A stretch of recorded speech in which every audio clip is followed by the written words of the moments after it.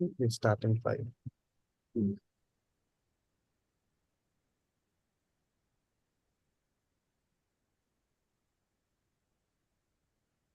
Namaste and greetings. I, Priyanka Negi, researcher at IMPRI, Impact and Policy Research Institute, Prabhav एवं नीति अनुसंधान संस्थान नई Delhi, extend my warmest welcome to you all to IMPRI Web Policy Learning.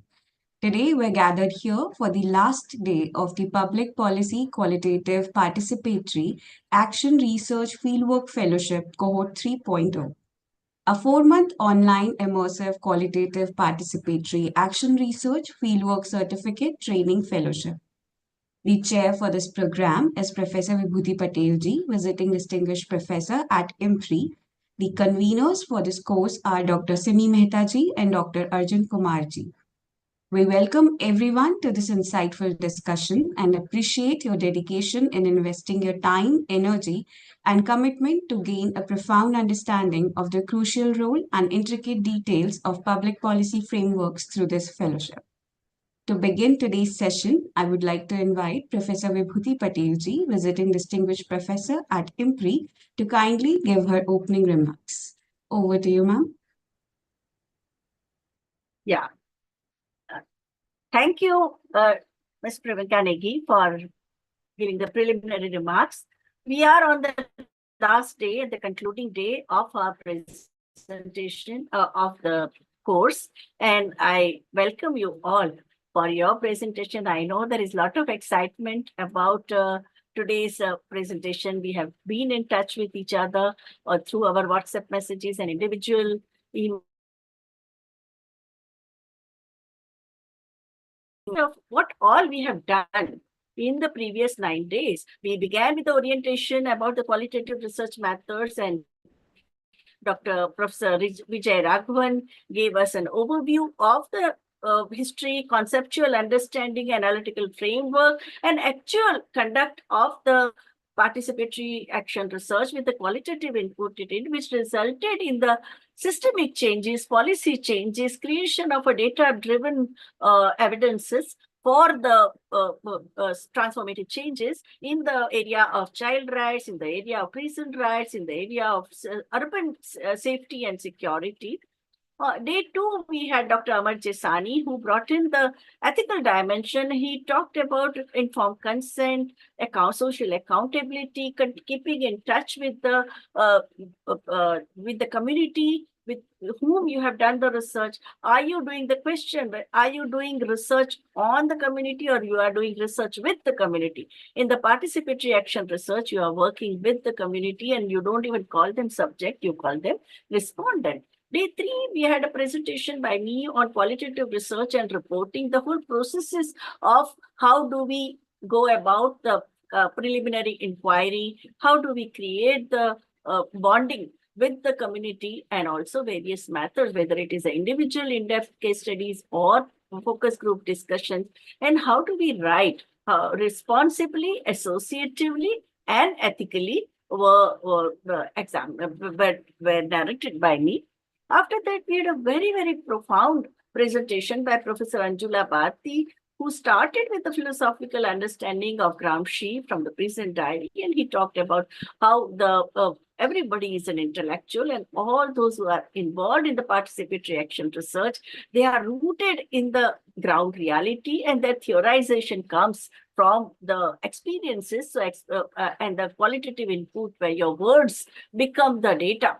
And she brought out very effectively her own involvement in qualitative research as with regards to women in Panchayati Raj institutions, women, the question of social conflict which are existing in the society, and how do you do the conflict resolution, and what are the developmental challenges that you face, and how qualitative research can answer some of the queries in the developmental discourses.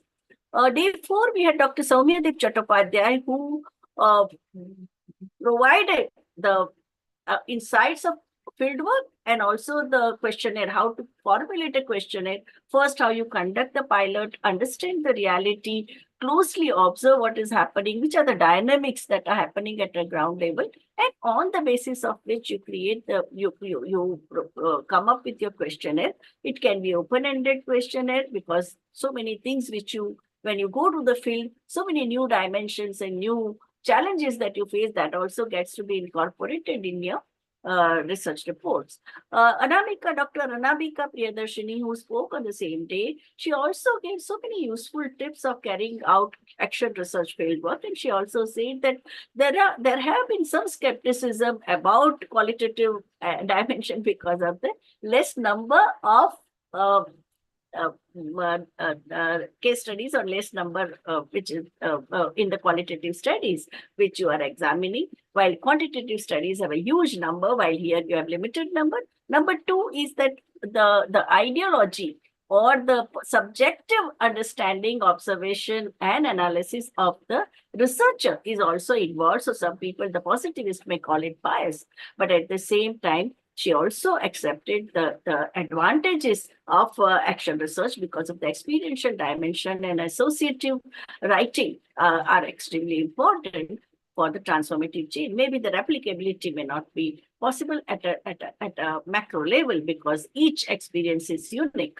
Day 5, we had a very interesting and mind-blowing session by Dr. Prabhu Punnuswamy, who spoke about the computing and technological and artificial intelligence related skills for the researcher. And he says he also showed some of the danger signals while using artificial intelligence. And we have how the researcher has to be extremely ethical and see to it that the technology is not used for any kind of a harmful purpose, or even the question of plagiarism is also very important. And that is why you need to check whatever you have written or what you have drawn from the resources. And he also demonstrated how the various programs and various portals on artificial intelligence can be used. He shared a lot of data on artificial intelligence, and some of the web links were also shared by him. On day 6, we had Professor Gumari Sridevi, who spoke about her experiences of conducting researches in Karnataka and qualitative fieldwork research that she did about the midday meal program, about the maternal and child health, about the functioning of Anganwadis and ICDS workers, and how some of the changes could be brought in by the qualitative research. We had on day 7, Dr. B. Rajeshwari. She spoke on the case study method. She gave an exhaustive analysis of types of case studies that you can conduct. And she also dwelt on her own involvement in conducting case study researches. And she gave several examples of a successful completion of the research projects, which resulted in transformative changes. Dr. C.M. Mehta, on the same day, she explained the report writing and editorial guidance, right from the idea of choosing a topic to coming up with the concept note, and then research methods and methodology, the ideological framework that you have, research method, how you choose the sample, how do you write, and what kind of precautions you need to see to take so that your article gets published and can get published in a peer-reviewed and academically or scientifically acclaimed journals. We also had several interactive sessions from day 1 itself, where the discussion about choice of the topic, choice of the research project with the participants would be doing, what kind of fieldwork challenges they were facing, what kind of facilitation they required. And so fieldwork update was constantly given both online when we met in the sessions and also through emails and WhatsApp. On day 8, we had Professor Utpal K. Day, who spoke about the fundamentals of qualitative data analysis. Why, along with quantitative data analysis, the qualitative data analysis can also triangulate which also increases the robustness and credibility of the research. And he also said that in a qualitative data analysis, how do you do the coding? Because which are the words? Because in qualitative data, your words are your data. Okay, and how do you come up with the understanding and come up what are the your perspective is guided by the words that are explained during your interviews. Dr. Purnima Chauhan, she gave real life experiences of her as a bureaucrat in Himachal Pradesh, and she said that how she used the tool of ActionResearch and to come up with the suitable policies. And she gave very good examples of a sanitation, then the water pollution in water bodies, or declining sex ratio, the abuse of scientific technology of ultrasound, and how her action research in different provinces in Himachal Pradesh resulted in coming up with the guidelines for the state of Himachal, and which had a very glorious record of curbing practices such as sex-selective abortions after use of ultrasound technology, or some of the vested interests who wanted to do the land grab, and also in the name of using the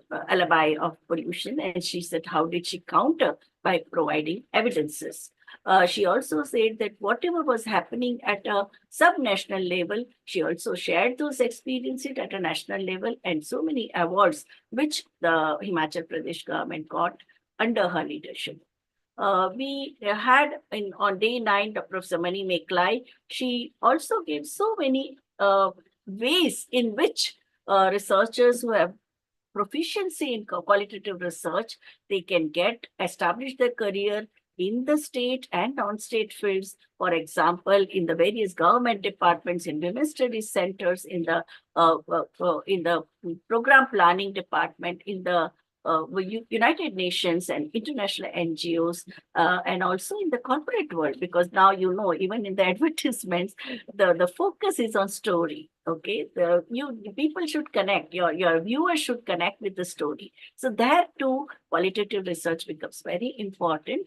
And what are the ways in getting your article published? What kind of theoretical orientation, logical consistency, very foolproof referencing are very responsible for getting your articles, how to convert your research report into an article, and how to get it published in esteemed journals, and also get your research noticed by the planners and policymakers, so that we can have a very result-oriented, data-driven research endeavor, so that it doesn't gather dust in the library or in your personal shelf, but it results in being useful to the community, to the society.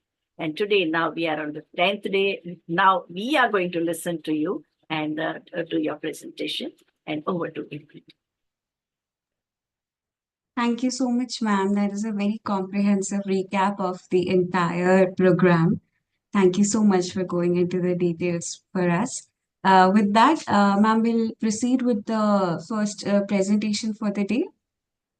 Yeah. To all of the participants, I have been sending the auditive presentation in the chat box. If you do not see your name, you can either raise your hand or you can point it out in the chat box itself. That being said, Sneha ji, if you are ready.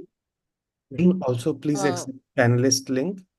We have been sending panelist link, then you'll be able to on your video and share. Yes, Sneha ji, go ahead. Am I audible? Yes. Yes. All right. So I'll just switch on my video, but just a second. Yeah, hello. But my internet is a little sketchy, so please let me know, okay, if I can't be heard. I will have to present, right? Or yeah, you are present. Okay, just a second. Share screen. Yeah.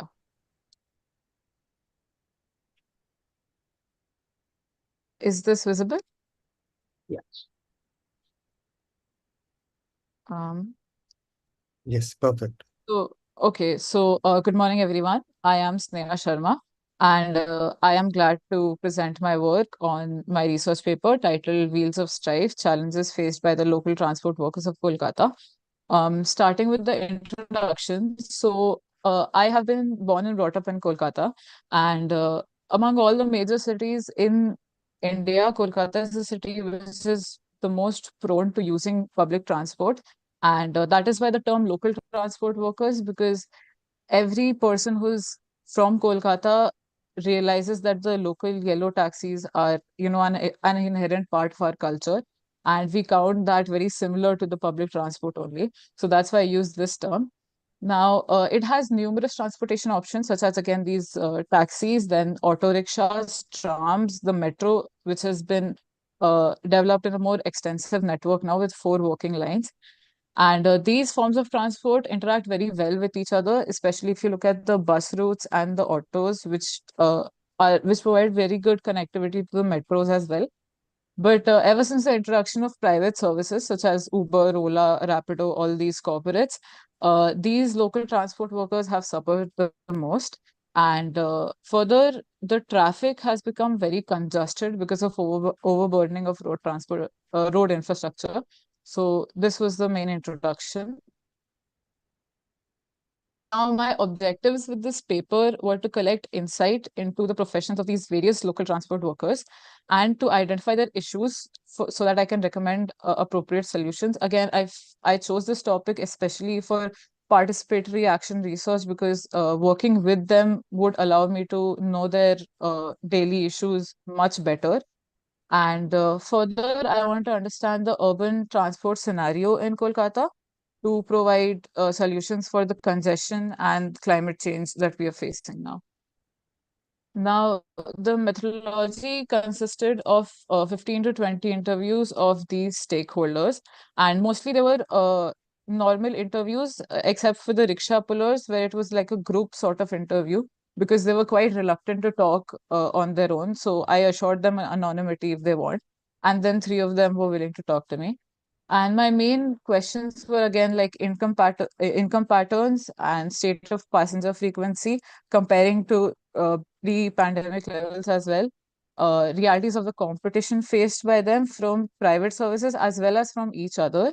Role of unions and effects of fuel price fluctuations, the traffic congestion, climate change, all of that stuff.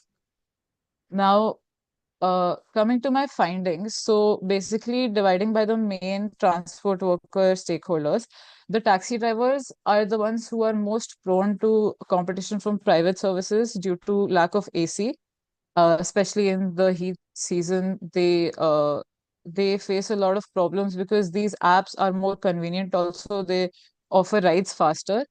And fines for traffic violations have been increased in Kolkata. So now the lowest fine is 500 rupees, which is a thing I noticed across all stakeholders. It is very hard for them to afford that fine.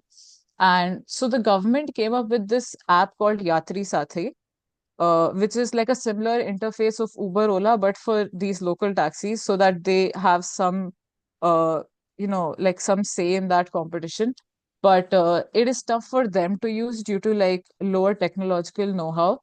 And that is why they are reluctant to use it. Again, even the awareness is not that much because most of them think that they'll have to pay commissions and all, which is not true.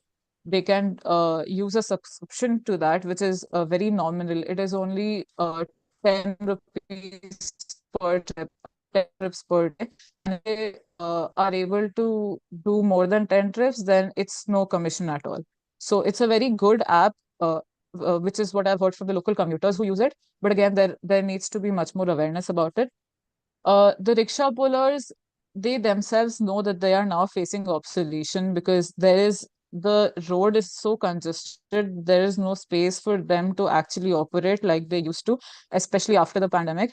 And the climate conditions make it very hard for them, especially the government has not been granting license to rickshaw pullers from a long time. So most of them are in the older age bracket. And that's why it's very hard for them to operate in these conditions. Auto rickshaw drivers are the ones who face a lot of competition from these services like Rapido as well as the public buses. And of course, they are not allowed to operate in the southern region of the city. And after the pandemic, they have been restricted to work only 5 days a week also. So, and they're not allowed to operate during the puja season. So they lose a lot of income because of that. And CNG prices have increased rapidly in the past few years. So this is their main problem. Bus drivers, earlier they used to earn through commission, but then because of the over competition with each other and traffic violations, the government changed them to a salary system, which they say restricts their income.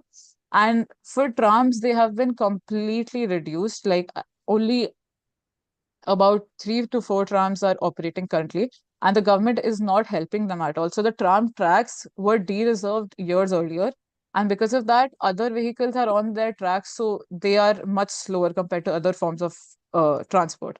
That's why their operations have been completely shut down, and they've been protesting with the government for a while, but this has been to no avail.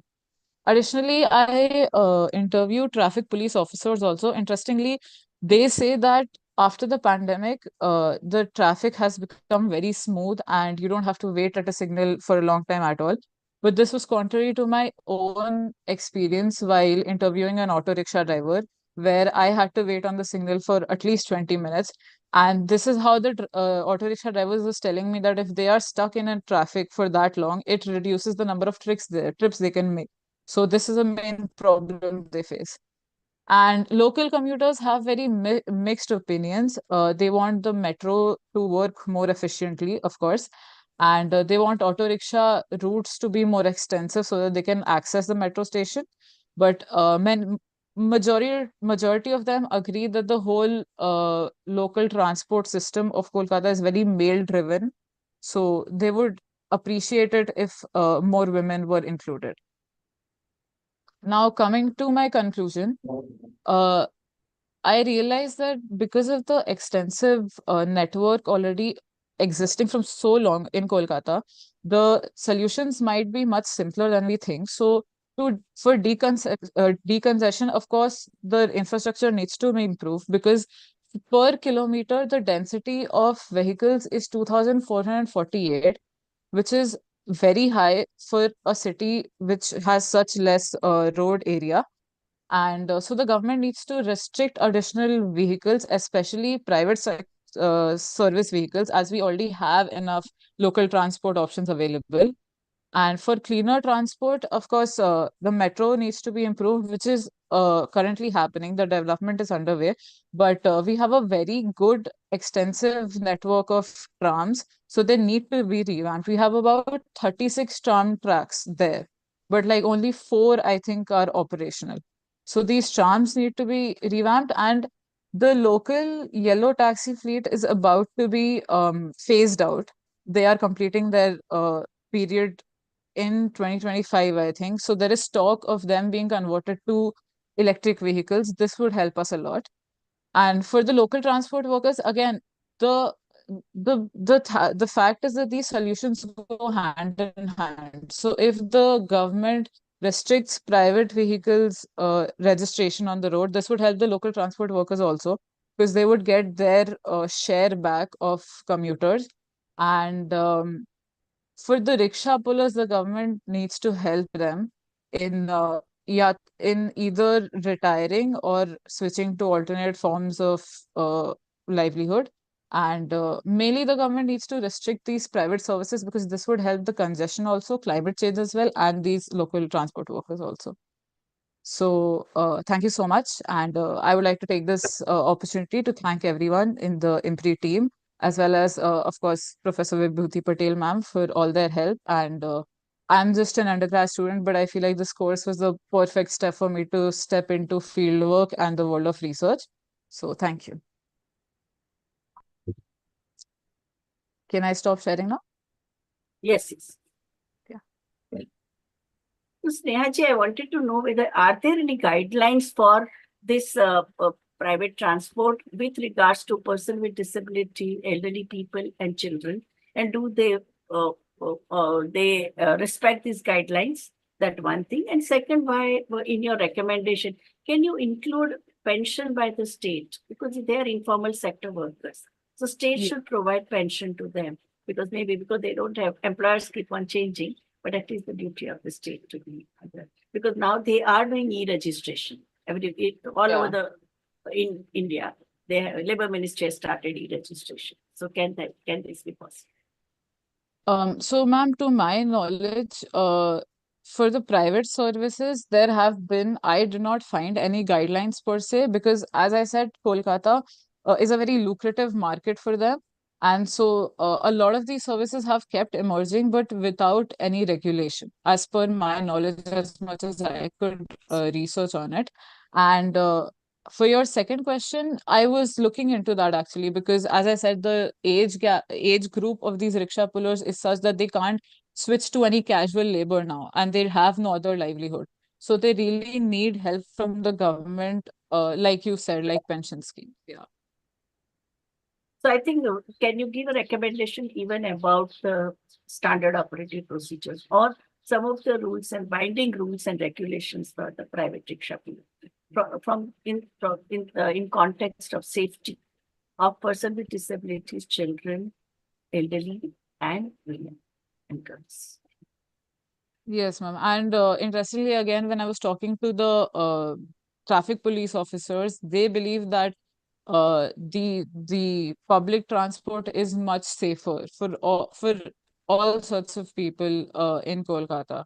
Because again, they think that they don't adhere to pollution norms as much as the private services, but they're much more well regulated and under under the police's eye, sort of. Yeah. Thank you. Really very good study. Thank you, ma'am. Thank you. Congratulations. Thank you. Thank you so much, Snehaji. With that, we'll move on to our next presentation. Prateep ji, if you're ready.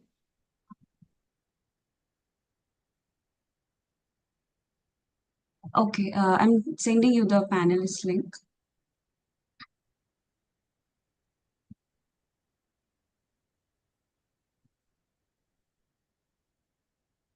Prateep ji, please don't decline as a panelist because that will allow you to switch on your video and audio both.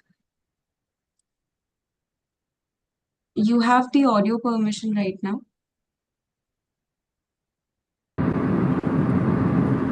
Hi. Good morning. I'm not able to get the video permission. Yeah, that we're sending you the join as a panelist link, no? Just accept it. Uh, I'm sending you. You'll get a join as a panelist. Yeah, you're declining it again, no? no, it's not even coming. I'm not declining it. It's not even. I've joined from phone. Probably, maybe that's the reason. Okay. How would you like to present then, Pradeep ji? Yesterday I spoke to when you were telling Shweta. I requested that if you could present my Okay, project. sure. Yeah, sure. Just give me a second. I'll see your presentation.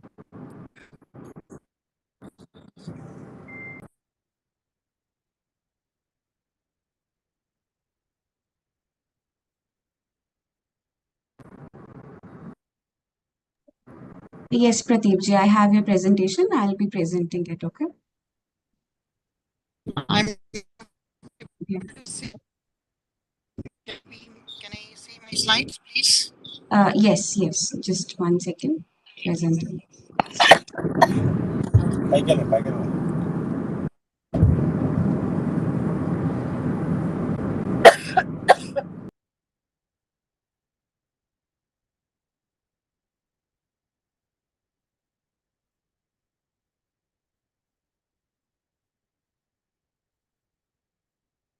Make it full screen.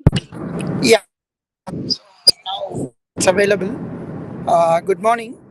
I am Prateep. I am from Chennai, and thanks to IMPRI for this such a wonderful opportunity to interact with people with whom a lot of people don't. So and they bring stories and documenting them. So that's such a unique experience. And thanks to IMPRI and particularly thanks to Vibhuti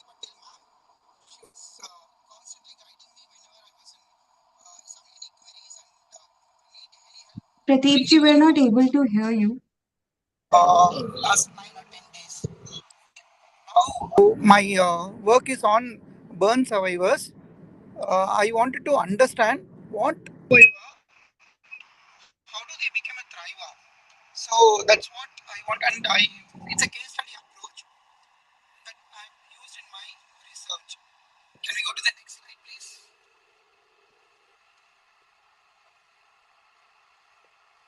Next slide, please.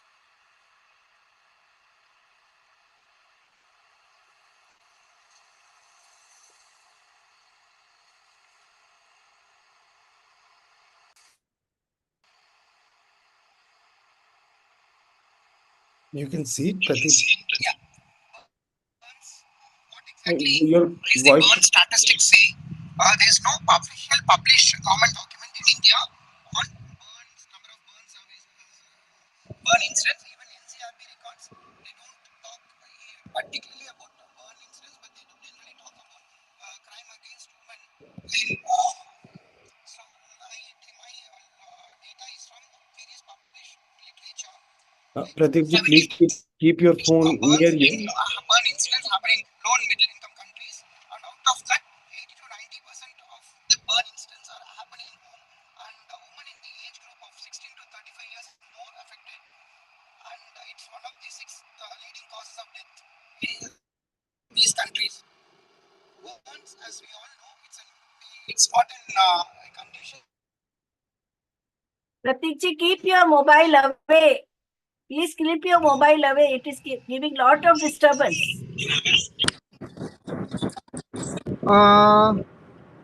Is it, ma'am? Just now, yeah, keep your mobile away because there is a lot of background noise. Now it is better. Yeah. Is okay, ma'am. Sorry.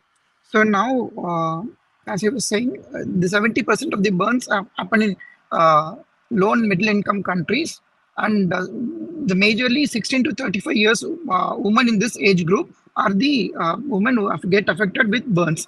And burns is not an issue that could be treated or cured within a few days. It takes a lot of months and even years for the survivor to physically heal and then mentally heal and then even to move to a workspace.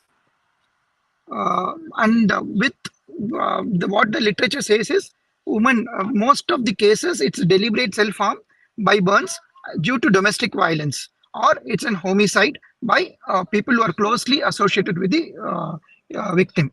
So this is what the literature has been saying, and as I said, there's no official government published literature till now on burn incident separately in India. Can we go to the next slide? Yeah, and this is my major, this is not the exhaustive list, but then most of the literature that I reviewed. And then in addition to that, I had an opportunity to understand literature on qualitative research, in particular the case study method, etc. That I have not covered it because lack of space. The next slide, please. This is the theory that I framed based on the literature. Burns is being treated in India. Like mostly the concentrated aspect is the physical recovery in the hospitals as well as post hospitalization. People are concentrating on the physical healing, managing the scars, getting necessary surgery, but there's very little aspects that are being taken care while the woman is admitted in the hospital. So with respect to psychosocial needs, because the survival itself is a question, so they more important, the more importance is given to the physical recovery, and the psychosocial aspects are completely neglected. Based on the literature, what I could understand is psychosocial needs are very important for a survivor to become a thriver. So the psychosocial aspects vary from various aspects that includes personal support and motivation, being self-aware of their own condition, struggles with struggles while facing humiliation, some religious support in terms of for spiritual healing, social participation, how the families and then the friends group support themselves, work, employment, etc. So this is the theory. Like, okay, for a woman to become just become being survived from a burn incident to be a thriver, she has to have a lot of psychosocial support, And the psychosocial support comes in various forms. So now I wanted to understand my research question. Next slide, please. My research question is understanding what, according to you, you is the burn survivor, helped you to recuperate post-hospitalization. And the approach, I've documented cases of women burn survivors who post-hospitalization has fought all odds and have taken initial steps to gain financial independence and violence-free life. Next slide, please. How did I select my participants? PCVC, an organization in Chennai, which 24-year-old organization. And since 2006, PCVC is working with burn survivors, both in the hospital, providing them nutrition supplement and psychosocial support. And once they're recovered once they're discharged from the hospital, there is a rehabilitation center set up by PCVC in Chennai. And women come there, stay there. It's a residential facility, undergo both physical healing in terms of physiotherapy, as well as lot of psychosocial therapy they undergo.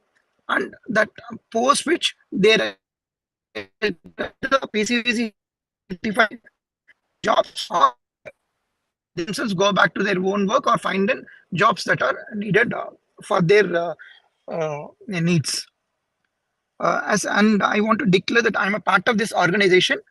However, I'm not part of the day-to-day interaction with the clients, and neither interact with them. So there is no nothing like I've interacted with them before. So the research or the data is some skewed.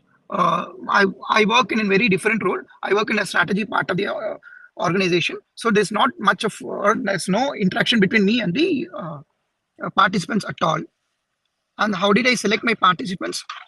Through project. There is the project Burns project is called Video Project, and we have and we have contacted nearly 15 participants. We have contacted nearly 15 participants who underwent the RHC program in the last few years, preferably less than 5 years, and now are employed in elsewhere, either as an opportunity identified by PCVC, or they have chosen their own opportunity. The team that with which they worked had called them initial calls to them, and then made them understood their willingness to participate in such a study. And once they said okay, they are willing to participate, then this is shortlisted, and then we identified about 15 people, out of which I've completed 7 interviews now, and some people have dropped off in between.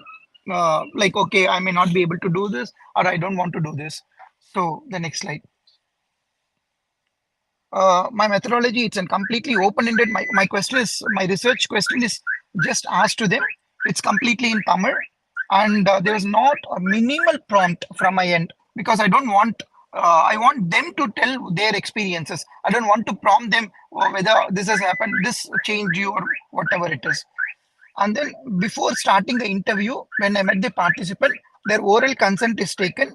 I explained them the purpose of the interview, and again I've asked them like whether they are willing to participate, and I told them in any situation, if they want to stop talking about their experiences, they are free to do so. There's no compulsion. And as in privacy, respecting their privacy, I didn't record any of the interviews, but I made detailed notes. And as the interviews were in Tamil, I made my notes both in Tamil and Tanglish. That is like using the Tamil font. And if they are saying something in Tamil, I wrote that in my English, not the translated version, but then the entire Tamil thing in English. If they become emotional, or if they started crying in between, then I said like, okay, let's stop the interview. There's no part. I offered them water, and we said like, if you are willing to discuss it later, let's discuss, or I'm perfectly, whatever you said is fine. I'm perfectly okay with it. The next slide. So as I said, till now 7 interviews were completed, and 3 to 5 more interviews will be completed in the coming week. Next Monday to Wednesday, I've scheduled few more interviews, and though there appears to be some saturation, like okay, the content appears to be saturated from the 7 interviews. This one I have explained before. My interviews were first, the notes were made, and the notes were made in Tamil font or in Tanglish font. I would, if it's possible, I would like to open this tabulated participant interviews tabulated document. The document is already been shared with the team, so if it could be opened, it would be good.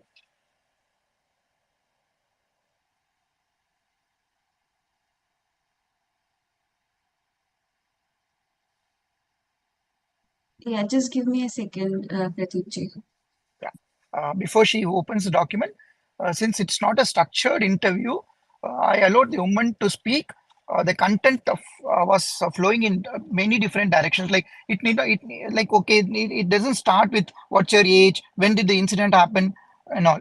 But over the flow of the interview, lot of these things came up, and I tabulated like these 17 variables. I could from the most of the interviews, I could bring in these 17 variables, and then I tabulated. In case if there is an uh, data blank in that particular variable, that means that particular participant didn't speak about this particular aspect of it. So my if like I from the interviews I could understand most of the people, at least 7 people whom I have interviewed, are all suicide attempts. And the particular reason for this is domestic violence or family related violence post marriage, and all of them are married women. And it was seen that there was no parental support even when they are children, or after even during the after post marriage, but not much parental support. And then I from the interviews I documented how many days they stayed in the hospital, and post hospitalization what kind of how many days they stayed at their home, and when did they come to the RHC, and while at RHC what is that they gained, or what is that now, all of them are employed elsewhere, and how did they face like now, and no, but none of them have except for one participant, none of them are covered their faces, even their scars are very clearly visible, but they are confident enough to display this, like they're like least as we put it, they not much influence how other people will think. So what enabled them, or what motivated them to be like this, what motivated to do them to take up the work? And some of them have never worked before the incident. They were all housewives. They were all, one interview said, like, for everything I need to take permission from my husband, and now it's my decision. And after incident, all of them have, though they contact with their husbands, but they don't live as a family. They live either on their own, or they live, if they are not divorced, they live on independently. What it came interesting is like the personal motivation. PCVC supports them in many aspects. They give them physical, for a physical recovery, nutrition rich food for wound benefits, etc. But what every woman spoke about is, it's not about the materialistic benefits that they received from PCVC, but the constant motivation.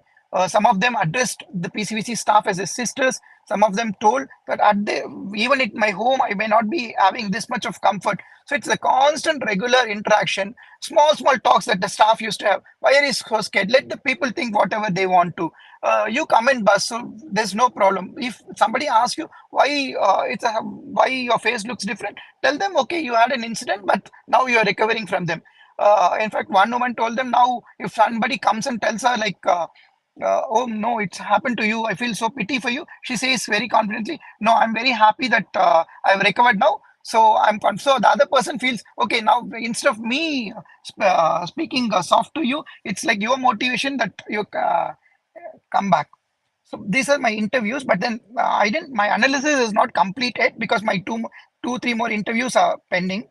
I'll complete all the interviews, and then I'm thinking to develop as one single case study, as one single case study, what makes a burn survivor a thriver, or what is the process of making a burn survivor through a thriver based on the experiences from PCVC. And it's not only about PCVC. They also spoke about any other supports mechanism that they received. Somebody said the brother and sister were very cooperative. Somebody said a friend, the person went back to the old garment factory where she worked. Now the factory said, okay, you can come back to us. We'll give you all the support. You need not work as hard as before. So various other support systems from the society, and what support system they got within the organization. Can we go back to the slide, please?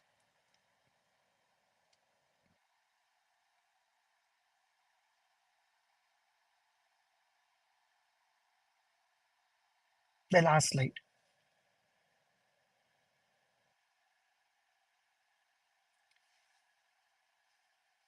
So this, as on date, I've completed 7 interviews, and I'll be completing at least 3 to 4 more interviews in the coming week. Then I'll be using the text analysis or codifying the text, and then developing the analysis into a single case study. And the findings will be presented as a single case study. And as I said, so domestic violence combined with less availability of social factors such as education and parental support is the major cause of the incident. And most of them express if they are known an organization like this existed before or that supports domestic violence, they would not have thought about self-immolating themselves. Almost every participant it's an attempted suicide, and most of them had 40 to 45% burns. So that's an indication that if any burns more than 50%, they are not surviving. If it's between 40 to 45%, there is a high chances of them survival, and then with lot of support they can come back to the normal life. So this is the situation as of now. Thank you. Based on your case studies, in-depth case studies, which are the emerging issues, and tying them up in your discussion and also coming up with the evidence-based recommendations.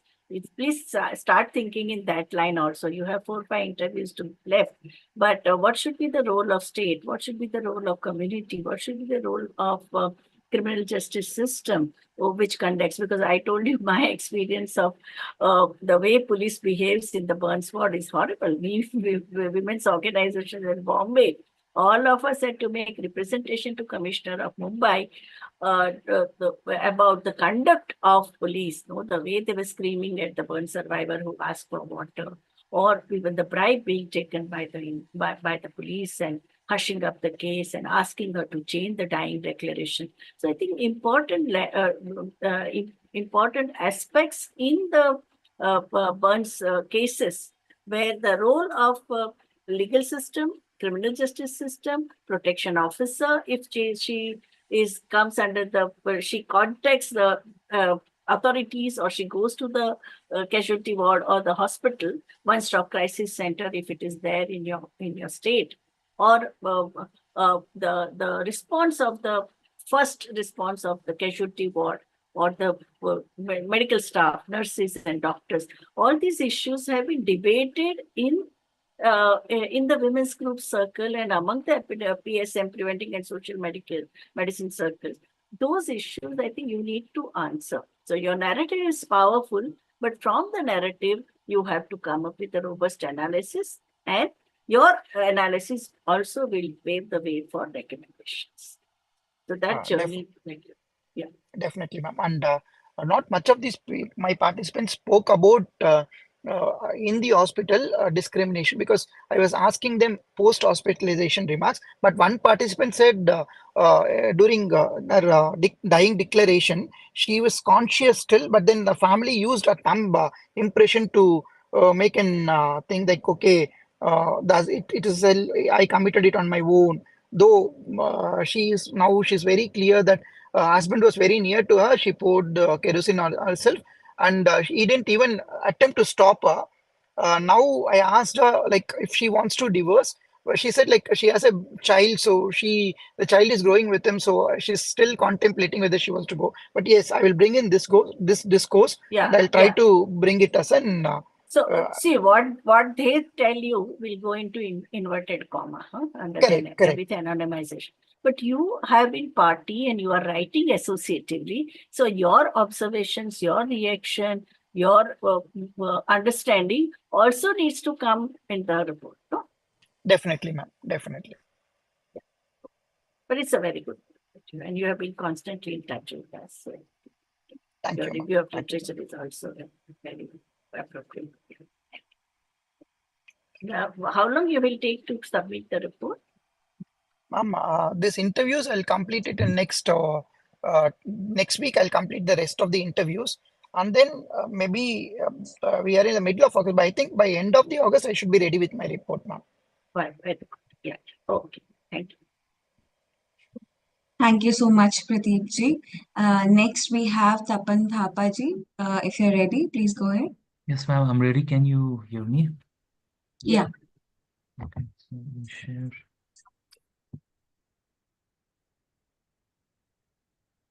Yeah, is it visible for everybody? Yes. Yes, it is. Okay, so hi, I'm Tapan Thapa. I'm from Darjeeling, and my topic is understanding the reasons or the factors influencing the decline of agricultural practice among the farmers of Darjeeling. So as we all know, crop agriculture is the practice of cultivating and harvesting crops, and agriculture is also the backbone of human civilization. It is also the foundation of our food supply because without it, agriculture gives us food security and food availability and sustenance. Essentially, agriculture sustains life. By understanding the reasons behind agriculture decline, farmers, policymakers, and researchers can work together to develop effective solutions and ensure a sustainable future for the sector. I conducted 4 in-depth farmer interviews, and my findings on why there is a decline were as follows. So it's the economic factors, is the increase in production cost. So when interviewed, they did say there is a increase of price in seeds, fertilizers, and pesticides, and also the bulls, to plow the fields, you require 2 bulls, and 1 bull costs 600 rupees. And so that comes up to 1200 rupees, and 1 labor, which costs another 600 rupees. So it is 1800 rupees to plow the entire day. So it is expensive for them, and volatile market prices. So in Darjeeling, there are colder places and warmer places and places somewhere in the middle. So when there are crops that can be harvested really fast in the warmer places or in the colder places. So either way, whoever makes it first to the market makes the highest profit, and somewhere in the middle, those people suffer because they come in right in the middle when both the colder and the warmer places are in the market already. So, and then market is far away. Some places there are no roads connectivity, and then you will have to carry it and take it to the road, which is far away, and it is costly to do that also. And once you reach the market, you have to sell it for whatever the middlemen are trying to give it to you. And decline in profits, when they calculate the entire sale and the profits or the losses they made, it is very minimum, and sometimes they even have to face losses of fast money. For instance, the farmers would rather do daily labor wages, and also tourism, where building of farm stays and homestays are much easier to do, is what they believe in. Or either they would rather just sell off the land whole. So, and then there are environmental challenges. So number 1 being soil health. Because the farmers have been using chemicals and synthetic fertilizers for a very prolonged amount of time now, so the soil has really degraded, and every year they say they have to increase the synthetic fertilizers yearly, and irregular and erratic rainfall patterns. They say when they require rain, it doesn't rain, and when they don't need rain, it rains, and the hailstorms, they can't understand the pattern anymore. And when the seeds just start to come out, the rainfall or the hailstorm totally destroy it. Frost being another factor. So there is prolonged frost in the colder areas until March end or so, and then it is really difficult for them, and they have to face losses. And newer pests and diseases, they said there are various new pests and diseases, and they really don't know what to do about it, and so they face losses that way also. So, and the social dynamics.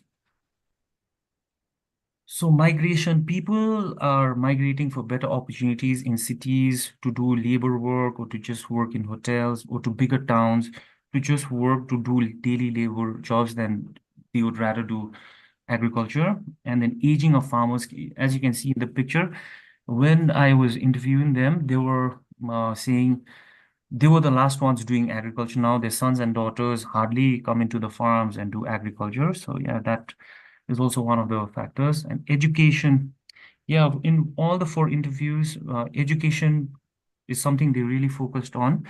And they said it is also a good thing and a bad thing, because children now go to school and for colleges, they have to move out to bigger towns or to cities. And even if they come back, they don't know how to do agriculture. They don't know how to do it, or they wouldn't want to do it. So change in attitude towards farming and also aspirations. So nowadays, farming is really considered to be a job with is I'm really sorry. Nowadays, farming is considered to be done by someone who is uneducated and or someone who is very poor. And then the farmers also said that family support is really important in agriculture. But when I asked them, do you want their children to do farming? And the farmers really said they don't want them, because it is a very difficult job and it's, yeah, labor intensive. And yeah, I don't want my children to do all of that suffering, but rather, do an office job, get a government service, or do business in town and cities. So, and also human wildlife conflict is one of the major factors people are reducing agriculture. There are a lot of crops that are raided by wild animals here in Darjeeling. And the major ones are these animations I put in: the wild boar, the deer, the black bear, and monkeys. And the forest division really doesn't seem to care. The farmers are really helpless. And this is one of the major reasons for the reduction in agriculture. It is so much so that one of the farmers even said, I wish someone would just kill the animals. And yeah, so what local context specific interventions could be adapted as sustainable way forward for the farming communities in Darjeeling was the question. And then I think the agriculture department should step up, should give trainings and knowledge on selection of crops and techniques and pest management. Also, they should give out information about the market and the market prices and the trends that is going on. They should talk about crop insurance, and they should give out storage facilities. They should link the market. They should do market linkages. They should also do value addition, and soil testing is not done yet. And then we really don't know the pH value of the soil or the elements that are missing in the soil. And regenerative agriculture should also be adopted in a more stepwise or small scale intensive way. So by just starting off small and improving soil health, increasing biodiversity and water management. Yes, that's all for me. Thank you.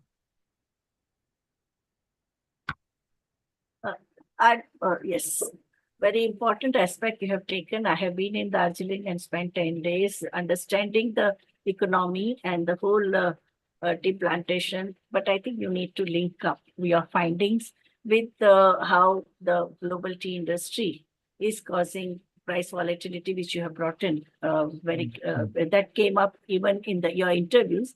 Second thing, that what alternatives have been created, except even hawking and this thing, vending, which you are talking about, tourism. Okay, it is there. But also there are many other experiments also made there, no? Like self-help groups or the cooperatives, which children have created. Employers have run away after finding that it is no more profitable, or the international forces are really creating less bargaining power for this thing. But workers themselves have also come up with the alternative. I think you should make that also, because I don't think that people have seen only hawking and tourism as an alternative. Any economy dependent completely on tourism is always bound to be very, very in a dangerous path, no? Because tourism doesn't. It may suddenly stop due to political reason or due to climate change and all that. But I think there are many local alternatives that too you should bring in. Yes, along with agriculture, because they see the spices they are selling. They are also doing the processed food, no, or agricultural processing, all those things also you should bring up. Okay. Yeah. Otherwise, it's very good. And there is a literature. I think your organization is also done so much on this. Yeah. So that also you should be into your research. Yes, ma'am. Thank you, ma'am. Thank you, Mr. Thank you so much, Tapan Thapa ji. Shruti Verma ji, if you're ready, please go ahead.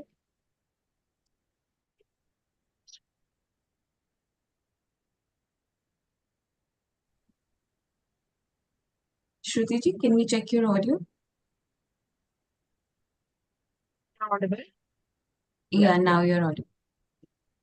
Is my screen audible? Yes.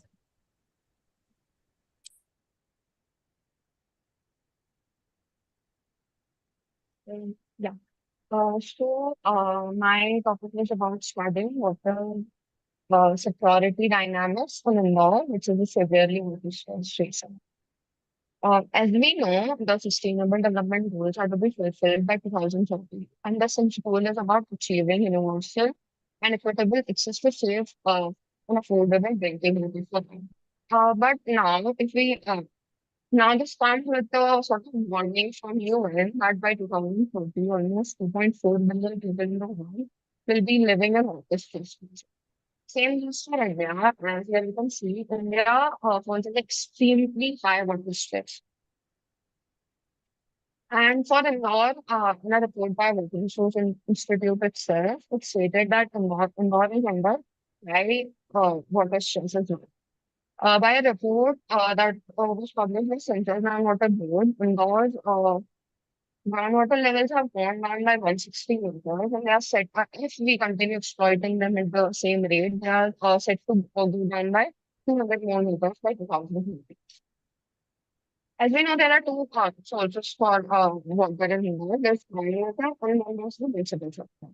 For groundwater, people have private borewells as well as public wells. But as for the municipal sector, it comes from the Narmada River, which is situated 70 kilometers away from the city. So when in 1970, the city ran out of fresh water sources. In its last days, it set up a plan to invest water 500 meters down and here to Indore.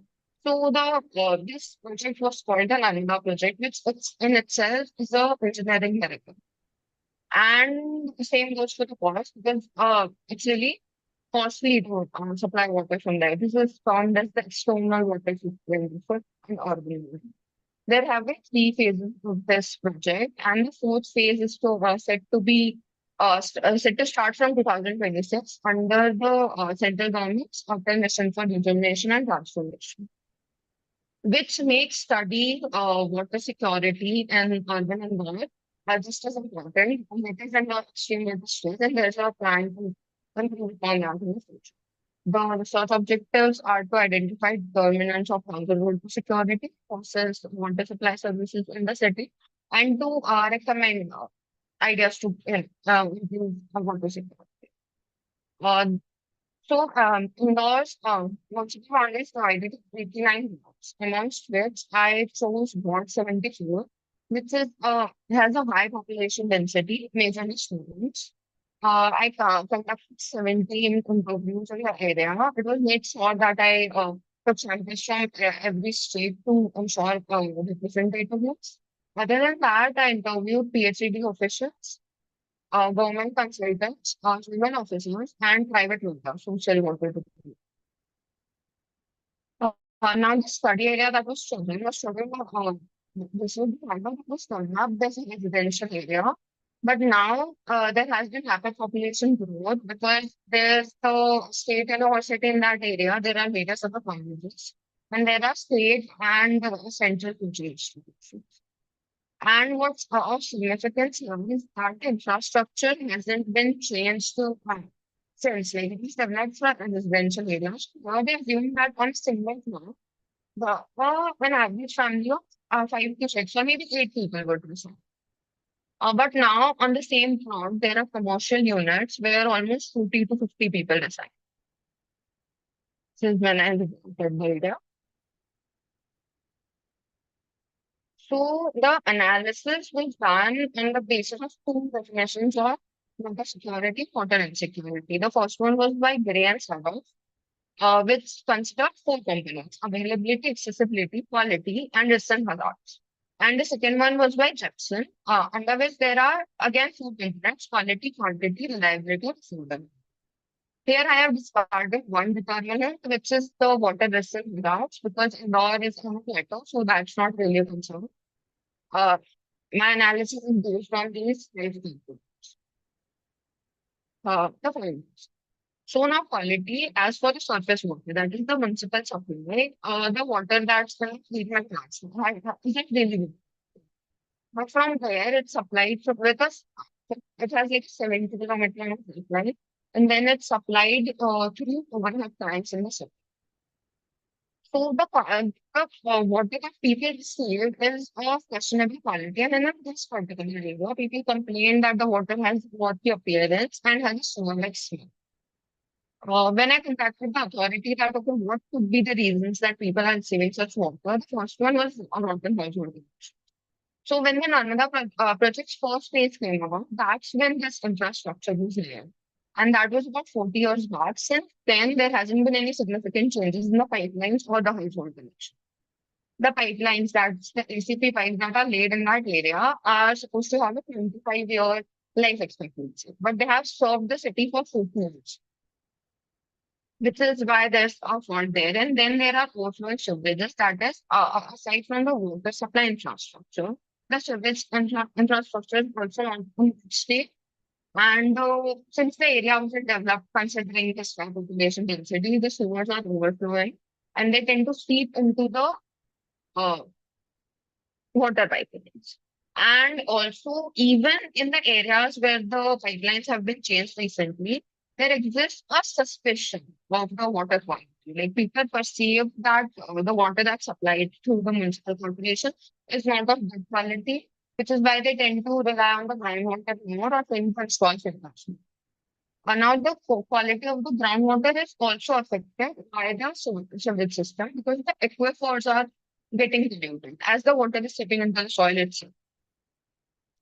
And most of the citizens are not aware of that.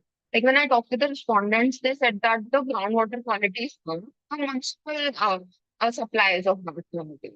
But when I contacted the authorities about that, they told me that when they conducted survey, 85% of the samples were contaminated. Now moving to the quantity aspect of it. For the commercial units, water supply for 45 minutes to an hour every day is just insufficient. That's why they tend to rely on the groundwater. And other than that, for the residential units, it's satisfactory. But people who live in the backlanes complain about how they receive water for only 15 minutes every day, or that the water is always pressure, which is an inequity aspect because people who live in the front lanes connect direct motors to the main line and draw more water than they should. So the people in the back lanes tend to receive less water. What the authorities can do about it is that they, it's illegal to use motors to draw water directly. They are trying to reduce that as a practice, but it's really difficult because that neighborhood is densely populated. Now the accessibility aspect.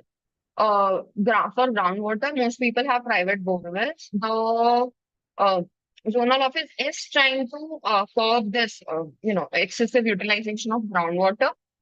And other than that, almost all households have a household connection, except for this one case I came across, where there's a compound, and that compound is at a juncture of two streets. And there's no household connection there. They have been relying on this well, as you can see, for generations. The problem that they face is that the well tends to have low water levels during summer, and they don't have enough water there. They are trying to get a connection from the municipal corporation, but they haven't been able to do so. So I reached out to the authorities for the same, that why does this particular compound have a connection? And that was because since it's at a juncture of two streets, and when they develop pipelines for this, they give tenders to them. So they gave tender to two different firms for two different streets at whose juncture this area is. So they tend to cover all the other areas except for this compound. But in the next month, they have passed a tender under which only this compound would be connected to the household. Anyway, and the reliability aspect, again, the water is supposed to be supplied for 45 minutes to an hour every day, but it is supplied on alternate days because of, there's no water. And then as for groundwater, most of the private borewells tend to have low water levels or no water at all from March to June. So during those months, they have to rely on private tankers who supply water. That's again groundwater which is supplied from sources that are near to local.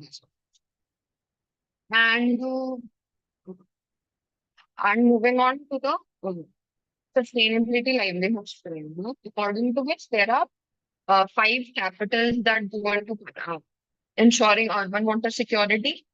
The first 4 are about public services. The 5th one is community adaptation, which is when the public services are inefficient, people tend to come up with ways to cope with that. And Indore, for the quality aspect, there are 3 things that people tend to do. First is that they get filters. But filters are costly and then maintenance costs are high too. Second, they tend to buy filtered water campers from private vendors. And the third is they use LM at home to get rid of all the dirt. But there exists an inequity aspect to this water quality aspect that when you cannot rely on the municipal supply, it depends on how well off you are and what adaptive measure you're going to use. As for the people who can afford it, they get filters. The people who can't afford to get filters tend to buy water tankers from private vendors. And the people who cannot even afford that rely on limits. And then the adaptive measures for quantity are private borewells, which again run dry during summer, so they rely on private tankers. Now the affordability. So the Narmada project, as I said, is really costly, and the cost to it's said to be the costliest water supply system in the entire world. According to Energy, who analyzed this back in 2011, the cost of supplying water to the city, that is, it costs rupees 32 to supply 1 kiloliter, that is 1,000 liters. According to CPHEO guidelines, an average family of 5 will need 675 liters per day. So the costs come up to 650 rupees per day. But for a standard household water connection, people are only paying rupees 5. Due to this, what happens is people are unaware of how costly this infrastructure is, which is why they don't have as much willingness to pay for that. What ends up happening is that only 25% of the operation and maintenance costs are being recovered through the water taxes. And then there exists a popular perception that the water is supposed to be free. For this, I interacted with a private vendor who sells water for a living, and he mentioned that God gives water for free, so why should we have to pay for it? Which is brought about yeah, exactly. This brought about a deep gulf between, the taxes and the maintenance costs. And the taxes haven't been increased in a decade. They do plan to increase those taxes with the next phase. But again, to bring them up to the cost of supplying water to the city is a long way to go. Now, from my interactions with the community, what I learned is when asked about the authorities or reaching out for them, they tend to be hopeless if this happens, and they are like, this is just how it is. And a lot of people end up not complaining. Now, the issue here is, when asked to the authorities about it, they'll tell you that we can develop the infrastructure supplying water from river to the city. But to take care of everyday supply and the infrastructure, since these are pipelines, we don't even think to have one. So unless people don't complain, we cannot keep on improving that. And the responsibility of the, there's IMC, there's PHB, but there's also zonal office, which is responsible for maintaining infrastructure of that area. When people don't complain, that's when it's like, say the water is contaminated because there's a fault in it. Now people just start relying on groundwater instead of complaining. What happens is that even they don't have any idea that they're supplying water with groundwater. And then there's also unawareness about the water scarcity situation in the area, which is why people don't economize on the water that's being supplied. When they have a lot of water, they waste a lot of it. Now, the main policy problem. The first one is that the Narmada Phase 4 is supposed to bring more water to the city on paper. But what's happening is, in a lot of IMC's boundaries were extended into Gaza City. Now 29 more villages were included in the municipal corporation.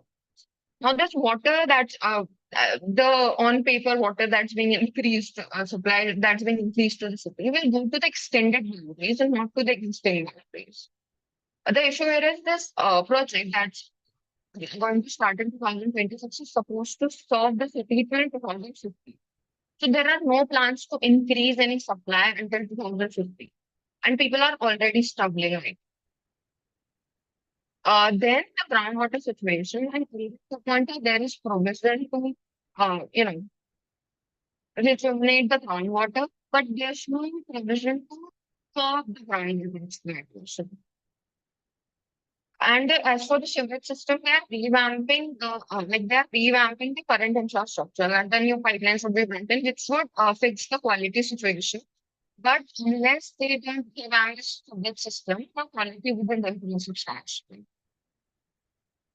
And the community participation is unrestricted number of people. That is, it is supposed to be run as John Andalan. That's people's mission.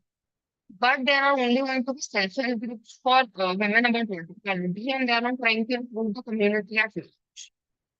And then there's commercialization problem. That is that this area, so there are other examples of similar situations have developed as residential complexes who are going commercial now. The authorities are just like, this was developed as a residential area. Now when it has become commercial, they haven't done anything to accommodate the recent developments. The recommendations are also along the same lines. That is, there needs to be more space for community participation. The sewage system also needs to be considered as a part of the water supply system. And that we need to supply more water to the commercial areas or the commercial units so that we can better their excessive reliance on power. And want to thank the review for the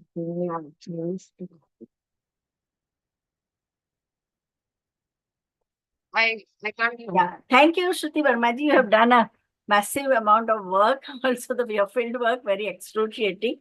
I just wanted to know whether you are going to include some success stories or the replicable examples from your field work in terms of rainwater harvesting or the impact of pumping by some people, because in our area that's the problem. Some people have a private pumps and they take away all the water and remaining people are left out, no?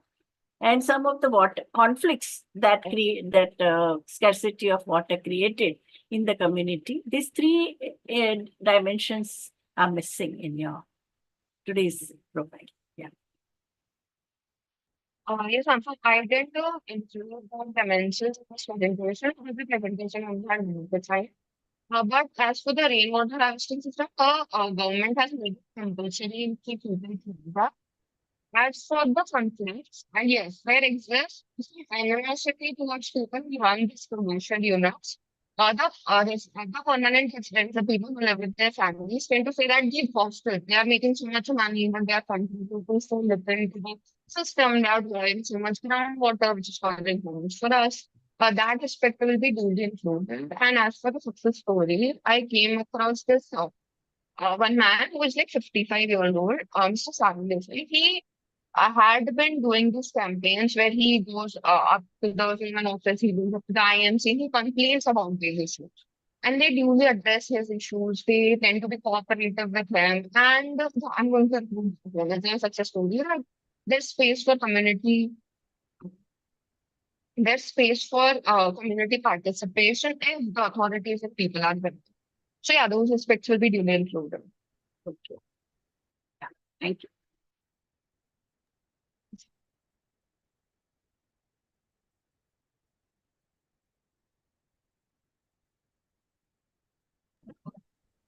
Thank you so much, Shruti Verma ji. Okay, Diksha ji's network is unstable. She'd like to present later on. In that case, we'll go ahead with Sulochana ji. Sulochana ji, if you're ready. Yeah. I need to share the screen, right?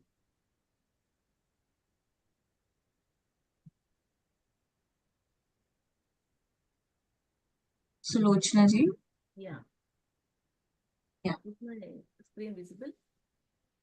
We can see your screen, however, you're not audible to us. Not audible.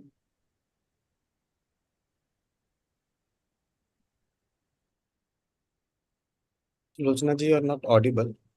Yeah. Just check your earphone or something.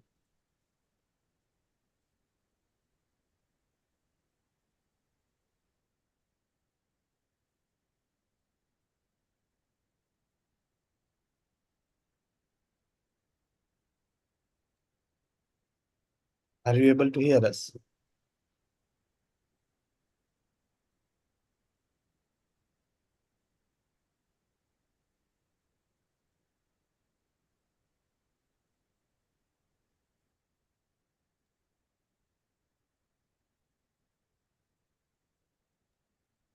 Audible?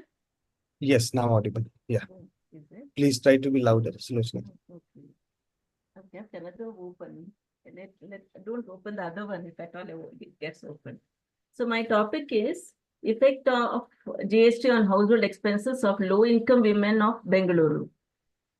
So the objectives of the study are to trace the history of indirect taxation from olden days to the present times. Make it, As we yours know- is in a working mode, make it slideshow mode because your font size is as it is very small. Yeah. Full Oh, screen. full screen. Go below, yeah, below, right hand side, below. जहाँ पे वो, Right side. yeah, just left to that. No, just there is a present. Yeah, go right. Next, right. The next one, yes, the next one. Oh, no, just where you were now. Yes, yes. Slideshow. Yeah. Slideshow. Yes. Is it? Yeah, now it's okay. Yeah. No.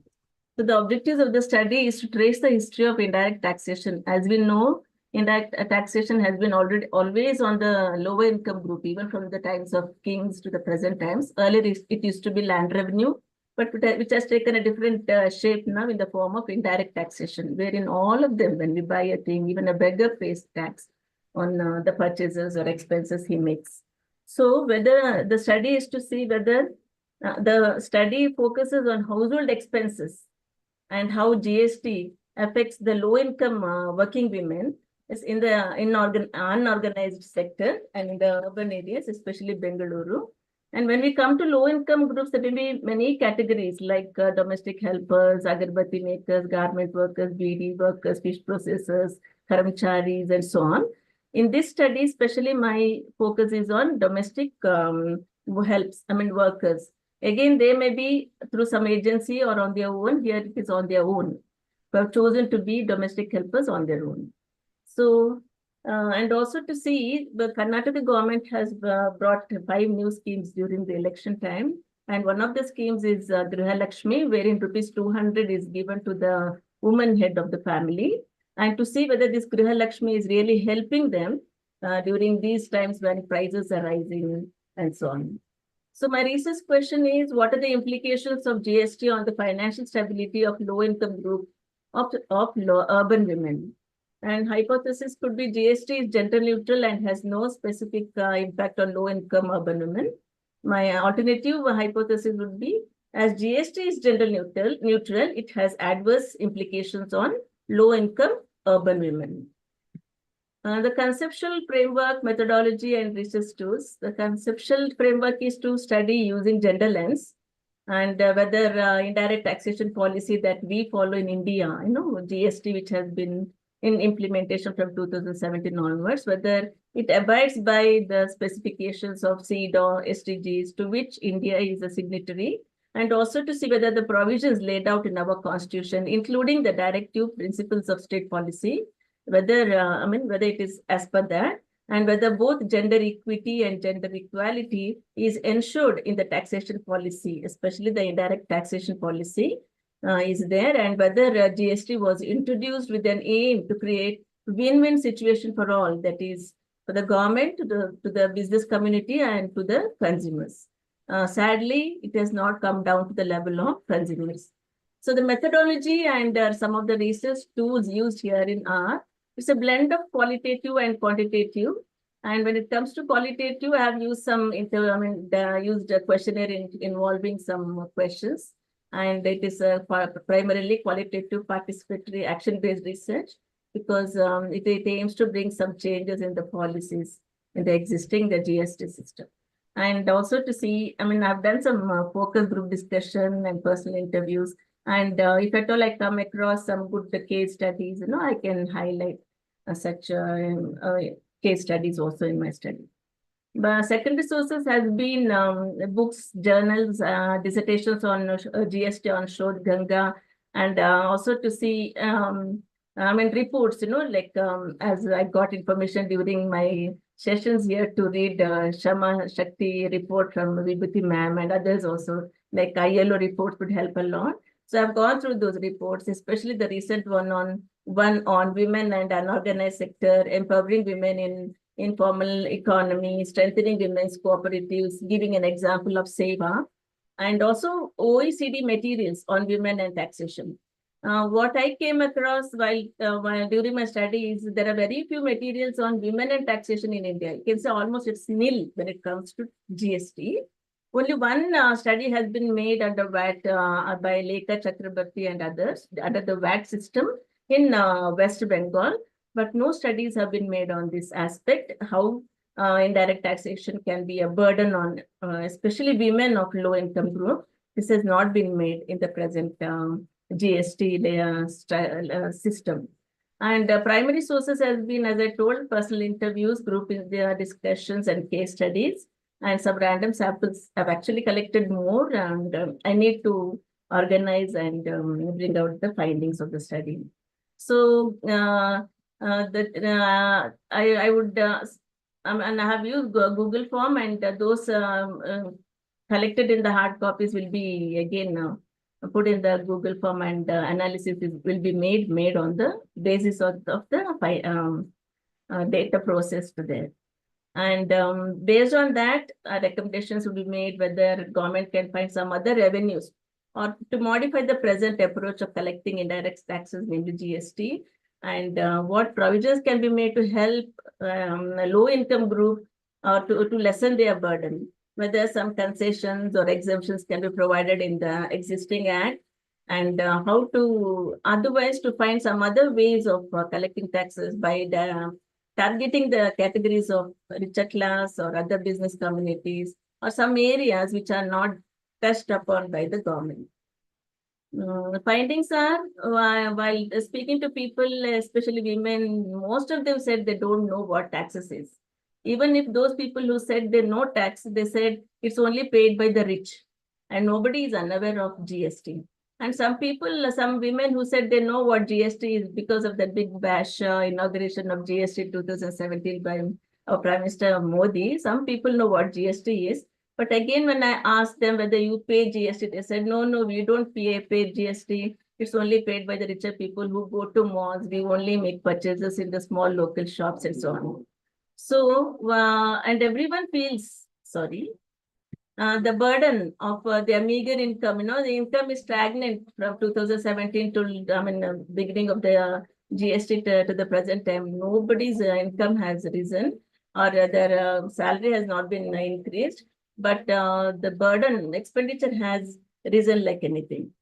And coming to Griha Lakshmi of directly crediting amount of 2,000 rupees to the woman head of the family, they said they got it for 2-3 months, but after the general elections, May, it has stopped coming. And there's a big complaint. People are complaining about not receiving Griha Lakshmi, and the government has said it's because of some technical glitches, and they would be putting that amount 2-3 months together in their account. And I asked them how Griha Lakshmi would help them. They said it will help them to buy rations. And some women who had daughters said they have never thought of buying jewelry for their daughters. At least this amount could be set aside to buy jewelry on installment, like that. And almost all said they need quality education. almost all said that most of their expenses goes to education and to pay big fees there. And if government gives good education to their children, like considerable amount could be saved to divert it to nutritious food and other things. So, and another findings is that most of the husbands of this low income category, they have the habit of, I mean, they're addicted to alcohol, some to tobacco, and they give money only after spending on these items. Whereas women spend all their earnings on the family, and almost all have nil savings, but most of the cases, you can say 95 or 99%, they are in debt. And most of the debt is because of their children's education, for paying donations, and others for taking a house on lease. You know, they take lease for some years by paying rupees 3 lakhs and so on. So this is the finding. These are the domestic helpers which I interviewed. I mean, had a discussion, trying to find out what their problems are. And I also tried to see what other people like BBMP workers, what their problems are. I had a discussion with them. And I had an opportunity of going to the street to find the problems of street vendors. This lady is actually a domestic worker, but on Varalakshmi Day, she took leave to come here and earn more money, because if she completely depends on domestic help work, her money is not sufficient. And this is one discussion I had with a group of women, of which most of them were domestic workers in a house, and I could interact with them and find out their problems. These are all garment workers, wherein I tried to find out their problems. It's almost similar. They do working in morning from 8:30 to till 6. Again, they go to do other piecemeal work from 6 to 8. They had no time to stand and speak because there was again a small gap to go and work. So that shows how women work harder. You know, they go home and do the domestic work like cooking and so on, and overwork here. And their husbands or male members do not help them in any of the domestic works they do.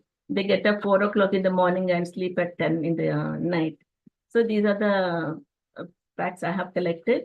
And thank you so much. Thank you, IMPRI. Thank you, Vibhuti ma'am. Thank you, Arjun Kumar, and all the resource persons and helping lecturers over there for this opportunity. I got a lot of tips from the resources during my sessions.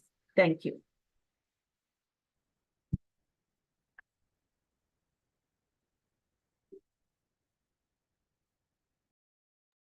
Ma'am, you're on mute. Yeah. So in your review of literature, you shared that you are not getting adequate this thing, because feminist economists have done a lot of work on direct and indirect taxes. Who, ma'am? International Association of Feminist Economists. Yeah, So, OECD. did you get articles from there? Yeah, I have read a lot of OECD articles and books also by many other authors like Karen Brown, Johnson Rebecca, and other. But Indian, I'm saying, like in Indian context, there are no many. In this one. Indian. There are Otherwise, only there are feminist collected recommendations have been given, but they are not. First-hand researches are not there on the indirect taxes and its impact on women. But what kind of recommendations are you giving? Planning, ma'am, in your study? So there are so many. I have read some articles like Oxfam report, which says how rich should be taxed. You know, it's an untouched area. So the rich should be richer women, and the richest of the people, they should be taxed. So government should concentrate more on direct taxes than indirect taxes. And when it comes to low income group, you know, my suggestion would be to give something like convenience card or smart cards, wherein they can go anywhere using that card. They should be exempt from GST. You know, that way it can help them. And if at all some revenue loss is there on account of giving some concessions or issuing these smart cards, like people with ration cards, you know, they should be enabled with buying these things. And I've also given in the PDS basket, do you want to be increased? The items should to be increased. Yeah, in the PDS, they give only rice. That too only 3 kgs per person per month. That is not Earlier, sufficient. we used to get cloth, oil. Yeah, Janata sari and all. Janata sari used to be during given. 70s, 60s. Yeah, and 70s. that would be another recommendation by me, to include more items like cooking oil, even gas should be given there, and detergents, washing detergents, on which most of the expenses fall on. So this would be another recommendation which I would be offering. Yeah. very comprehensive work. Lot of labor has gone into it. Congratulations. Thank you, ma'am. Thank you, Sulochana ji. Next, I think Diksha ji is ready to present. Diksha ji, if you're ready, please go ahead. Yeah, sure. So I'll just share my screen. Is it visible? Yes, it is. Okay. Okay, good afternoon, everyone. My name is Diksha, and I'm from Darjeeling. I work at DLR Prerna. So my research topic was understanding the reach of Rashtriya Kishore Swasthya Karyakram, that's the RKSK scheme program, ensuring a comprehensive adolescent healthcare in Darjeeling. So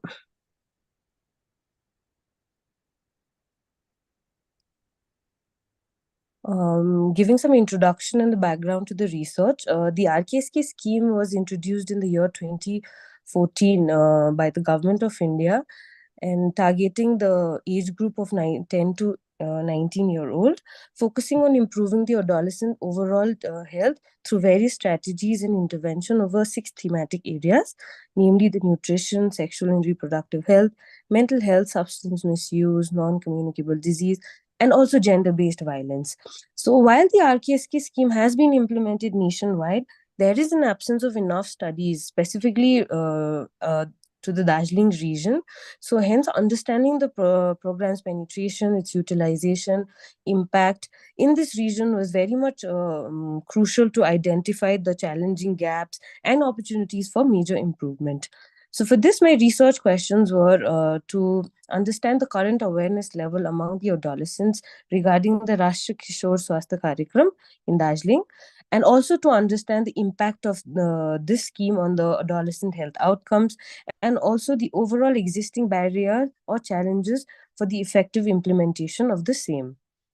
So my data collection was done through two methods, that was the quantitative and the qualitative. So in the quantitative method, I conducted a survey through Google form that was mainly to access the knowledge and the service utilization done by the adolescents through the scheme. And in terms of the qualitative methods, I conducted some in-depth interviews consisting of semi-structured questionnaire with the key stakeholders, namely the adolescents, the health officials, which also consisted of the counselors and the school health team, and also the district coordinator of the RKSK scheme here in Darjeeling. I also conducted some observational studies by assessing the quality of RKSK scheme services by attending the counselor sessions, and also assisting the school health teams at various health camps. So my major finding through these were, of course, definitely there were low levels of awareness levels. So this is mostly a conclusion by the Google form which I had given out, which consisted of almost 30 responses, where approximately 80% of the student survey reported that they were unaware of the RKSK scheme, and only 20% indicated that they have received some information regarding this scheme through school health programs or community. So here is the small data regarding the same, where it is where you can see that almost only 20% of the 30 responses were aware of the scheme, and among them it was only around 13.3% of adolescents who actually were beneficiaries to the services rendered by the scheme. So coming back to the other findings, so the source of information. The primary source of health information for students usually included, it was just mouth-to-mouth peers or some occasional school health classes. And coming to the perceived benefits of the scheme, it was among the students, most of them expressed that they did significantly benefit, majorly relating to the sexual health and reproductive sessions. That was mainly given out by the counselors. They also given sessions on menstrual hygiene, and also like early marriages, early pregnancy. Sessions on such topics were conducted, and also nutrition, as in the iron folics that they have been supplied with, and also some mental health challenges. So, coming to the implementation challenges, the healthcare providers noted that there were some outreach efforts and there was some lack of coordination between the stakeholders themselves in a way.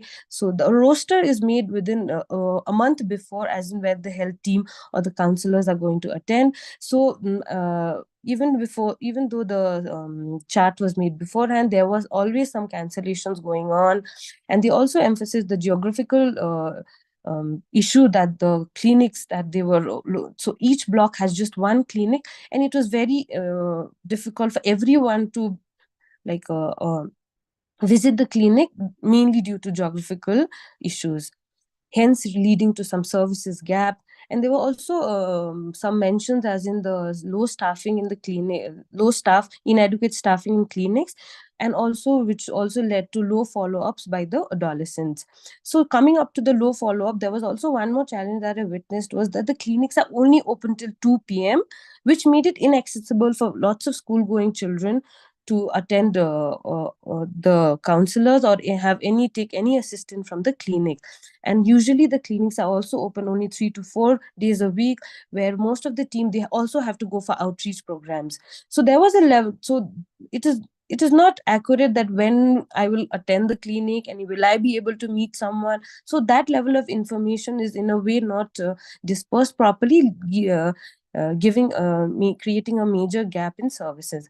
And also a communication issue majorly regarding the major barrier that we see in the inadequate dissemination of the information about the RKSK scheme as itself, where the respondents mainly indicated that they had no idea about the scheme until and unless some school team came to their school itself regarding some session, or through somebody they had heard it. Otherwise, it was they could see that there is a major gap in promotion.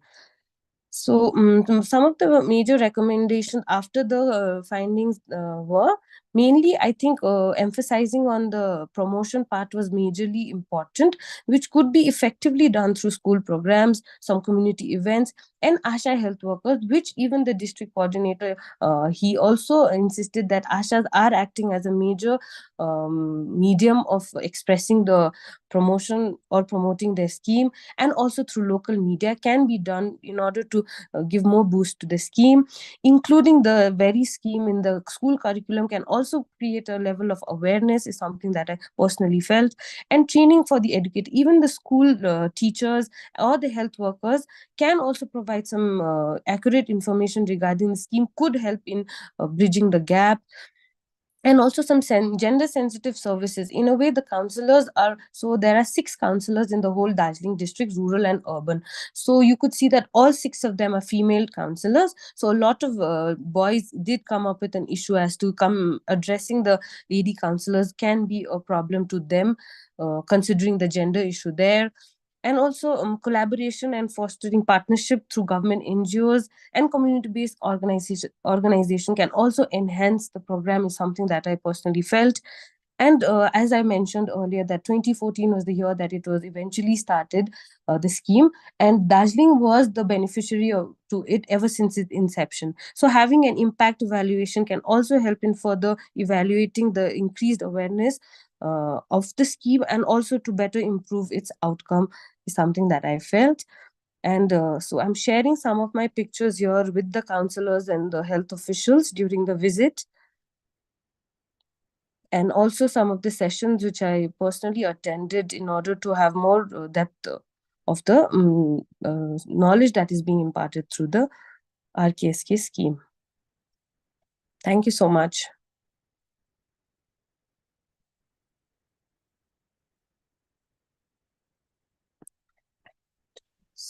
Sharing of a complete project, including very recommendations which also flow from your research. I had only one suggestion, that can you also include gender responsive, participatory, outcome based, intersectional and outcome based budgeting, because it's very important for such a mammoth task at a district level. You also need an adequate this thing. And can you also spell out the relationship of the service providers with the local panchayat, the Panchayati Raj institutions? Yes.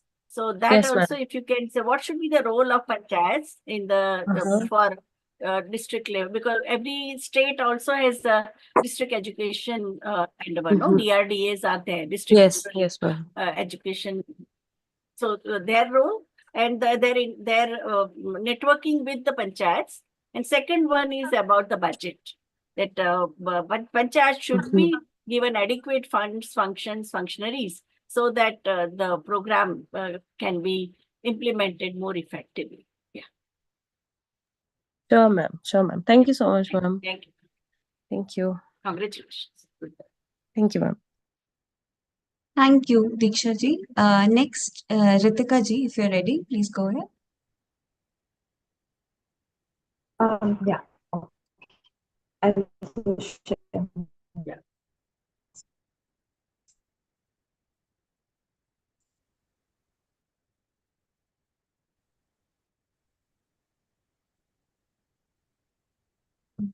Can we start Yeah. video later? I have low internet bandwidth.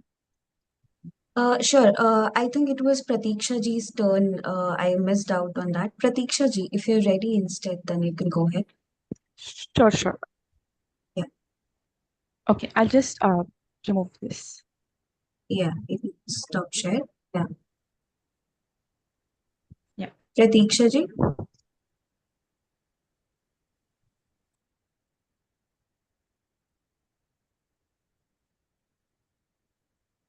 No, Pratiksha ji, we cannot hear you.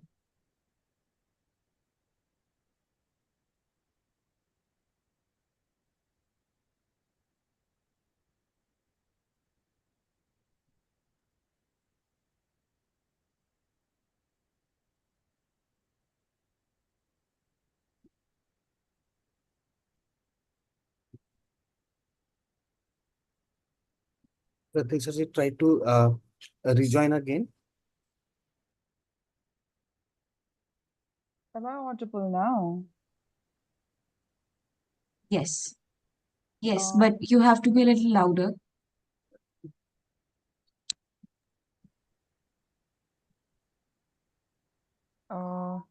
Yeah, I think I had some issue with my microphone. Now it's fine. It's fine right now. Yeah, okay. So I'll just share my PPT.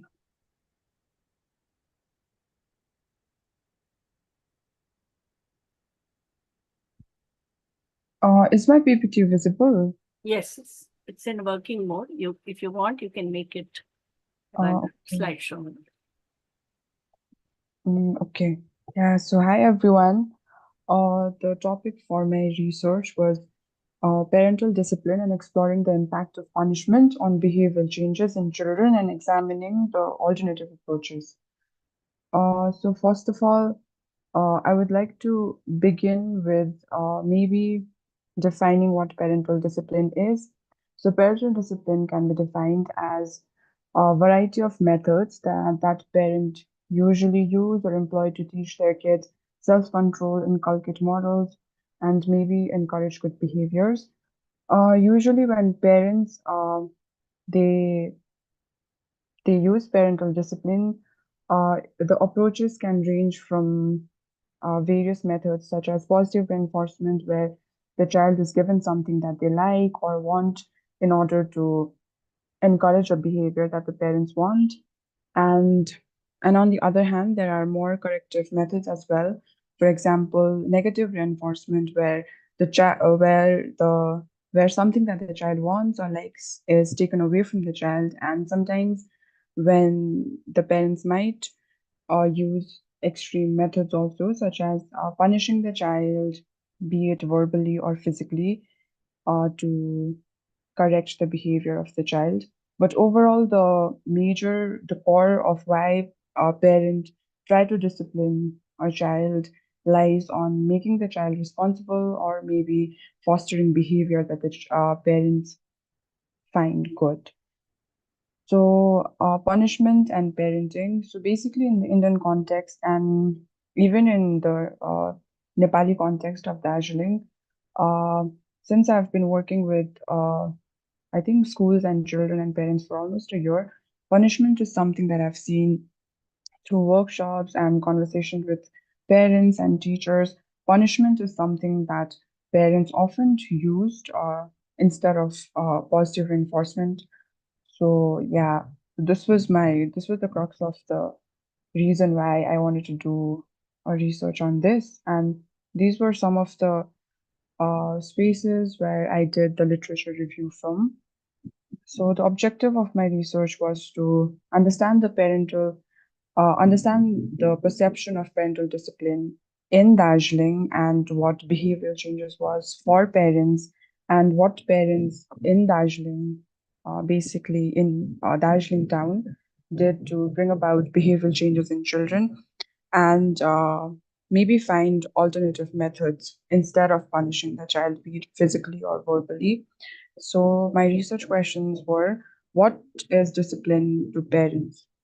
uh, what were the attitudes that parents held towards punishment, and what were the alternative methods that parents they themselves can use instead of physically punishing the child.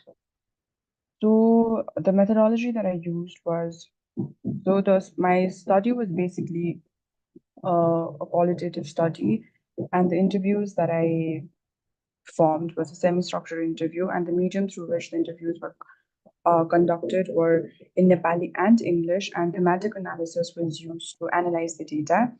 For majority of my participants this time were not comfortable with their audios being recorded, so I was actively taking notes during the interviews and after the interviews, and I was quoting the verbatims that were used in the interview through the parents. And can you guys see the table here?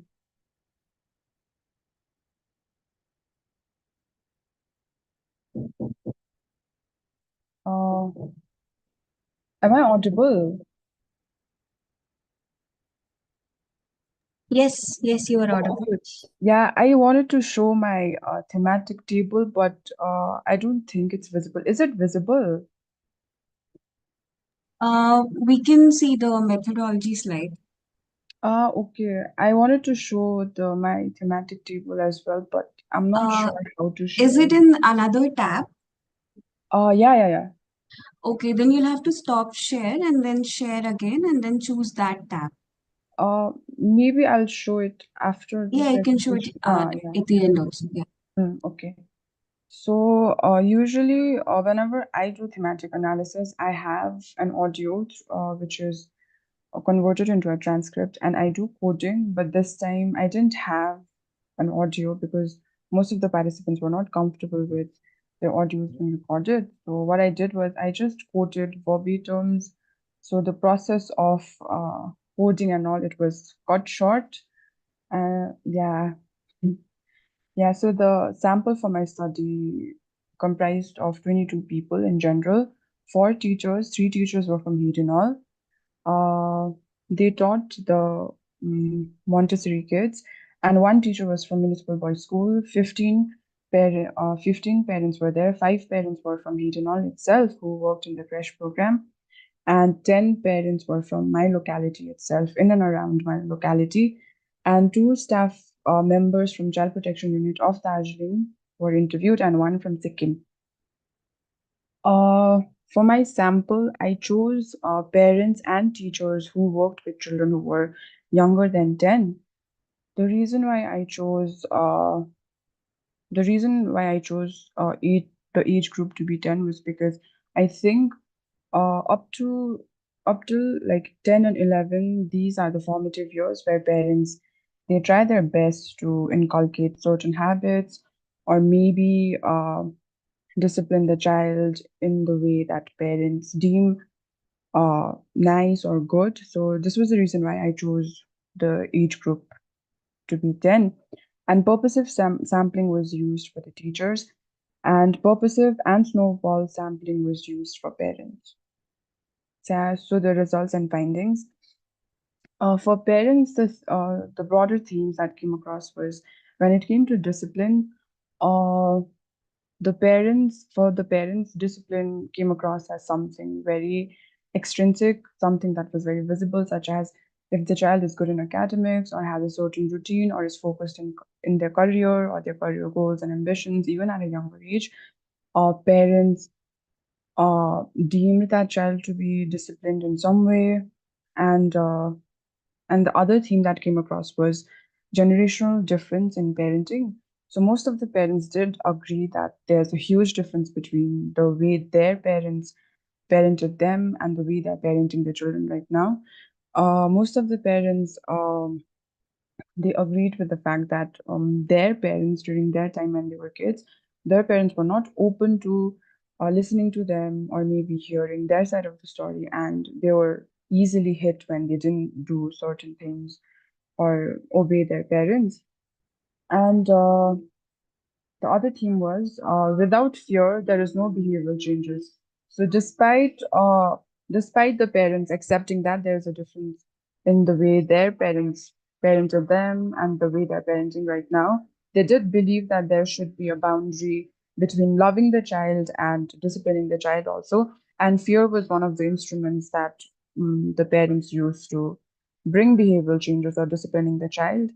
Yeah, so most of the parents did agree that if you love the child might get spoiled. So there needs to be a boundary, and the child should fear the parent in some aspect, because if the child doesn't fear the parent, the child might not respect the parent when they grow up. And the other theme was physical punishment not working on today's children. So most of the parents, they said that there's not only difference in the way they parent their children, but there's a difference in today's children as well. So some of the parents, they said that whenever they have hit their child or punished their child, the child has actually asked them as to why was the child being punished. Yeah, and usually when the child is being hit, they don't readily stop the behavior that the parents are trying to diminish or control, but the child does the opposite. They tend to repeat the behavior again and again when they are hit. And uh, and the other theme was reinforcement. So most of the parents, even though they did accept that they do hit their children, but reinforcement was something they did practice, such as praising the child, positive reinforcement, such as giving the child that things that they like or want, and maybe handing the responsibility to the child. I think one amazing thing that I came across when I was interviewing the parents was that responsibility was used as a tool to maybe correct certain behaviors in children, or uh, maybe making the child obey them. So some of the parents, they were saying that when the children are handed with some responsibility, the children do obey the parent or they correct their behavior themselves, because there's a sense of trust that the child feels that the parents has towards them. So so if the child feels responsible for their actions, the child might stop behaving in a certain way. And the last theme that came through the parents interview was hitting the child being the last resort. So most of the parents, they said that they don't like hitting their child, but sometimes the children do test the patience of the parents as well, and hitting the child is the last resort, because sometimes the child are unmanageable and the parents themselves can't handle the child. So hitting is the only option that is left to them. The themes that came through while after interviewing the teachers was that parental misconception on discipline. So the 4 teachers that I had interviewed, most of them, they said that when it comes to discipline, the parents confuse obeying or blindly obeying to instructions that the parents give as discipline, discipline, but obeying necessarily doesn't mean being disciplined, because sometimes children, they just obey out of fear of the parent also. Yeah, so one of the teachers said that for them, discipline is basically the child's ability to behave according to the situation's demand. And the other theme was lack of education on alternatives. So, so most of the teachers, they said that the reason why parents resort to hitting the child or punishing the child verbally or physically was because parents, they are not educated enough on the alternatives that could be used for behavioral changes. And the other theme was hitting or scolding the child is their last resort. So this theme and the themes that was present in the parents interview was kind of similar, because both of them, they said that hitting the child is the last resort, and even teachers agreed that some of the parents, they don't want to hit the children necessarily, but hitting the child is the last resort that is left to them, because even the parents, they sometimes run out of patience. And the fourth theme was physical and psychological forms of punishment. So the teachers said that most of the times parents uh, they try to correct themselves when it comes to physical punishment. Like some parents, they are aware that the child shouldn't be hit, but most of the times parents are not aware of the psychological forms of punishment they might unknowingly be practicing upon their children, such as shaming and comparing the child in front of peers. Yeah, so some of the teachers agreed that the parents who do not resort to hitting their children, they tend to shame their children in front of their peers. For example, if they get lower scores in a test, they might compare the scores to their classmate and maybe try to embarrass their child to maybe get good marks in the future. So, so yeah, and the other theme was parents being frustrated. So one of the teachers in Hayden Hall said that the parents, they themselves are frustrated and they do not know how to handle their emotions, so they tend to take it out on their children. And for the alternative approaches, the teachers said that having patience and reinforcing the child is important and feasible for the longer term when it comes to behavioral changes in the children. And after interviewing the staff of the Child Protection Unit, the themes that came across were only two. So, according to the staff of Child Protection Unit, discipline was something that mostly depended on the parents, because the child is still young, and uh, having a healthy communication pathway with the children and willing to listen to the children will make the children disciplined in the longer run. And alternative methods that the staff of the Child Protection Unit suggested were observational learning. Parents, they need to practice what they preach. So if the parent is telling the child to do something, they maybe should start doing the thing themselves. For example, if the child is on their phone all the time, maybe the parent would lessen their screen time as well. So maybe in that way, the child could be behavioral changes could be brought upon the child, but at the same time, the parent by default will be disciplining the child as well. But one thing that I noticed after interviewing the Child Protection Unit of Darjeeling and Sikkim was that in Darjeeling, physical abuse by the parents were not as reported. For example, if the parent is hitting the child, those cases were not reported. In Darjeeling, cases of abuse or molestation or harassment were the cases that were reported pertaining to the child. But when it came to Sikkim, the children over there were more proactive when it came to reporting their own parents. So this was the one thing that I noticed, and yeah, this is my conclusion. Yeah, so maybe yeah, so this is my conclusion, and the recommendation for the future would be maybe include pre-adolescent or adolescent children as well, and my sample, due to time restriction that I had, it only included Darjeeling town, but maybe other areas of Darjeeling could be included as well, and non-married youth could be interviewed as well to get an understanding of disciplining and all. And parenting of migrant workers of Nepal would be further explored as well. Because when I was interviewing the three teachers from Hayden Hall, they said that the majority of the children that they taught in Hayden Hall, especially below 5, their parents were migrant workers from Nepal. So, so I think it could be further explored as well. And maybe for the parents, in order to get a better understanding of the alternative approaches, maybe workshops could be conducted in schools, because that is easily accessible to the parents. Yeah, thank you.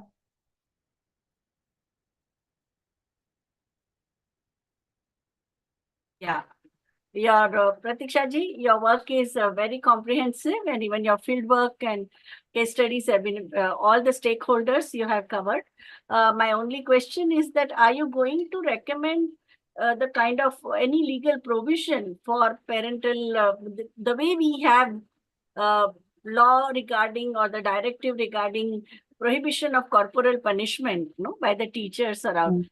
Can we have, because so many Scandinavian countries have similar, even Europe has this thing that parental violence is part of a domestic violence, and state takes action against it, the Child Welfare Committee. So are you going to suggest any of such legal provision, even in case of parental violence against children? Yes, I think that would be, Yeah. Okay. I think for me personally, a corporal punishment is something I'm against. That But, is corporal punishment. About that, we have law. We have education department has sent the directive that corporal punishment should not be allowed. So for the schools and colleges and all educational institutions, that is there. Even for in the standard operative procedures of the shelter homes also, we have that they can't use violence, though rampant violence exists. But at least there is a provision that you can't do it. But when it comes to your biological family, because now it has become very important concern, even from the point of view of LGBTQIA plus community, even queer communities have raised this issue of violence in the domestic, violence by the biological family against them. No, yeah. Yeah, so I think research on this. Yeah, you can also go through the legal provisions in Scandinavia, say Norway, Sweden, Denmark, Iceland. All of them have this. In fact, there is one film also, no? But Rani Mukherjee's film. Yeah, Norway. Yeah. Yeah, Mr. Mukherjee. So, what should be the jurisdiction of Child Protection Authority? Yeah. Yeah, I think this was the question that I asked one of the staff members of the Child Protection Unit also, because from what I felt was, I think the area was very gray, because like culturally, I think children being hit in order to be disciplined is something it's very readily acceptable, because when parents hit their children, it's understood to be for the child's good only. No, but that every husband says that disciplining one's wife is good for her. But we don't. We have a law prohibiting domestic violence, spousal violence. Even just when you recommend, maybe 10 years down the line, 15 years down the line, we may get reforms. Yeah, we researchers have to think ahead of our time. Yeah. Thank you, but congratulations, very good work. Yeah. Thank you. Thank you so much, Pratiksha ji. Next, Ritika ji, you're ready, so you can go ahead. Yeah. Ritika ji, okay.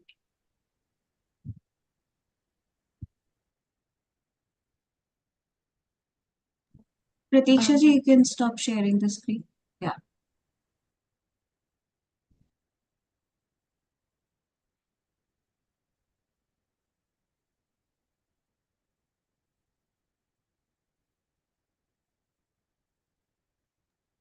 Is my screen still visible? No, not anymore. Oh, okay. Is it visible? Yes, Ritika ji.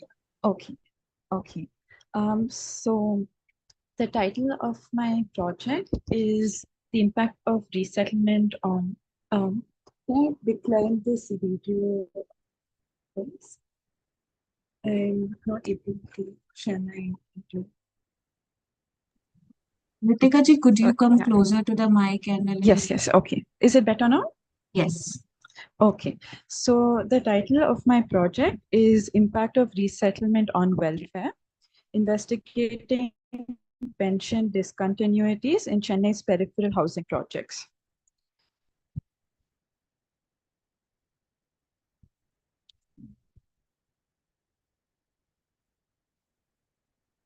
Sorry.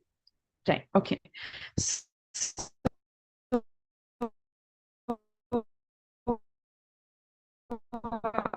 So a lot of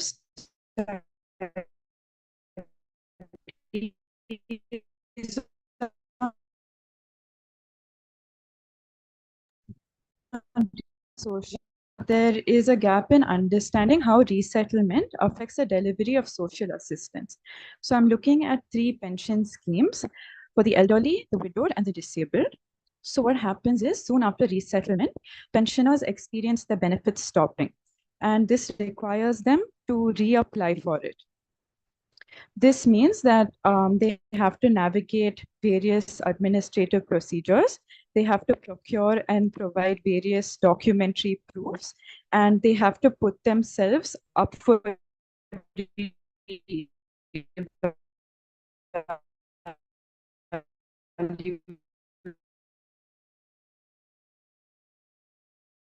discourse on of pensioners and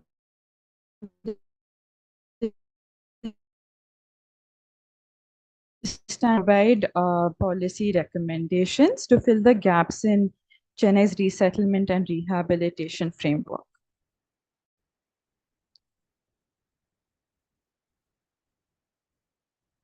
Okay, so to provide looking at, it's part of Chengalpet Panchayat, and it's 30 kilometers away from Chennai city elements, and is one of the largest. Ritika ji. Yeah. The NS. Ritika ji. Your Yes. voice is your voice is breaking a lot. Okay. Can I present your Okay. presentation? Yes, And yes. yes, I think that will help with the audio. Okay. One second. Yeah.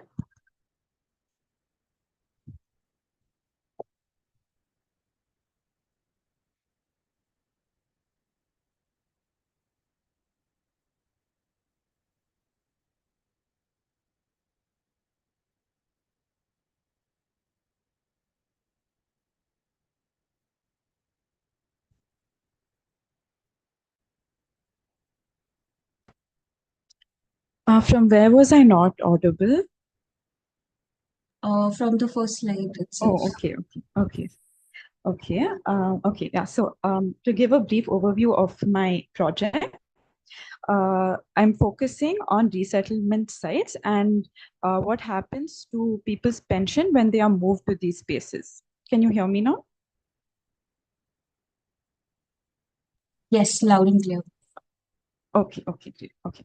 So, so studies on resettlement have typically focused on the lack of physical and social infrastructure, but not so much on what happens to the delivery of social assistance upon resettlement. So I'm looking at 3 pension schemes for the elderly, the widowed, and the disabled. So soon after resettlement, what happens is pensioners experience their benefits being stopped. And this requires them to reapply for it, which means navigating various administrative procedures, procuring and providing various documentary proofs, and putting themselves under the radar of the state for their lives to be re-inspected. So I try to situate this study within the discourse on accessing welfare and related documentary practices in marginal spaces. I try to understand and document the experiences of pensioners, understand the administrative procedures behind their pensions being cut, and provide evidence-based policy recommendations to fill the gaps in Chennai's R&R framework. You can move to the next. So to provide some context, Perimbakam is a resettlement site I'm looking at. It's part of Chengalpet Panchayat, and it's 30 kilometers away from Chennai city. So there are 29,500 tenements approximately. So it's quite a large resettlement site, and it's one of the largest actually. So the National Social Assistance Program is a scheme that I am looking at. It has the Indira Gandhi National Old Age Pension Scheme, the Widow Pension Scheme, and the Disability Pension Scheme. So it's a non-contributory, centrally sponsored scheme under the Ministry of Rural Development, and it just aims to provide a very basic monetary assistance to these 3 groups. And funds are released based on the number of beneficiaries estimated in the previous years. So the process by which you apply is that you can apply through e-Seva, and it goes to the village administrative officer first, and then to the RI, and then to the Tahsildar. So each of them can approve or reject the application, and the Tahsildar has a final say. So, and possible modes of payment are banks, postal accounts, money orders, and cash. All schemes get around 200 to 300, and there are various age categories. So for old age, it's 60, which is a starting, and you get 200. For destitute widows and disabled pension scheme, you get 300, and I've put the ages and the documents required in the table. And across all schemes, the amount you get after the age of 80 is 500. So all the documents are the same for the schemes. You need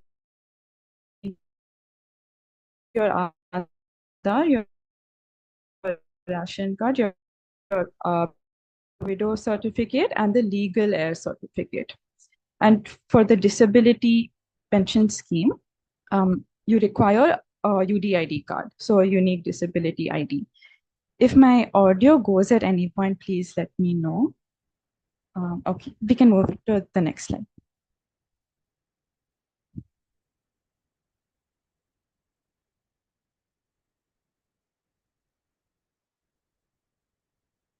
Am I audible?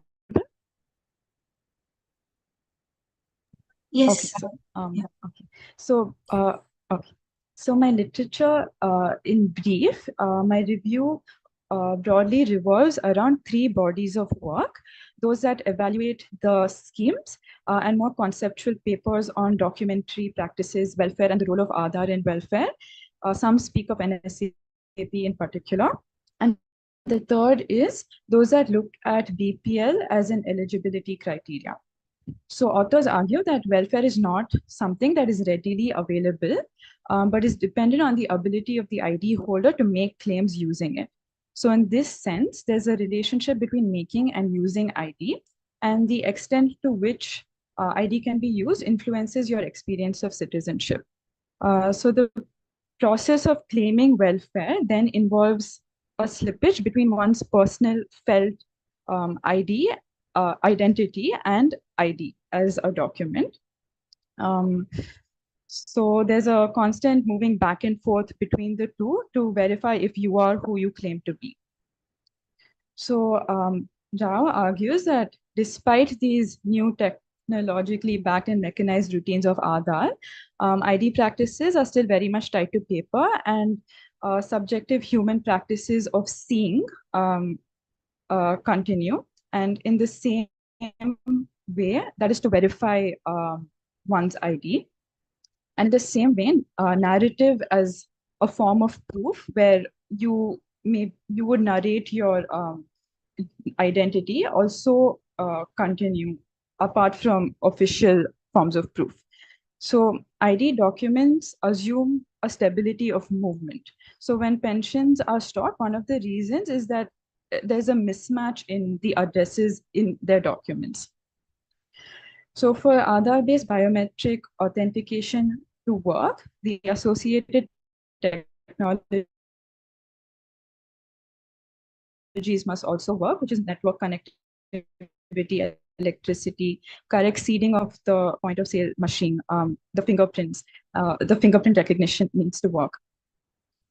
And with regards to evaluation of the scheme, my literature broadly speaks of various bottlenecks, how government offices are male dominated. This was literature that spoke about the widow pension scheme. There's a difficulty in getting death certificates for suicide widows because the police are not registering it as a suicide. Difficulty in changing the name on the ration card. The scheme doesn't acknowledge intra-household poverty. So while you can be above poverty line, you as an individual may be below poverty line. Early capture of the scheme, the age of initiation being too high. So 60 is too high for old age pension.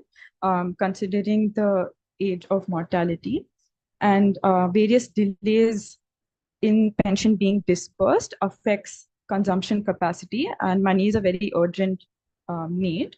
And the same benefits are being given across all age groups. So the policy says that above 60 you get a certain amount, above 80 you get a different amount, but that's not what happens.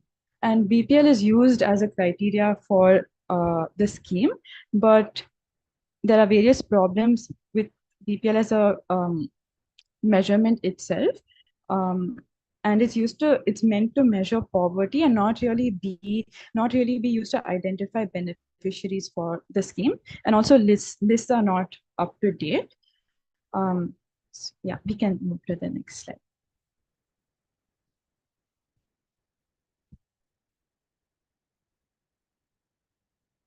So my methodology, I interviewed various stakeholders, and they broadly fall into three categories: government officials, community members, and NGO representatives.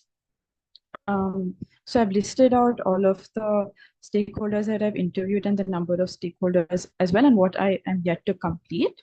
From the community, I've interviewed old age pensioners, disability pensioners, and widow pensioners. I've spoken to the village administrative officer, the RI, the executive engineer, who, although is not related to the pension scheme, since he is the only officer in this area, he is sort of approached for all issues. And I've spoken to the district president of an NGO for persons with disabilities, and I've approached the community through an organization called the Information Resource Center for Deprived and Urban Communities. So I've had various informal conversations with them. Yes. Yeah, and I've also, been participating in field surveys that they conduct, accompanying them when they go for rounds, checking on pensioners. They have had a bank account opening camp, so I participated in that.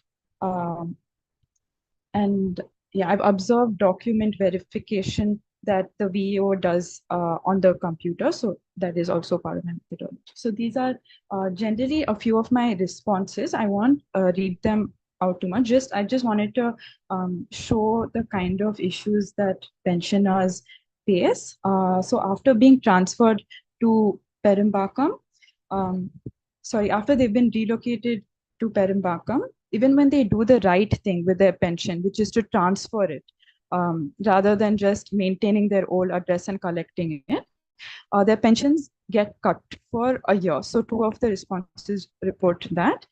For disabled people, one issue is that previously the disability was given as 70%, one such example, but now it's been reduced to 60. So this impacts their accessing welfare, which is based on a certain percentage. So if you are above 80%, you get a certain amount. So that is one issue. Traveling is an issue. So to transfer your pension, you have to travel back to your old residence, and this can be very far away. So one person with a disability reported that they had to travel 60 kilometers. And one other issue is that previously the rules were a little more relaxed. But now they're not allowing people who have a son above 18 who can support them. So while they would have been getting pensions before, after being resettled, if it gets cut, and if they have a son, they'll no longer be eligible to get pensions. One issue is that despite transferring their pensions and their pensions being dispersed regularly, one person experienced their pensions again getting cut. And they have asked her to again transfer the pension. Yes. And one is there's a fear. So a fear of the pension being cut. So if you change your address in any document, there is a fear that it will be detected, like this inconsistency in addresses will be detected and the pension will stop. And Yeah, I think we can move to the next.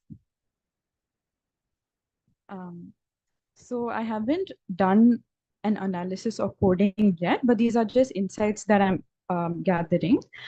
So a recurring explanation to why pensions are being cut is that the addresses in all documents have not been changed. So for example, while ration card addresses have been changed by the resettlement authority, the Aadhaar has not. So this mismatch in proof seems to be one of the causes. So there are three categories of people: those who who have not changed their addresses and still receive their pension in their old residence. For them, it's only a matter of time before they are found out to not be residing there and their pensions being cut. So such individuals, usually they work in their old residence. So they travel back to the city every day. So they get informed when the bank agent comes to their locality, and they'll collect their pension then. But often they would have boarded the bus back to Perimbakam when they get the call. So this is a struggle that they have to constantly go through. Some people in Perimbakam, which is a resettlement site, they have tie-ups with postal workers who come and deliver the pension in their new residence. So persons with disabilities, however, they're the only category who have ATM cards. So for them, the burden of address is not there. They're able to withdraw their pension from anywhere. And they are also the group that is most informed about this option of transferring their pension. So a lot of them have done that, but to varying degrees of success. So the second and third category of people are those who have changed all their addresses or changed only their ration card address, but not their Aadhaar. So this, like I said, causes them to be seen by this state. So I'm trying to investigate the role of Aadhaar in ratting out such individuals to the state. So for some people, pensions even stop before resettlement since the Tahsildar knows of their eviction. So since funds are estimated based on the taluk and village you reside in, and there is a high demand, there is a need to reassign these pensions to residents within that jurisdiction. So the Tahsildar of the new site, which is Perimbakam, will have to take up this new population. But how well the funds are adjusted to accommodate the new population is another question. So I am certain that pensions are getting cut after field inquiry, which is when officers will go and verify in their old residence whether they're staying there or not. But the question I'm trying to explore more is the process by which government officials cross-verify documents and detect inconsistencies, and the role of Aadhaar in this. So what should actually happen is that, I think it's in the previous slide. What should actually happen is that pensions shouldn't be cut, but they should be transferred. So this ensures that the Tahsildar in the new location also knows the demand of that area. But this option isn't made available to people. They don't know it's possible. So the Tahsildar of the first site, site A, should intimate the Tahsildar of site B of this shift. So this communication has to take place, and the onus should be on the resettling authority. And also, even the second Tahsildar of the new site, it is not compulsory that he has to approve of the application. It's again opened up for re-scrutiny. But the process is still easier than it getting cut and having to reapply for it altogether. So since another problem is that these pensioners resided in Chennai district previously, and which was a municipality, and now that they are shifted to Perimbakam, which is part of the Panchayat, the system is slightly different, and the administrative setup is also a little less clear to residents. In Chennai, where they stayed, the VAO, RI, and the Tahsildar would sit in the same building, whereas now it's dispersed. Can move to the next slide. So there is still a need to see, despite, sorry, 1 second.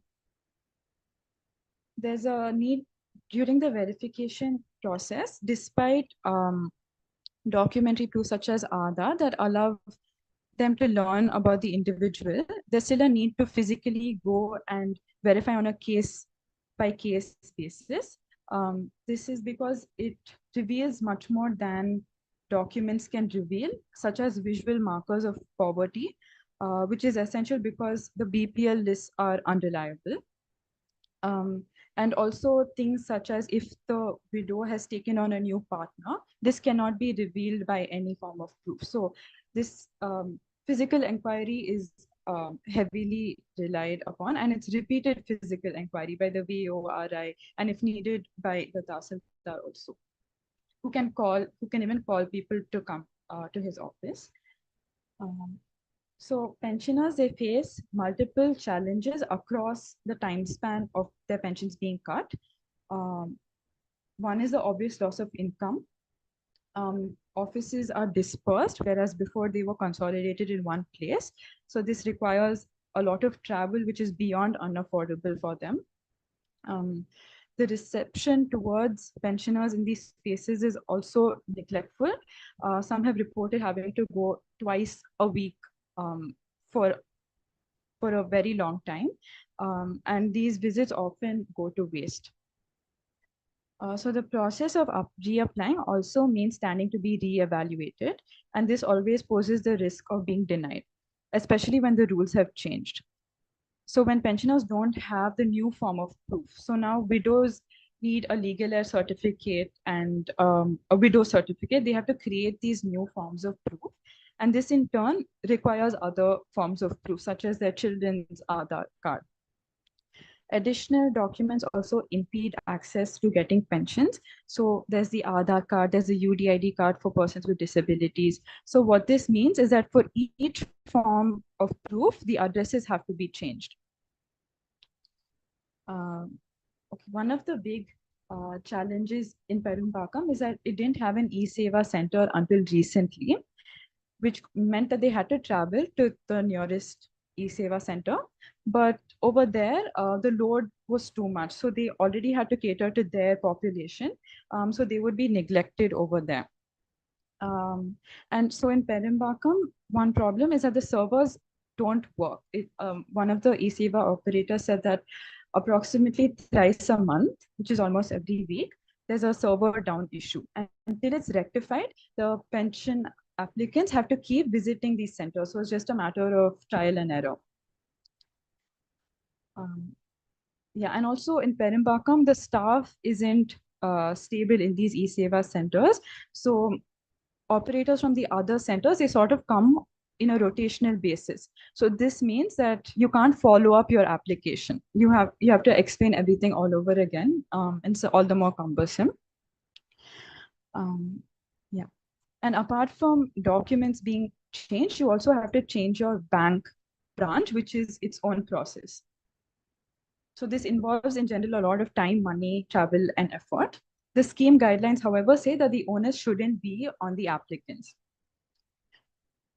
So like I described the chain of command, the VORI and the Tahsildar, it's a lengthy process, which makes it extremely watertight, but it also increases room for negotiation. So if your application was rejected by the VAO, pensioners can go to the RI's office and plead their case. Improper assessment of disability is another issue. Over here, everybody's just assigned 60%. They're not actually physically examined. So, yeah. And one bias of the scheme is that the scheme imagines a family to be the first supporting unit, especially the son. So it has a patriarchal logic as its base, but in reality, this is far from true in Perumbakam because children often leave their elderly parents and return to the city. So they're essentially completely destitute. But still their ration card will say will have the son's name and they won't be able to get their pensions. An administrative challenge reported by officials is that people don't know their neighbors in Perimbakam. So it relies, verification relies on a culture where you know your neighbors, but this is also not really happening. Yeah, I've just put up a picture of the application. One was rejected because the widow certificate wasn't enclosed. And yeah, we can move on to the next slide. So these are some policy recommendations that I have so far. One is that there should be a geo for government to sit in the same place where the population exceeds a certain number. But what this number is, I'm not sure.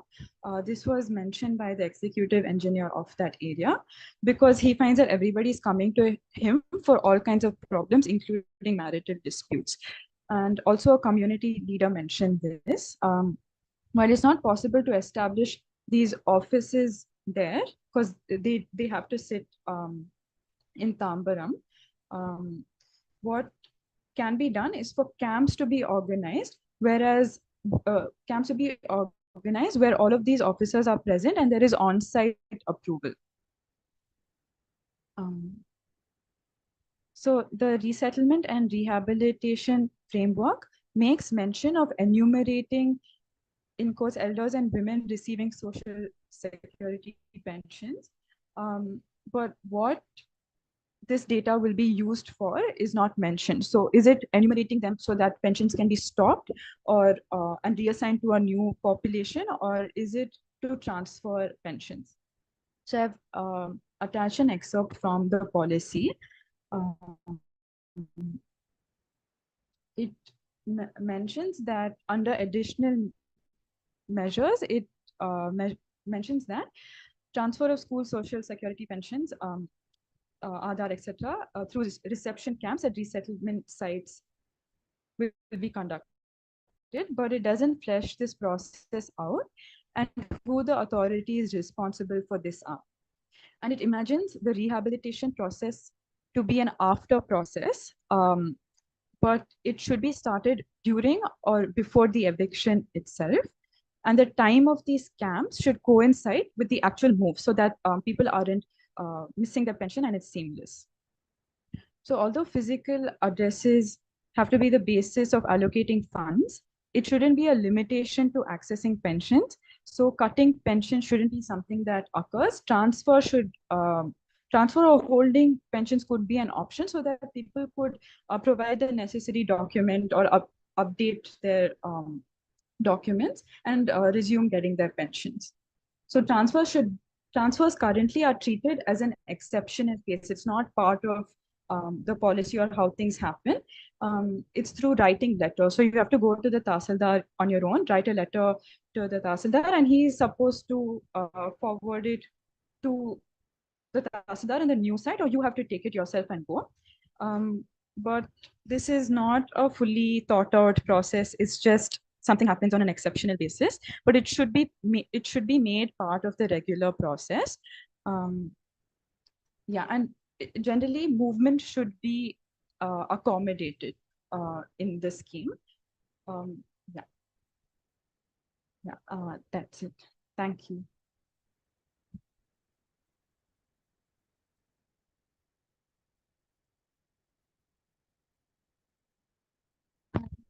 I'm here on mute. Ritika ji, your presentation is quite comprehensive. But what I wanted to know was that because resettlement colony is in Tamil Nadu, are there any Sri Lankan refugees, and are refugees and those who are citizens of India, is there a differential treatment in terms of the services provided by the state? Okay. I haven't come across any Sri Lankan refugees, and I haven't asked in particular also. So I wouldn't know about the differential treatment.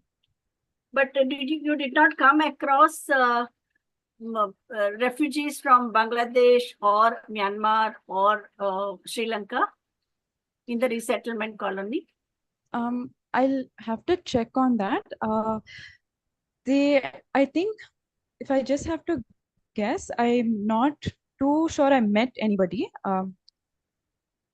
Yeah, I'm not too sure I met But anybody, and it wasn't if apparent. you can include macro data, not case study, because life is so insecure for them. They may not be ready to give you interview. So many of them have to change their attire. They start wearing Indian dresses and they put tika. If she's a Rehnuma, she would become a Rosie or Rama. So that we have seen even in Mumbai. There are so many domestic workers from other countries, neighboring countries. They have to change that. But at least some of the studies, which are done of resettlement colonies by the human rights organizations or the women's organizations or the community-based organizations, even there, have you come at, if you can mention that Tamil Nadu has given refuge to so many homeless or what you call, those were the boat people, those who had to leave, like Tamil, from Sri Lanka, or people from Myanmar, because they are through sea route, all those who came, they have also been given either officially or informally given shelter. Are they in the resettlement colony? The studies, Okay, if you I'll can look quote into in that. your review of literature, that would make it more realistic. Because Delhi, we know there are earmarked resettlement colonies for the refugees from Myanmar, or there are this thing called from Bangladesh, and the political refugees of Afghanistan, which India has given refuge to. So in Delhi, we know that such resettlement colonies are there. But in Chennai, what is the situation? I'm wondering if, since they have been evicted from another site and resettled, would refugees be discriminated even at that process and not be provided housing? I'm not sure. In Delhi? No. Elsewhere, yeah, wherever the government is giving official refuge, they are given housing also. Okay, okay. Yeah. I'll look into those who have legally entered India and they are cleared by Home Ministry, whether they are from Afghanistan or Myanmar or Bangladesh or this, they have been given. That is why they are called resettlement colony. We had first resettlement colonies after the partition of India. Those who came from East Pakistan and West Pakistan, they were in the resettlement colony. In course of time, they also prospered in the Khan Market area. That was basically, it started as a resettlement colony and now it is one of the poshest areas of Delhi city. I'm sorry, I think I forgot to mention where they were resettled from. So I looked at resettlement from within Chennai city itself. Okay, so origin and destination, both that route you will be giving in your paper. Yeah. Okay, yeah. Because reasons for resettlement vary, no? If there are mega development projects, or if the road is cutting, or if you have railways, or if you have the habitat becomes very insecure because of rising sea level, or the structures have become dilapidated, or during rains or floods, if they get damaged, then also you are resettled. That's what happening in city of Mumbai. It is happening every monsoon. People, 300 households, 400 households get resettled because the heavy rains, that damages the whole area, or because of landslide also at times it happens. So, thank you. Very good step. Very good. Thank you so much, Ritika ji. Next, we have Shanmata ji. Yeah. I think I have your presentation. Do you want me to present it? I can share, I think. 1 second. Okay. Okay.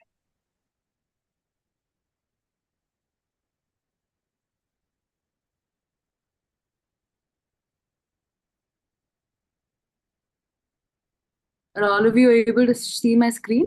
Yes. You can go slideshow mode. Yeah. Oh,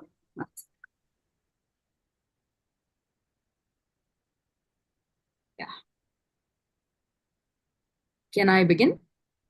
Yeah. Okay. So a very good afternoon to all of you. It is an honor to present my study in front of so many scholars. So my study is on health equity among men prisoners, driven by structural determinants and social norms in the Pural Central Prison in the Chennai district of Tamil Nadu. I'm not able to go to the next slide. Will you be able to present, Vaishali ji or whoever is there? Just click on the screen once, and then you can use your keyboard. Yeah. Okay, fine. So the presentation today will entail an introduction, which will have the terminological overview, and then I'll move on to my literature review and the research methodology and the limitations of my study, and finally my findings. So the reason I termed the study, I used the word equity instead of equality, is because people undergo different circumstances, and everybody getting equal opportunities is not really possible, or everybody getting equal resources is not possible. So depending upon the circumstances which people go through, deserving resources should be allocated, and that's the reason I use the word equity in place of equality. And as all of us know, health is a state of complete physical, mental, and social well-being, and it need not necessarily be with respect to the presence of a disease or an infirmity. So the word crime has not been defined in the Indian Penal Code. So the word crime is just a violation of the criminal code, and it is an act prohibited by law as injurious to the public. So my literature review has the determinants of health, and this was taken from one of the UN publications. So you have social and economic environment, physical environment, and person's individual characteristics and behaviors. So the study examined all these factors in the prison when I interviewed the prisoners and when I looked around the environment. So my literature review also has the updated NCRB case records in Tamil Nadu as suggested by Vibhuti, Mr. Vibhuti Patel. So this is a table. I could not get 2023 and 2024. These are the latest records which are updated in the site. And according to the Tamil Nadu Prison Department, so this is the updated record of the prison population, and the number of central prisons in Tamil Nadu are 9, and one of it is Pural. And the entire population of convicts for all the 9 prisons are 5,380, and out of which that is men, and out of which women comprise 247 comprise of women.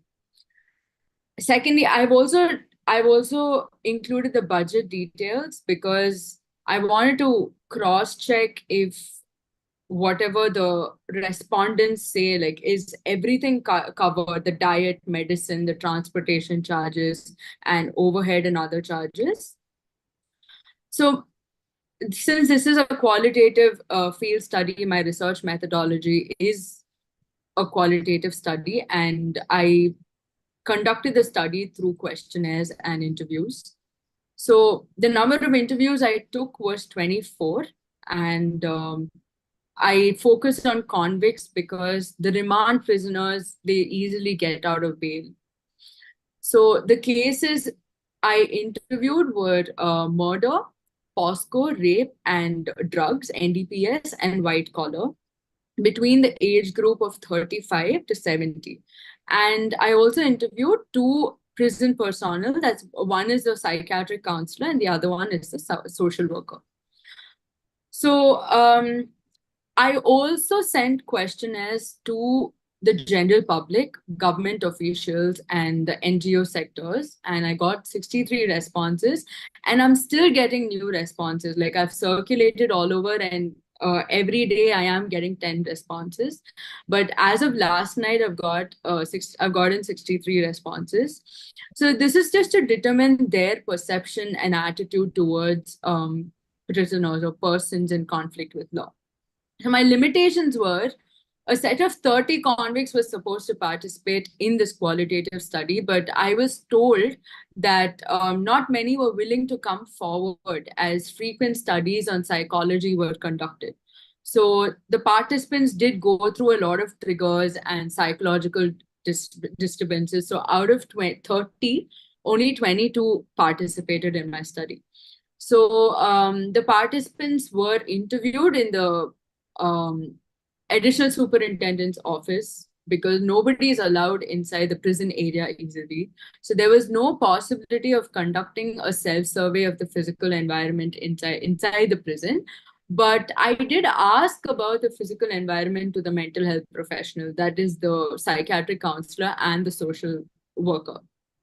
And I couldn't interview the age group between 18 to 25 because they were not there. So the social worker and the psychiatric counselor mostly said that convicts are usually above 25, and petty theft cases were also out of the prison on bail. So these were the findings with respect to the perceptions of people towards prisoners. So I asked them questions like, do you consider prisoners as one of the vulnerable populations in this society? And 77.8 people responded saying yes. And I also asked questions like, do you think prisoners deserve the right to health? And I got 61 responses, and out of that, 58 said yes, and there were 3 miscellaneous answers. And the third question was, do you think health services for prisoners should be facilitated based on the type of crime?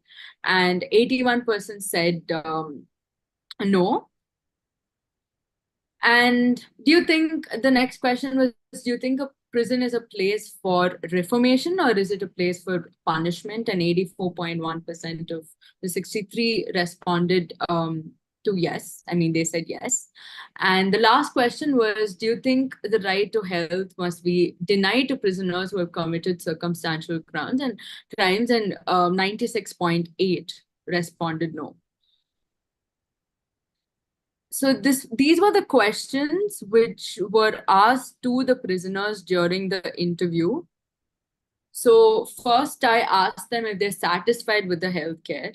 And I asked questions related to the hospital environment and the hospital staff and the nutrition of food, are the number of meals sufficient, and also the water quality, if they have enough access to water, and if they have access to medical camps and mental health services and all of that. So I do not want to read every question as it will take time. So you can just quickly skim through. So I found that more than 80% of all the convicts who I interviewed gave a good feedback, and mostly people who committed these crimes are from Madurai, Theni, and Chennai. So based on the interviews with the health professionals, that is a psychiatric counselor and the social worker, I asked them questions on the physical environment, regarding the physical environment, and I found out that the place is well ventilated and the temperature level is optimal because a lot of trees are planted. And I could notice this one. Like I was sitting in the SP's office, and I could see the number of trees from the window. So I could say that, they're well spaced out and the lighting is apt, but there is no designated dining area. All of them have their food inside their dorms, and there are no rough or hard surfaces like pins or, slippery floors to get easily injured. And there are provisions for control measures such as first aid, wheelchairs, fire extinguishers, and suggestion box in every floor. Every floor, as in there's only the ground floor and the first floor, and there is a routine of general maintenance, and every block has a library. This is a new thing. initially they were lesser, like the library there was only one space for a library, but now every block has a library, and they have low ceiling bathrooms which are present because most often they're very scared that a prisoner might do something to himself if there's a high ceiling and they're not able to see. So their head is always shown, and the bathrooms are very order-free and neat, and there are sufficient number of toilets. So all the bathroom essentials are there: toothbrush, and they're not given toothpaste but tooth powder, and the soap is given. And I also found out that the plural practices are good, that they're being implemented in other prisons in India. From my interview with a remand psychologist, she said that plural is third on the list. So I will give you more data on that in my paper, in my report. So the types of diseases which the prisoners often face are diabetes, cold, sinus, itching, stomach pain, headache. And they said there is a change in water quality. Suppose when they come from home, the water quality at home is quite different, and the water quality in the prison is quite different. And they gave other feedback as well. So they felt that there are they are given the same types of medicines for every ailment, be it a cold or a headache or stomach pain, and they complained of increased mosquitoes, and they requested products like Odomos and repellents. And one inmate said he would like an Ayurvedic intervention too, just not allopathic, but a Siddha doctor does come once a week.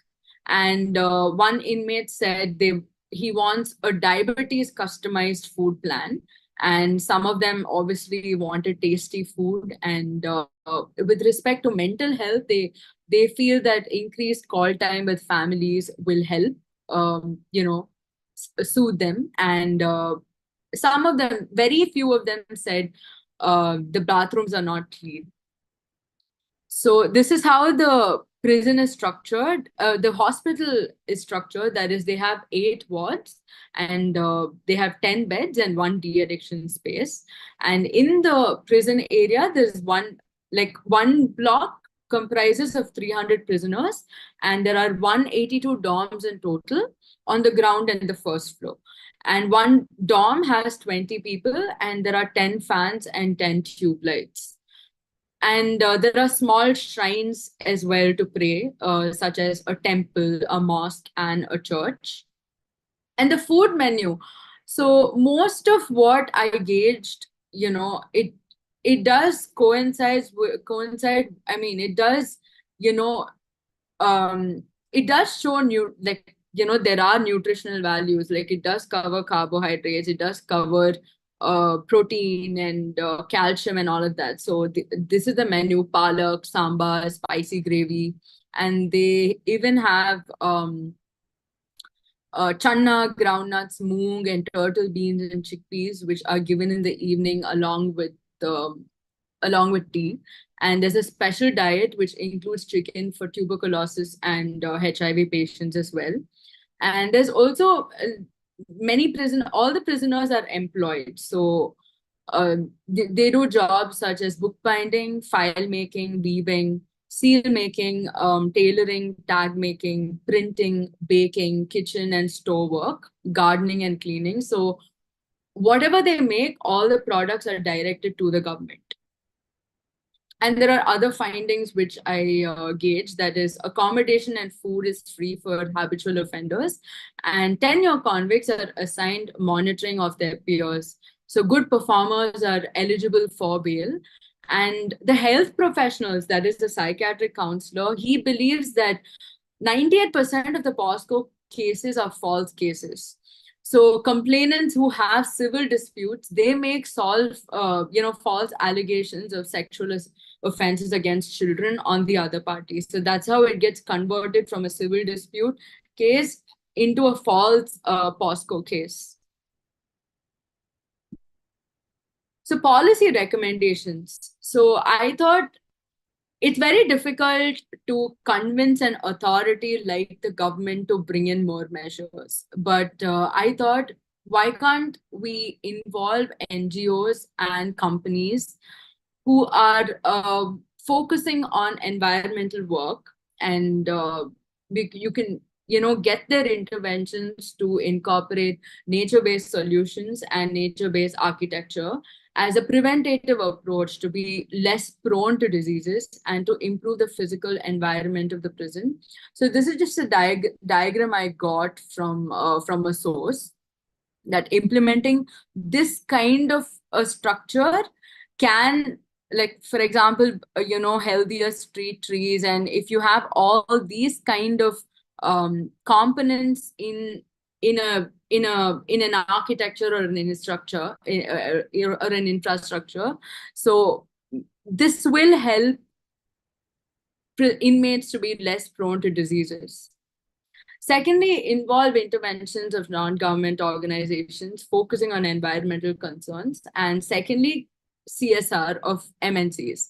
So out of the 4 types of CSRs, I think ethical or human rights responsibilities and philanthropic responsibility, under that, MNCs can contribute money to the prisons. And since some of the inmates said that they do not have enough time for recreational activities like playing games, because the ground is closed by 6 o'clock, and they work all day. So I really think increased time for recreational activities will boost their mental health. And a lot of them do not have sensitivity within them. I got to know this through the remand prison psychologist. So creating more opportunities for social interactions among the inmates' peers to bring in sensitivity is something I thought about. And I also feel that, you have to implement a mandatory curriculum for learning. The medium of instruction can be in either Tamil or English. So these are my references for this particular presentation. So I've mentioned it over here. And the last reference over here, this is the report which also states that the Pural inmates have given a good feedback with respect to health services. So that's all. And the court has clearly stated that it's not an institution of punishment, but it should be an institution which entails a lot of it should be able to educate, and it's an institution of reformation. Thank you.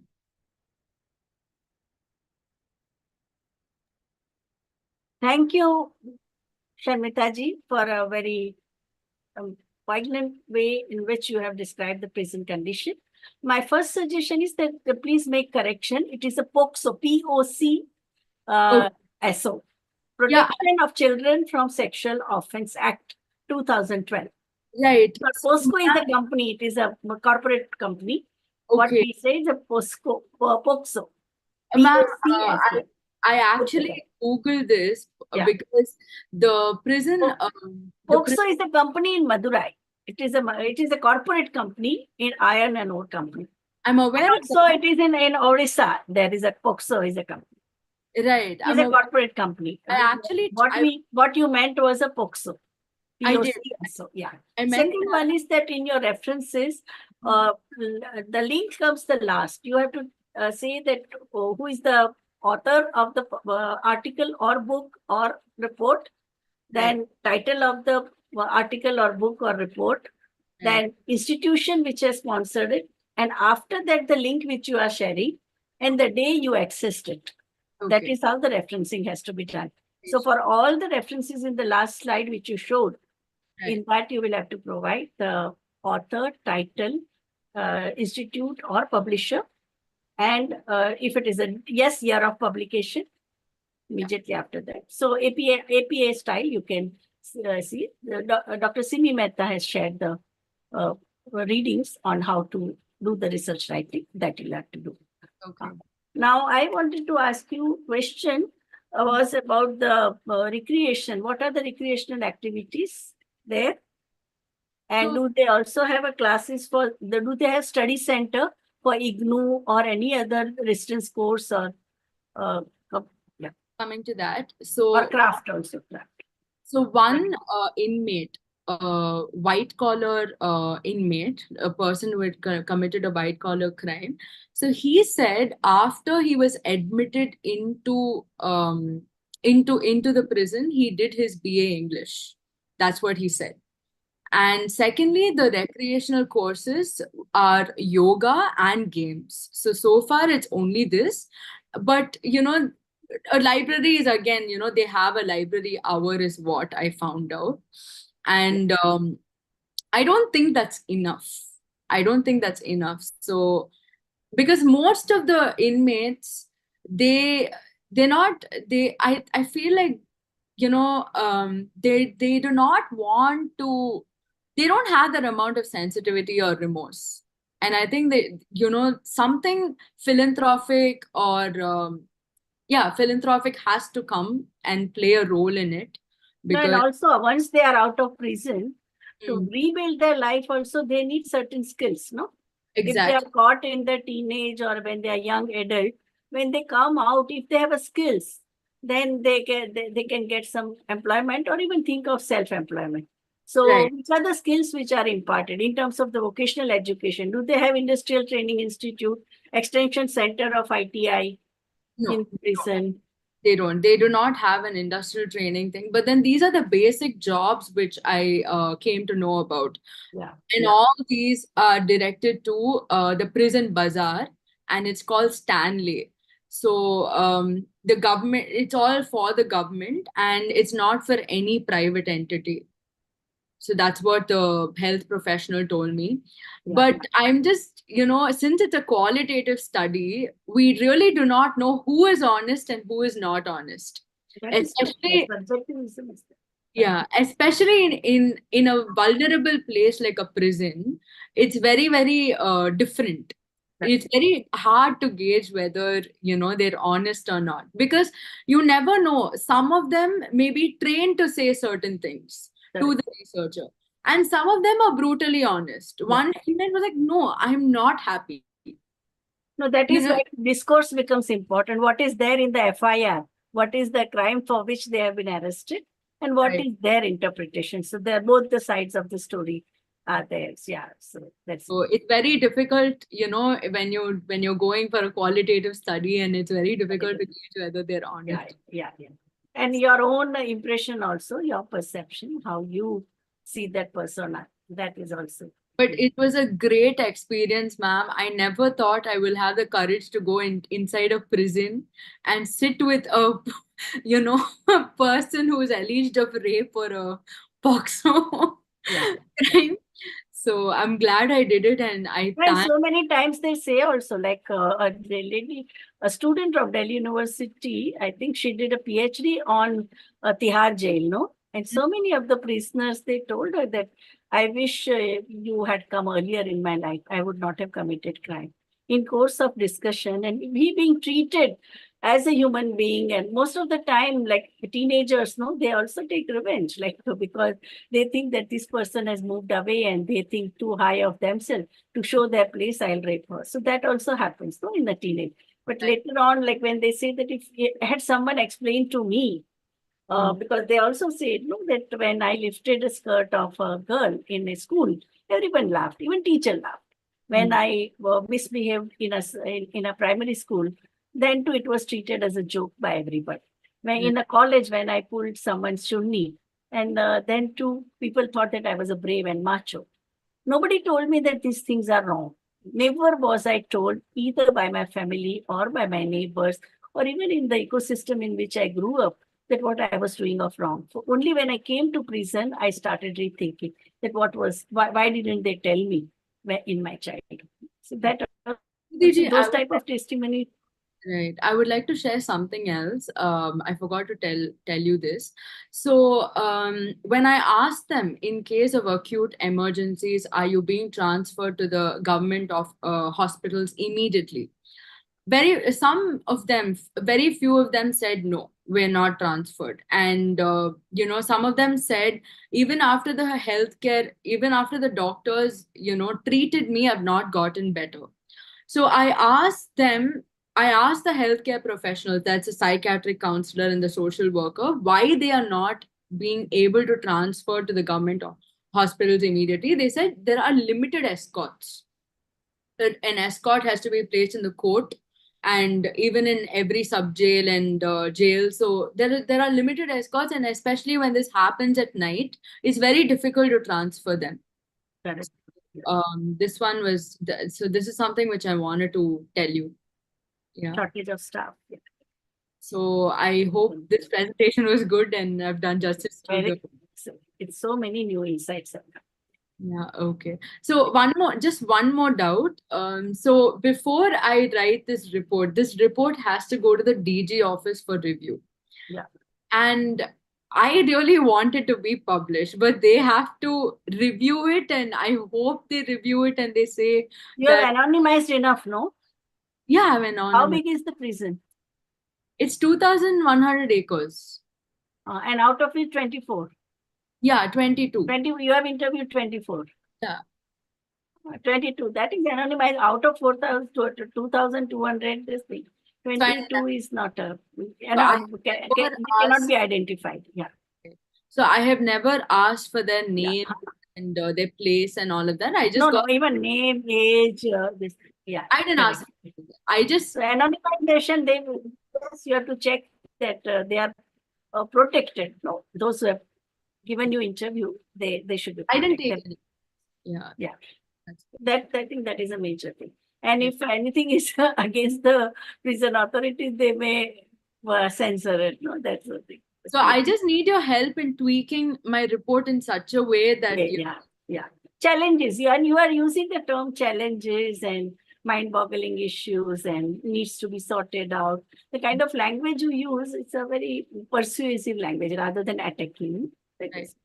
Thank you so much. And it can come under the rubric of prison reform. A lot of discussion is happening in police academy about the prison reform. So from the point of view of prison reform, from the point of view of humanizing the prison ecosystem, that way you have to word your sentences.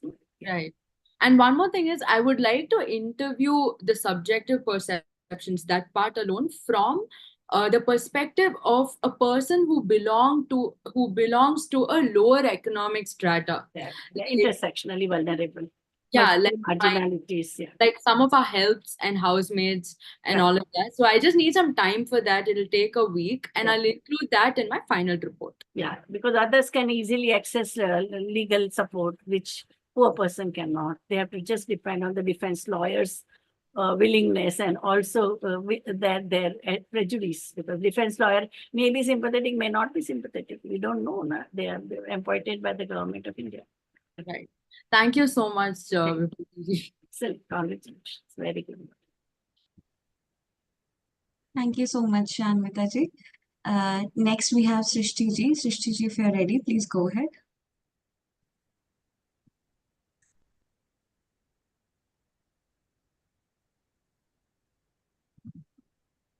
Yeah, Srishti ji, can you check your audio? Am I audible? Yeah, and we can see your screen as well. You can go full screen.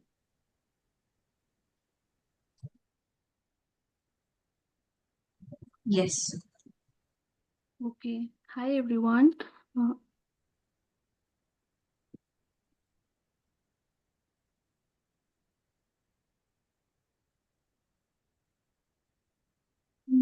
do I?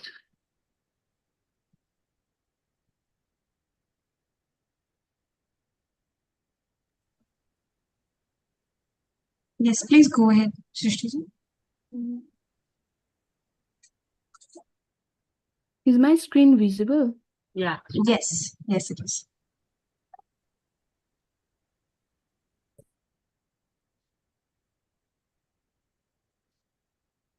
Yeah. Hi, everyone. The title of my study is Effect of Gender Differences in Coping Strategies and Mental Health Among Teachers of Low-Cost Private Schools in Darjeeling.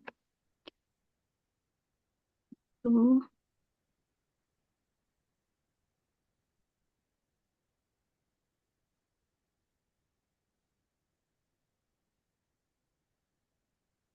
Yes, Srishti, go ahead. Yeah.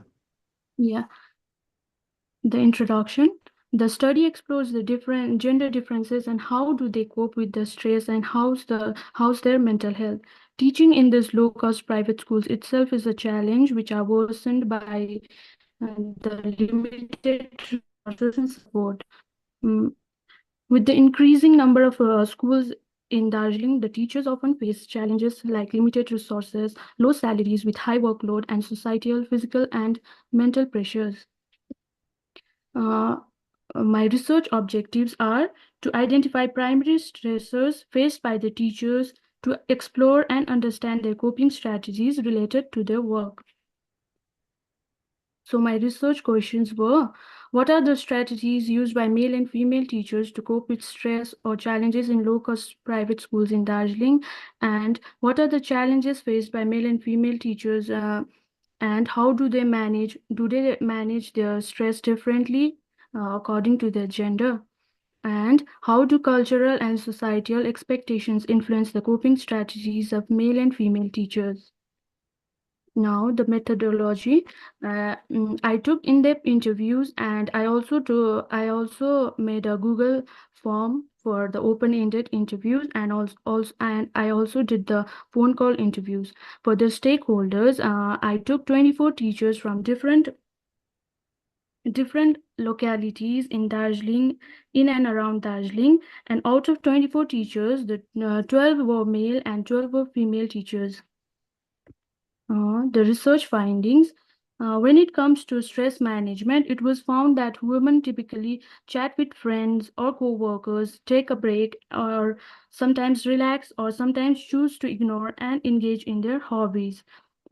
And for the males, they mainly focus on problem solving if any stressful situation comes. Also, they occasionally take break, calm down, or sometimes choose to ignore and move on. The teachers think that flexible work schedules and more of counseling services are essential for their mental health improvement. Talking about the challenges, male teachers faced high societal expectations, including their family expectations too, whereas females experienced challenges with workload and work-life balance. Another major source of stress at work was their low pay, for which I think the teachers at this small low-cost private schools are constantly coming and departing. This much. Thank you.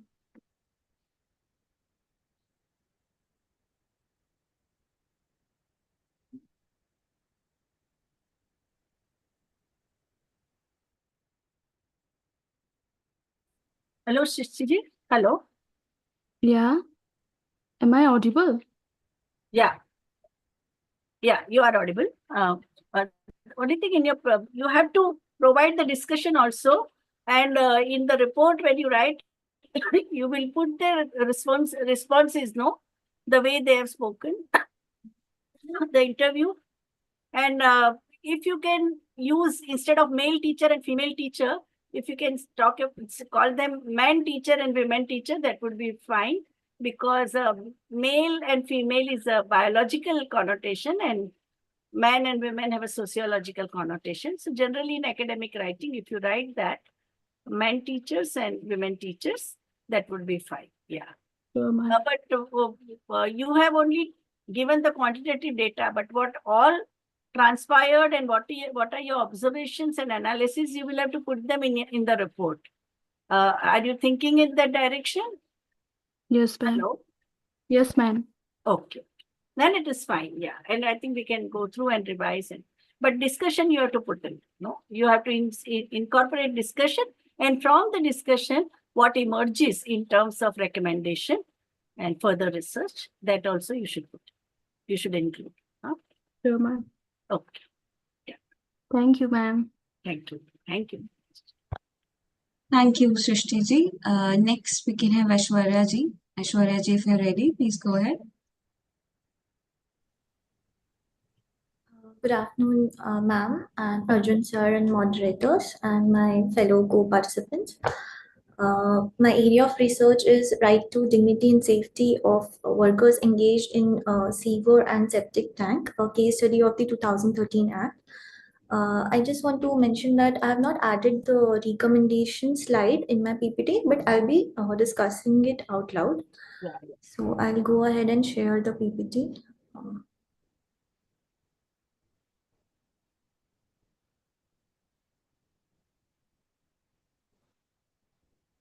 Can I just confirm if it's visible properly? Yes. Yeah, it's visible.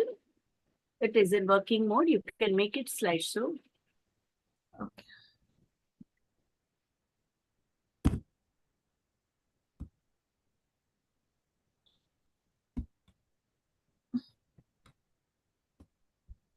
Okay, if you're not able to do, go ahead. I'm pressing the Alt F5 key, but is it not working? Is it not sharing? नहीं तो Zoom में है ना नीचे जहाँ पे वो It's Zoom okay, please go ahead. Go ahead. Okay.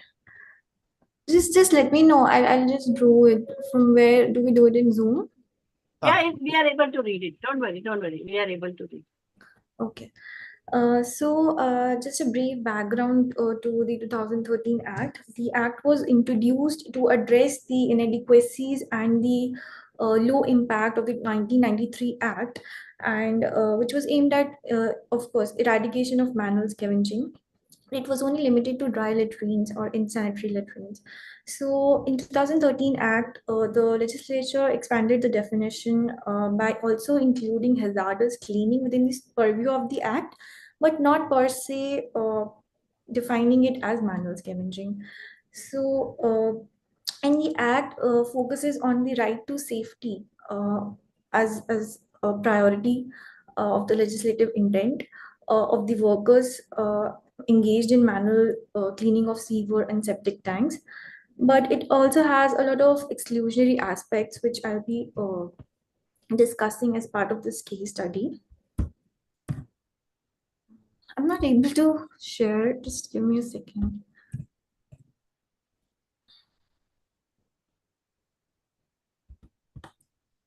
My laptop is hanging. I'm not able to move. Ishwarya ji, we just have your speak. PPT. Yeah, we can see your slides are there in the side. We can see the title. Okay, fine. Just speak. Slide is not moving somehow. No problem. We can see 5 slides which are there in the side. So we know that you have made. Should I just go ahead without the slides? But it is an inconvenience because I would like you to view. Aishwarya ji, I'll present your slide. You had submitted it to us, right?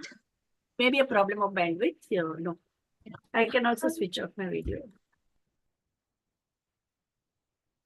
So you can share the other presentation that I had submitted. Yes, I'm sharing. I'm so sorry about this. So I'll go ahead. Meanwhile, while Priyanka is uploading.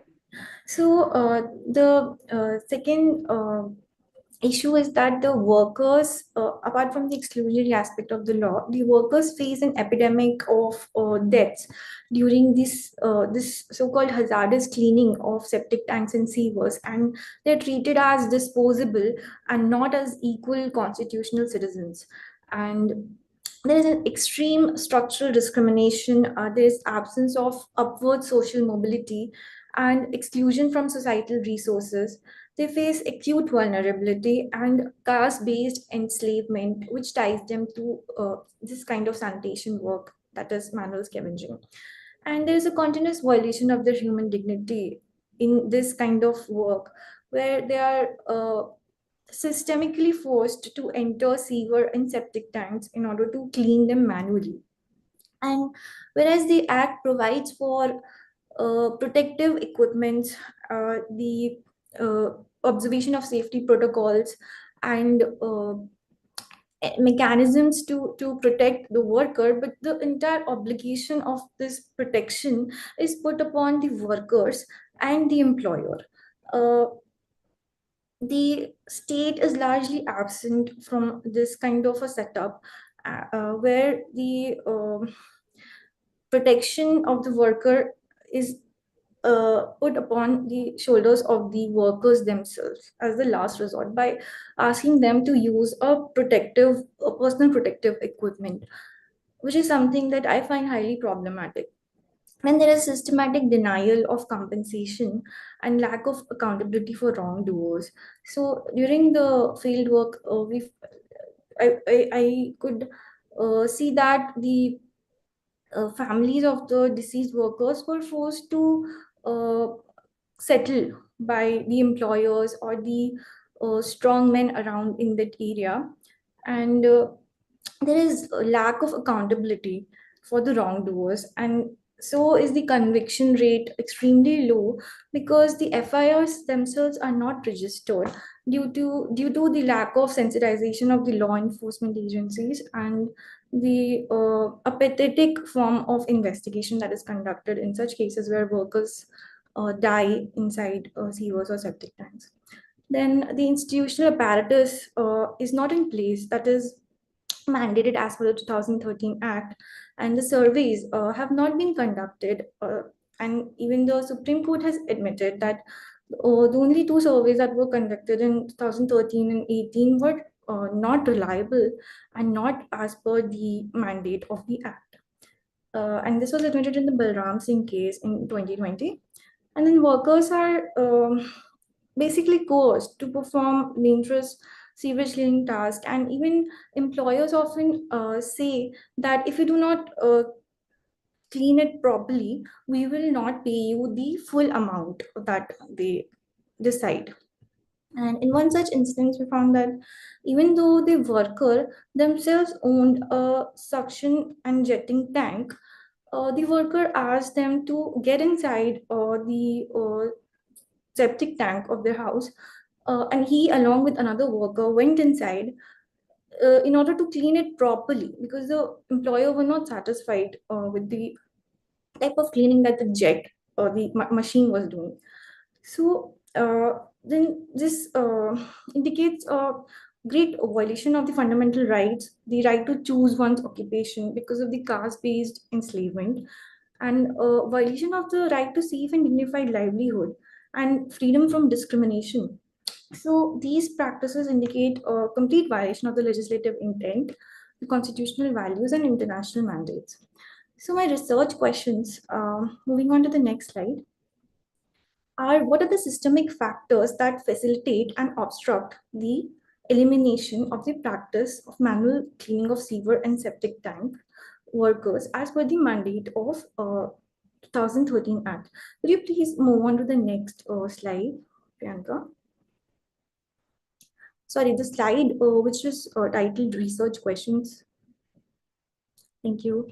So the second research question is, what is the legislative intent behind introduction of hazardous cleaning in 2013 Act? The third is whether the 2013 Act adopts a dignity-based approach to the abolition of manual scavenging, and how does it treat dignity and right to safety of the workers?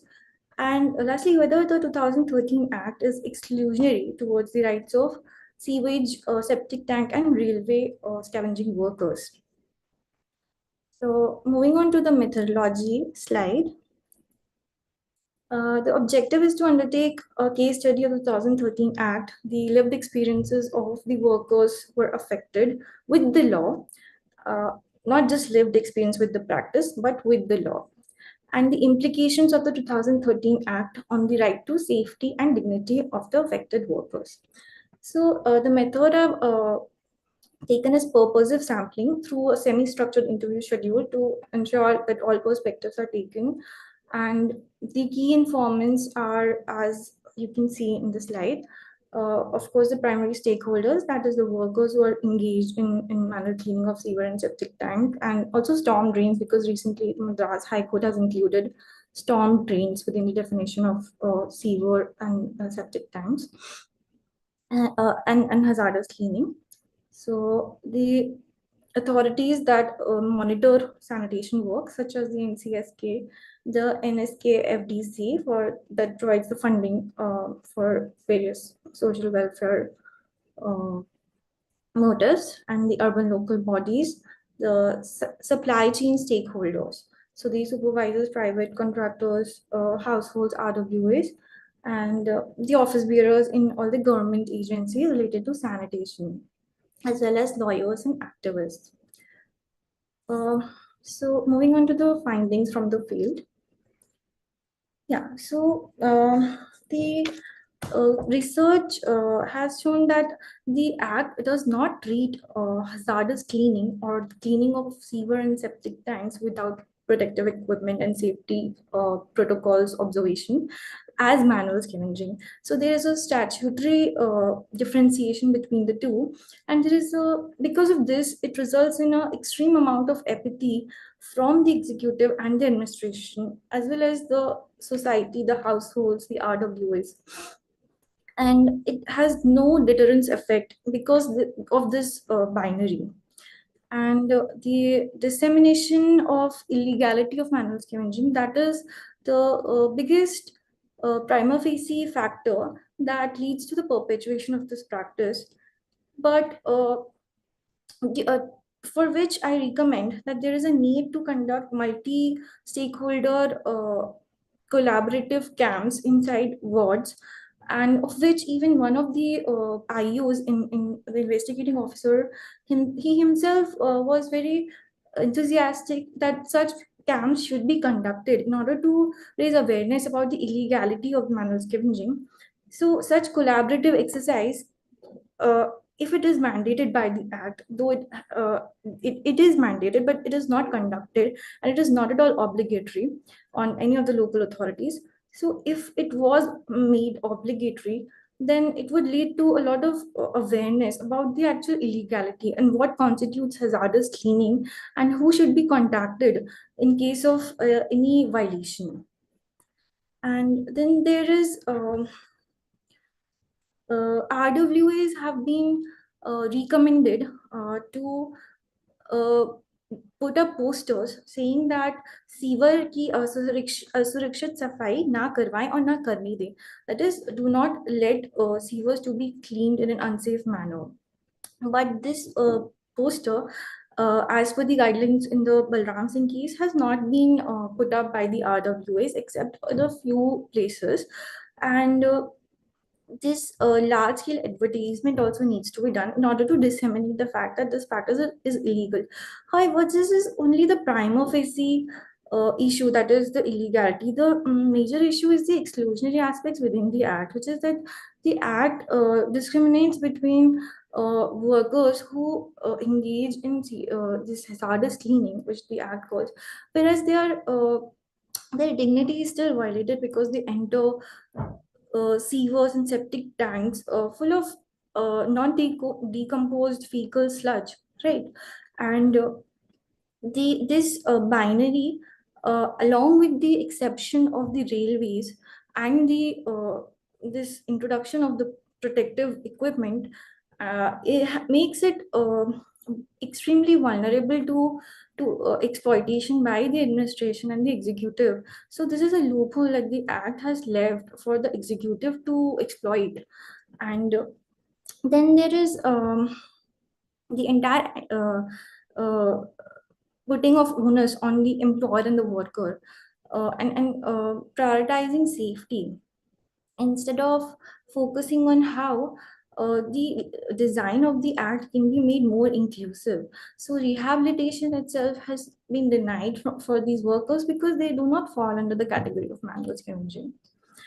And so also rehabilitation has largely been on paper, and the court itself, Supreme Court itself, admits that the surveys have not been conducted. And as per the law, if there is no social audit, how can rehabilitation be put in practice?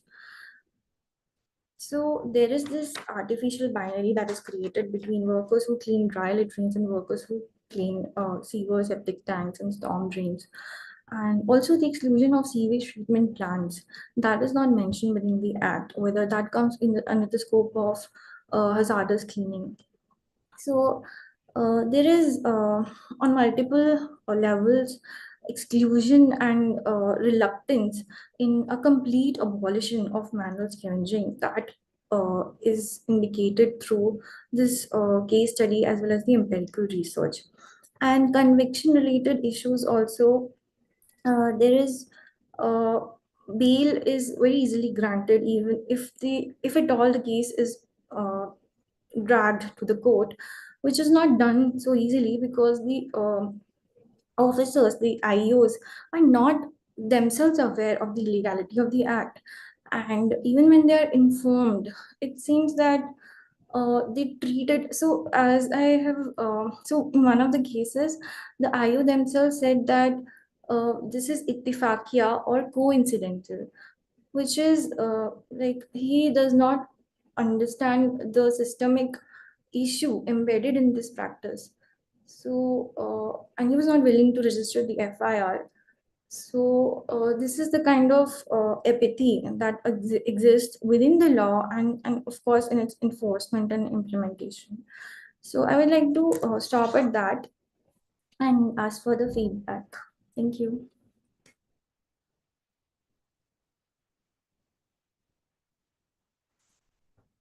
You have raised important concerns about the law, but I also felt that had you done also some of the good practices which some states have done. For example, Delhi State and also Kerala, they have done the mechanization of underground sewage and septic tank cleaning. Or other countries where such thing is happening in a more humane way. So that would at least show the pathway that it is possible.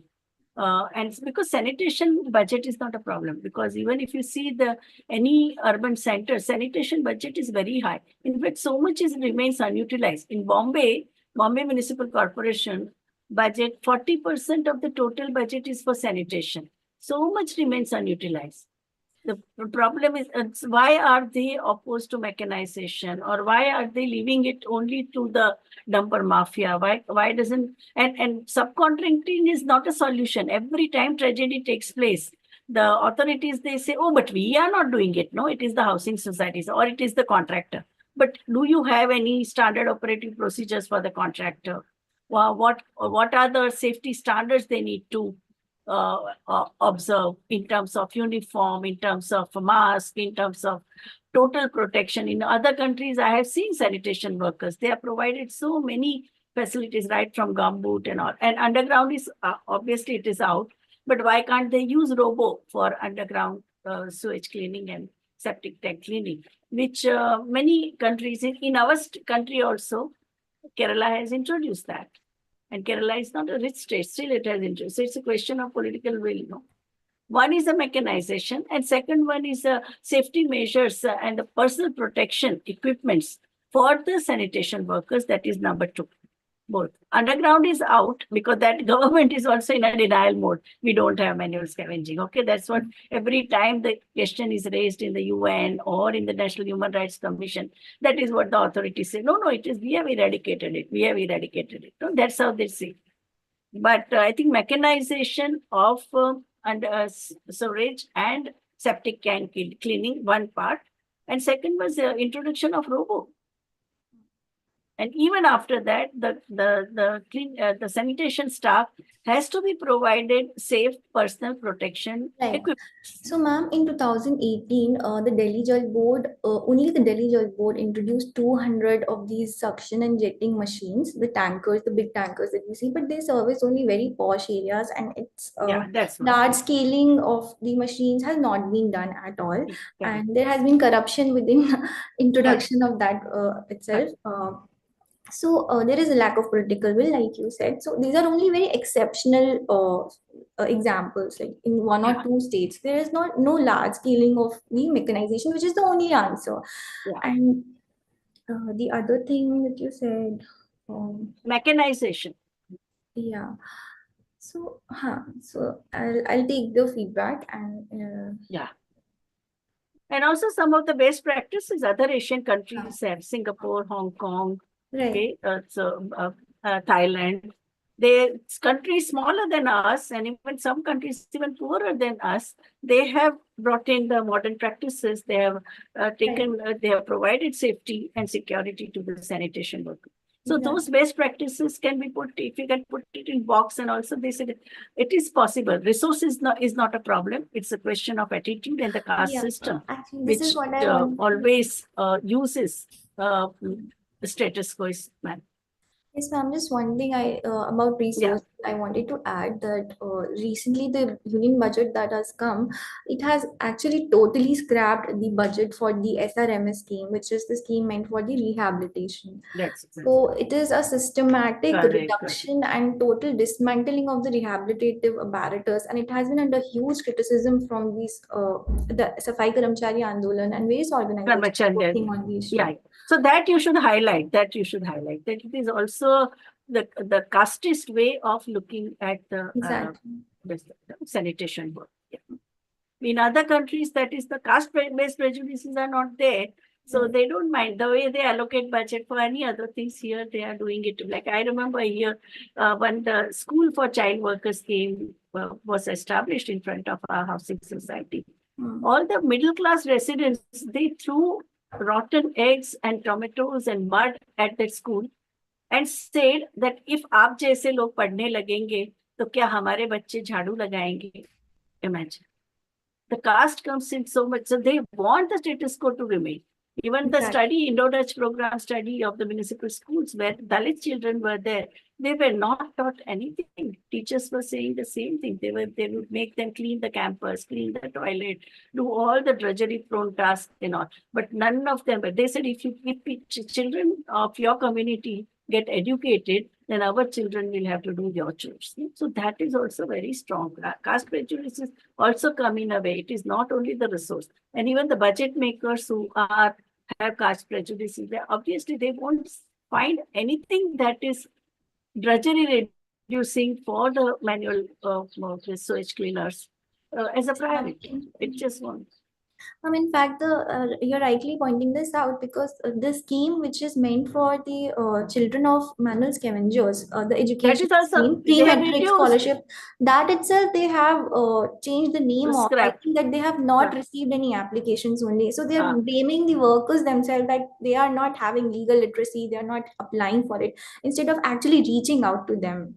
Correct. That's what the Bezwada Wilson has said, that they have even taken away the little bit of support which state was going is also scrapped in 2024-25 budget. So I think you should bring in all. So connect this issue along with the larger concerns of policies, the program schemes and laws. Yes, ma'am. And this is mandated within 2013 Act, the educational rehabilitation of the children. Yeah. Correct. Thank you, ma'am. Yeah, someone has written a comment, POXO Act is gender neutral. Yes, because all children are potential victim of sexual violence, both boys and girls. Yes, you're right. Thank you so much, Ashwara. Yeah. It is 3 o'clock and still we have 4 more presentations to be made. You all have put in so much of hard work that we don't feel like when curtailing you when you are making presentation. Are you okay with this time, or you are hungry, you are tired, you are losing your attention? Sudekha Bhattarai, Mangilal, Ankita and Nivedita Singh. What do you suggest? Should we continue or should we stop now and you suggest the alternate time where we can meet? Hello? I think I can go. You can go ahead. Okay, then start your presentation. Start. Ma'am, go ahead. Yes. Yeah, my colleague is helping me out with the slides. So because I have slow connectivity. Fine. So thank you everyone, organizing team for this opportunity. So my topic is gender and work, challenges faced by women, primary school teachers in Darjeeling. So I chose this topic because I wanted to explore more on the professional and personal life of teachers. So the introduction to my topic would be, I would like to seek my study is focusing on challenges faced by the women teachers in low-cost private schools in Darjeeling, in and around Darjeeling, and it my main aim or my main objective is to like see or examine the complexities of gender, how they manage the interplay between their personal life, household work, and professional lives. So, and the professional life that impacts the school environment in the long run.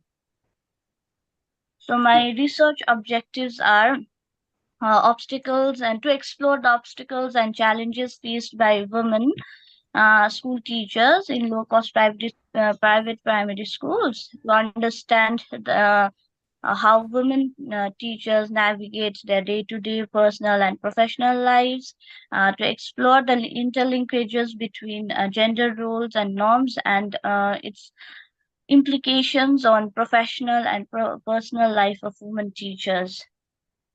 So, to conduct the studies, I used methods like Google Form, a questionnaire, to know their basic social demographics of the teachers.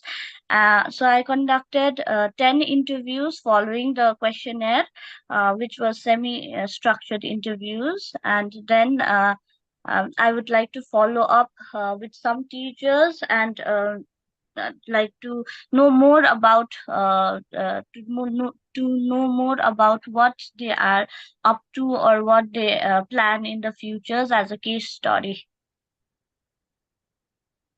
So my basic findings were were mental and physical stresses that the teacher face because they have to wake up early in the morning, 4 o'clock, 5 o'clock, and then do all the household works, chores, and then come to the school. So the other thing was menstruation. During their menstruation, because of low sanitation facility, they skip work and they are more stressed when they are menstruating.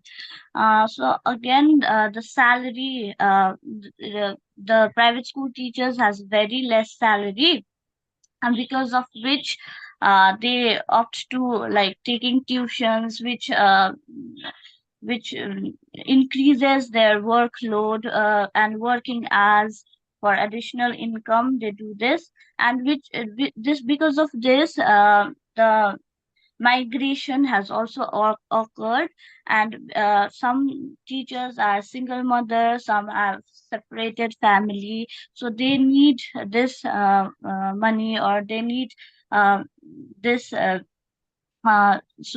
they need this money to like uh, uh, sustain their family, and this work to sustain their family, even if they don't want to work, or even if they don't want to be a teacher, they have to do this work.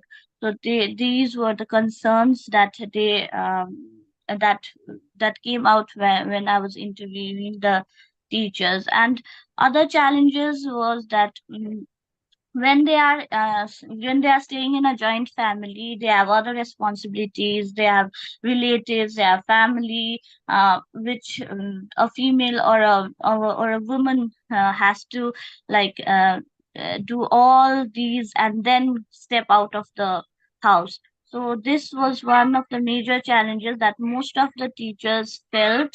If they are in a nuclear family, or it would be much more easier.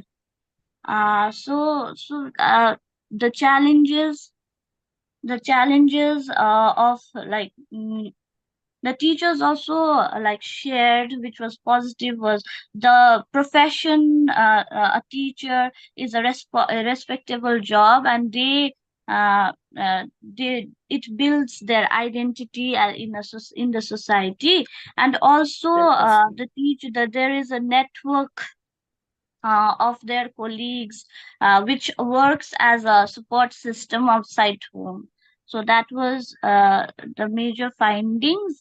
And also the findings uh, uh, which were like there was so the school associations, there are private schools associations, but they don't get any kind of government aid, and they are told to convert into cooperatives if they want any government aid. So the main problem or the main challenge is finances, because to run a private school like this, they need like money, but the source of income is very less. So the principals, being the main stakeholder, they are reluctant to provide more facilities or to provide better working space.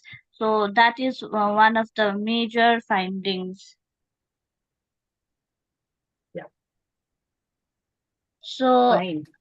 so the conclusion or the recommendation that I would like to suggest is so addressing gender disparities, implementing policies that addresses gender disparities such as maternity leave, childcare facilities at workplace, so flexible working arrangements so that during emergencies they can take leaves, providing trainings on gender equality, leadership, conflict resolution to school administrator and teachers, establishing mentorship programs such as women teacher in career progression, improve school infrastructure so that they can get better sanitation facility, they can create a safe and safe learning and working environment,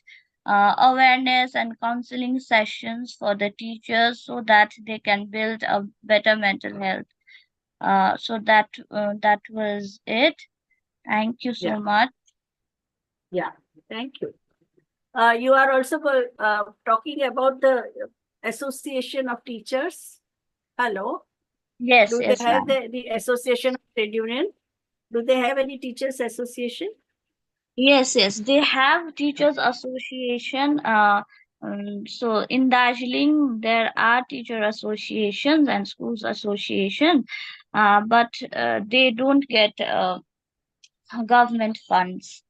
Yeah, that is there, but your recommendation for them, in what way Teachers Association can also provide safety, dignity, self-esteem, and welfare. How can they do the welfare of teachers? So you can, as from a finding of your research, you can also give recommendations for the Teachers Association, whether they are supported by government or not, but they can take it up. Like earlier in PTA meeting, the Parent Teachers Association meeting, they never discussed the parental punishment or corporal punishment or POCSO Act. They never discussed. Now they do, because such recommendations were given. Like PTA also is not supported by government. Parent Teachers Association is a voluntary body of school teachers and parents. Now they are taking up serious issues. So you can also give suggestion that what can Teachers Association do for welfare of women teachers. No? Hello. Yeah. Yes, ma'am. Thank you. Okay. Thank you for Thank the you, sir. Yeah, congratulations. Good work. And PPT is also. Thank you, ma'am. Thank you so much, Rekha ji. Mangilal ji, if you're here and you're ready, you can go ahead. Yeah. Yes, Mangilal ji, you should be able to unmute yourself. Yeah. Yes, raised hand. Okay. Not able. Actually, he has the permission to unmute. Mangilal ji, I've shared the promote to panelist link. Yeah. Yes. Okay. Rejoining as panelist. Okay. Yeah, fine. In the meanwhile, I'd like to check if Nivedita ji is here. Otherwise, I think Ankita ji will be our last participant. No, I think I'm before Nivedita ji. Where is she? There are two Shruti Vermas here. Shruti Verma is only one. Yeah. Mangalal ji? Verma. Yes, ma'am. Am I audible? Yes, yes. You can be Yeah, a yeah. little louder, Mangalal ji. Yes, yes. Yeah, yeah, yeah. I want to share my PPT.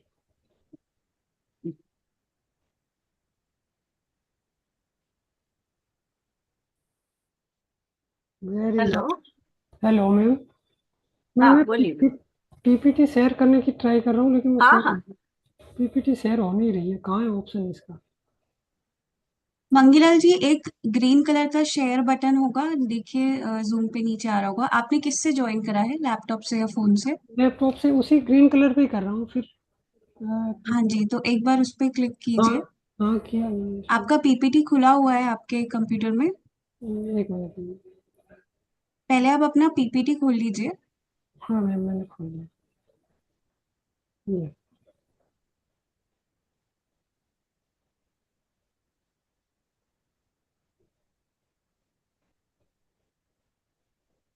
Ma'am PPT दिख रहा है? Yes. हाँ हाँ, दिख रहा है। आप इसे स्लाइड शो मोड में ले जाइए।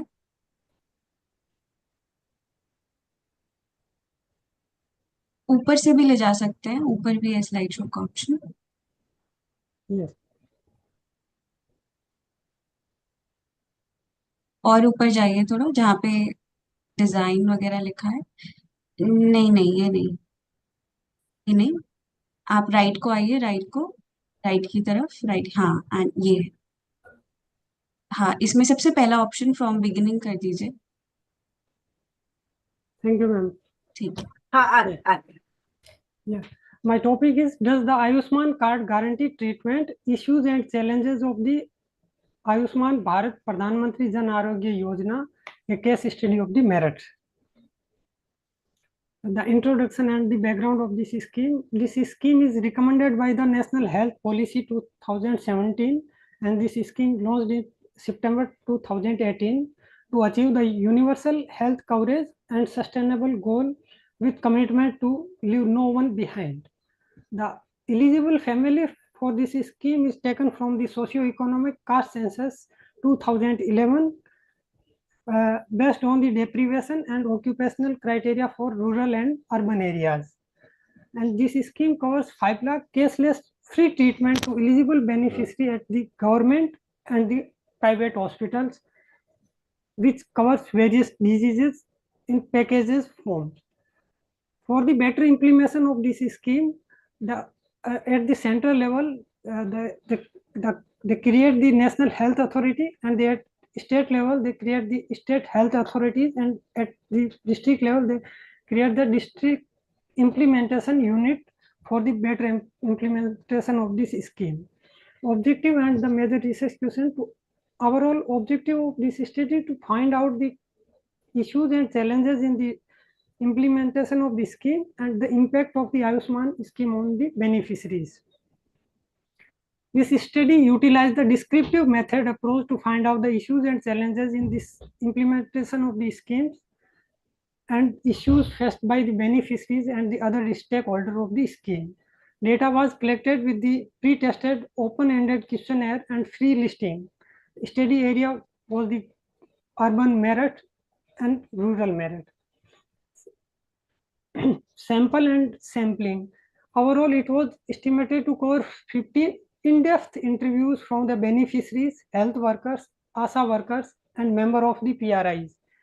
And focus group discussion was carried out with the community health officer, ANM, chief medical officer, and nodal officer of the scheme for the purpose of the study.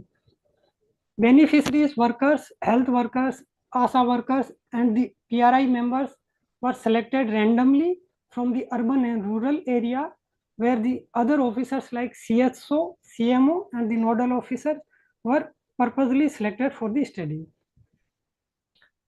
In-depth interview with key stakeholders like beneficiaries, ASA workers, CHO, MO, and PRI member, including Panchayat Sahayak, were carried out, and focus group discussion were carried out with the CSC officers, nodal officer scheme. In-depth interview and focus group discussion were analyzed based on the verbatism and free listing.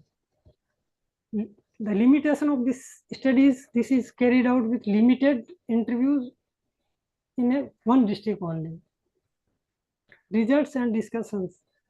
The major issue of this scheme faced by the beneficiary is at two levels. One at the during the know your customer or the document verification stage, after they know that their name is already in the list of the beneficiary.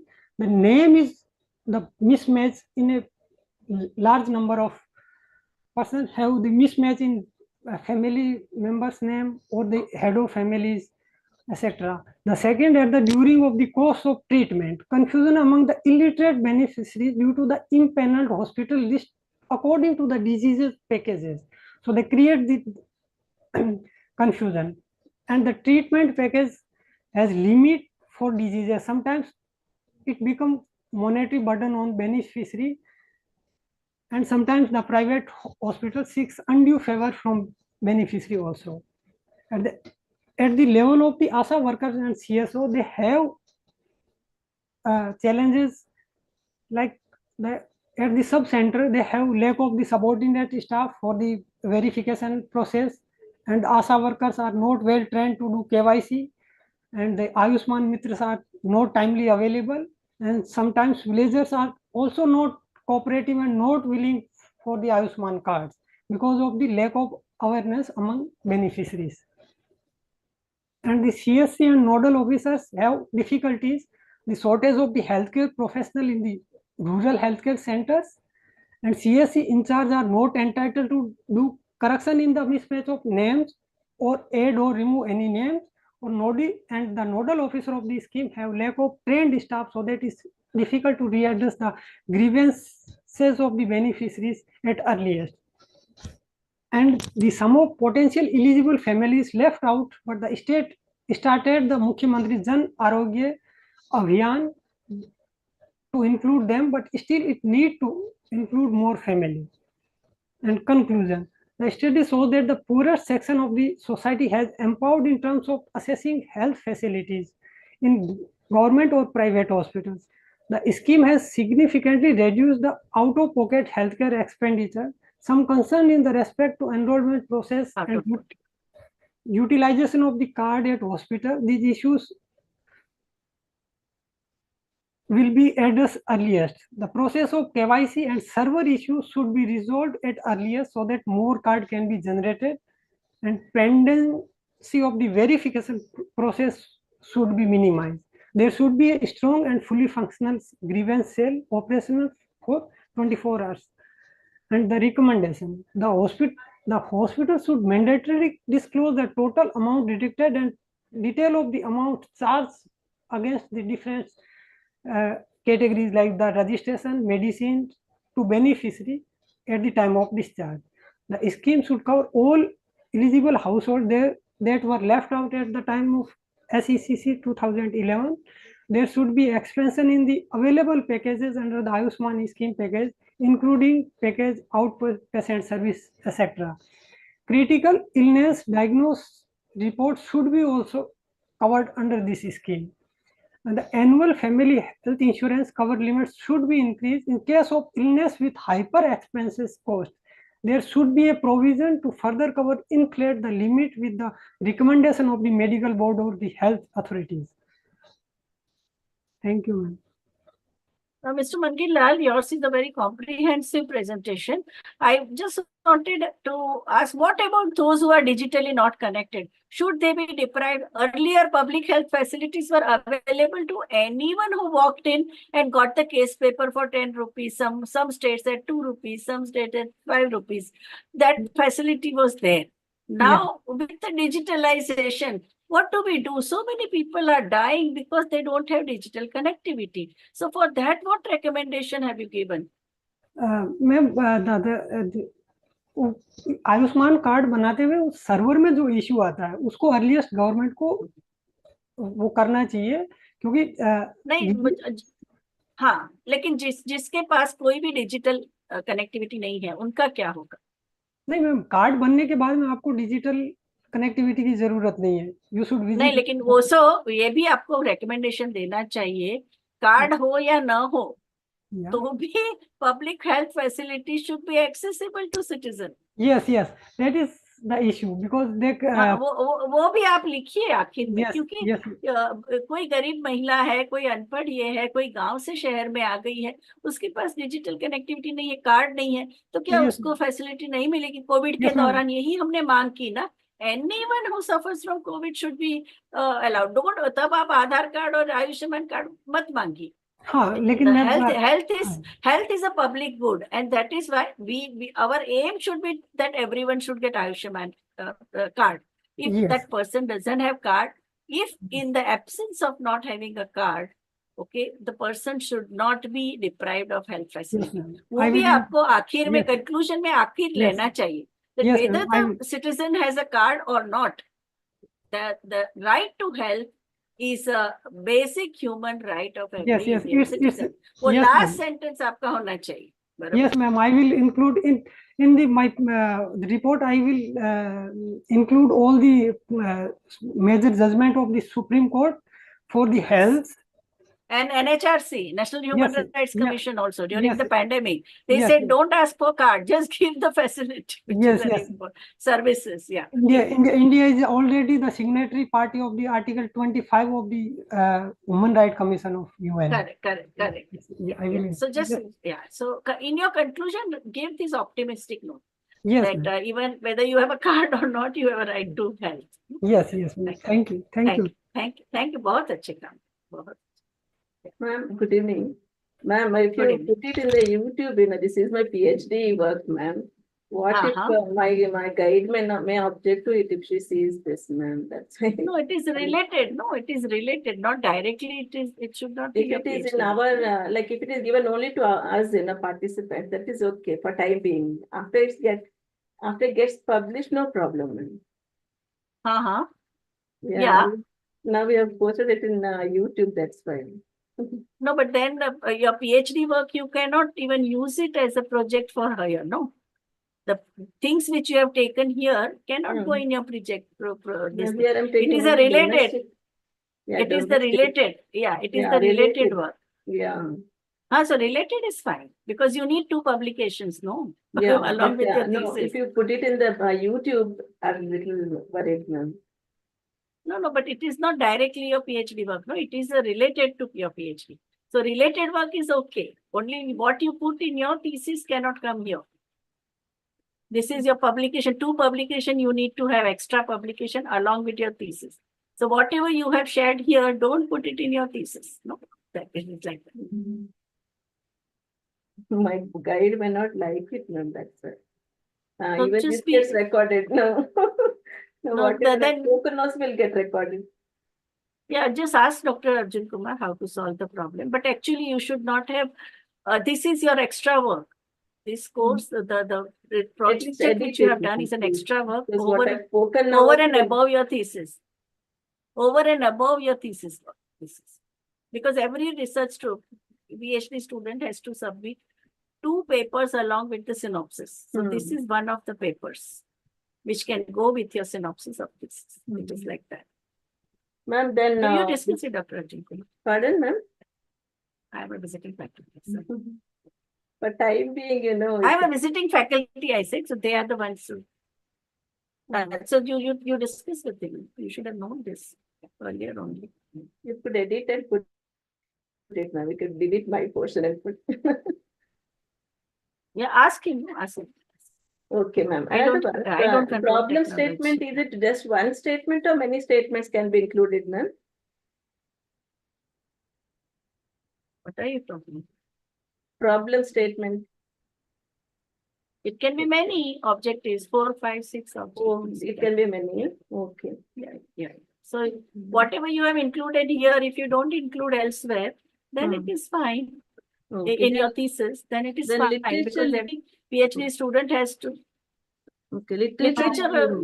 Here it is limited. No, there you will have exhaustive literature. Here it's only 3,500 words of your paper, where there you will have 10,000 words. Ma'am, literature review, just in one paragraph you have to write and finish it off. Yeah, 3,500. Yeah, 3,500 words is your limit for your paper. So, Ma'am, sorry to interrupt. Sorry to interrupt both of you. Can we have the remaining two presentations first, ma'am? Yeah, The madam. participants are waiting. Yeah. Ankita ji. Yes, Ankita ji, if you're here, please go ahead. Yeah. Am I audible? Yes. Nivedita ji, yes. Nivedita ji, I think Ankita ji was before you. I'll just ask for her once more. If Ankita ji is here, then she can go ahead first. I have not seen her name. Am I audible? I'm here. I'm here. Okay. Okay, sure. Please go. Can anyone answer me? Am I audible or not? Yes, you are audible. Okay, let me share my screen. Yeah.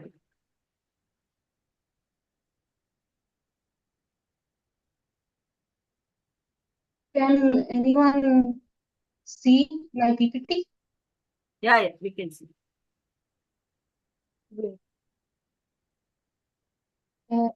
Is it visible? Yes. Okay, thank you. A very pleasant, good afternoon to all of you.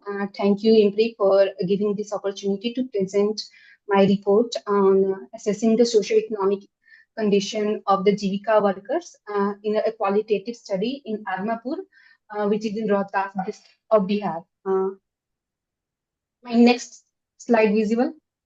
Yeah. Okay.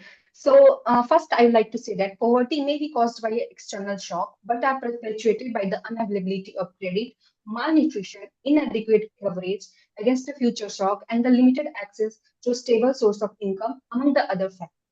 Formation of SCG over the years show it has facilitated inclusion, particularly access to low credit, on assumption that such access will allow retirement high-cost debt, thus enable improvement on livelihood. So for over the years, from 1990s, we have, if we take Bihar as a context, we have seen multiple SSG movements which have been introduced, like Indira Gandhi Gramin Yojana, Mahila Samakhya Yojana, and Pradhan Mantri Gram Swaraj Yojana, Women Development Corporation, but none of them have been able to achieve its objective, which is the central focus of SDG, which is the empowerment of women. So, but only few programs have been able to achieve its objective, women empowerment, in its multi-sectoral approach as Jivika in the midst of high-density field project that had microcredit and its component. So Jivika is in crux as a platform where understanding of poverty and its solution can be contested and forced into a participatory manner. So there is a community level participation which are encouraged in Jivika, and community level solutions are done then and there. So my next slide is research objectives. My research objectives are to study the evolution of SDG movement in Bihar from 1990 to 2006, when the Jivika was introduced, and to understand the impact of Jivika on multi-dimensional development factors such as nutrition, health, livelihood, economic and social empowerment, other than credit and debt portfolio. So I wanted to see whether the beneficiaries have kacha makan or pakka makan, or whether they are practicing open defecations, or they are having any productive assets such as cattle for any income generations or any consumption through this program. So yeah, Jivika as a whole in paper looks good, but for understand its duality and its deep meaning, we have to look at from the multi-sectoral socio-economic indicators as well, which includes nutrition, health, livelihood, and social and economic factors. So my next slide is, for my report, I used these mainly four articles, which are recasting culture to undo gender, socio-economic impacts of Jivika, engaging women groups to improve nutrition, and the fourth one is evaluation of national rural livelihood projects. So, and my next, so as I was told, ki, 5-6 slides were enough, so I did not elaborate much on that. I will do that on my report. So, and the research tools and the study location is Armapur. The study location is Armapur village in Rohtas district, which is I have primarily chosen because it has been quite close to my home, the nearest village to mine, and it also has a robust network of Jivika at the village level. There are like 15 working SDGs, Jivika SDGs are working right now, and 2 block level CLF which are working there. So, and my let me go to my next slide. So I would like to elaborate more on my now key findings, which have been positive outcomes. First, let me start with the positive outcomes. The first, it has freed most of the households from the high cost debt. Beneficiaries have started to take steps towards using credit for productive purposes after retiring expensive loans. So what I observed from the interviews that the beneficiaries are taking a small loans, frequent small loans to retire the high cost loans which have been taken from their money lenders or the informal credit. So Jivika has been quite helpful in that aspects for the members. And second, key positive outcomes are the members have now developed the habit of practicing regular savings and now able to voice their opinion in weekly members meeting and more precisely on multitudes of factors. So as I was in passive observation, as I was doing the passive observation of one of the meetings, so I saw that there was a lot of camaraderie among the Jivika members, and they have developed such a intellect by attending the meetings that they are able to do the calculations of the mathematical calculations without the use of any calculator, like percentage and the multiplication, division, and addition, and so on. So that was quite an interesting thing which I noticed, that even though most of them were primary level literate, but they were able to do that those multiplication quite effortlessly. So yeah. Now the challenge is overworked and underpaid. From COVID-19 to midday meal, Jivika members are called to act on behalf of government all throughout the year on a measured salary of 2,000 rupees.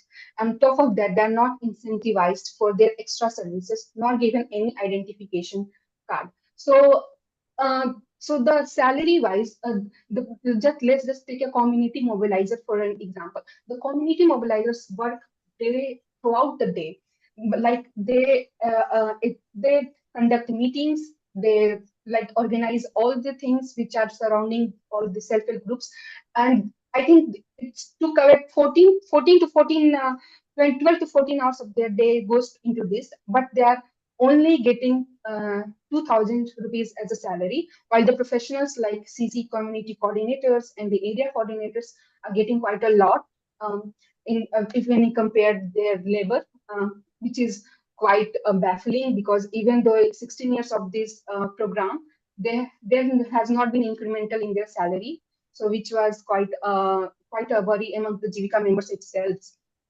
And the second is there is still a lot of work which needs to be filled when it comes to empowerment. There has been no significant cooperative business which has come out of Jivika. Like for instance, we saw in the case of Amul Milk in Gujarat. So the empowerment, the Jivika on papers will tell you that yes, there is an empowerment happening, but as we see, we go out and see that there has been no cooperative business which has come out of Jivika in the recent few years, which has been gone to the scale of like a state level or a national levels. So yeah, so these are the quite challenges they face, that they don't have an identification card that that other ASA and Anganwadi workers have. And even though they are doing quite a lot of work, in the other day on the Independence Day speech, Chief Minister Nitish Kumar has said that Jivika members are now will be used in the cleaning of the hospitals. But yes, they are ready to do work. But the thing is, they should be also properly incentivized and compensated for their work, because without them, COVID-19 pandemic would have been quite worse if they have not provided their service in the COVID to 2020. So yeah, these are my findings, and based on that, I recommendation that there should be a grievance redressal forum at the block level for the Jivika members for any difficulty they are facing, and there should be decentralization of the funds to the community mobilizers, because what I have seen, what I have learned from the Jivika Didi itself, that she only gets like ₹100, just ₹100 for the all the recharge and all the electronic cheese which needs to add the which we know that internet data quite I mean cost quite a lot. But even though everything is price is rising, their price has been same for the last 16 years. And lastly, I want to show you my field visits, which have been day 1, which is this is a SD members meeting, and this is a bookkeeper meeting. So yeah, that concludes my presentation. Thank you.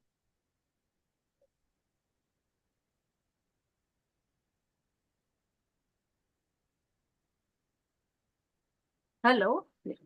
Was I audible? Yes, yes, you are audible. Yes.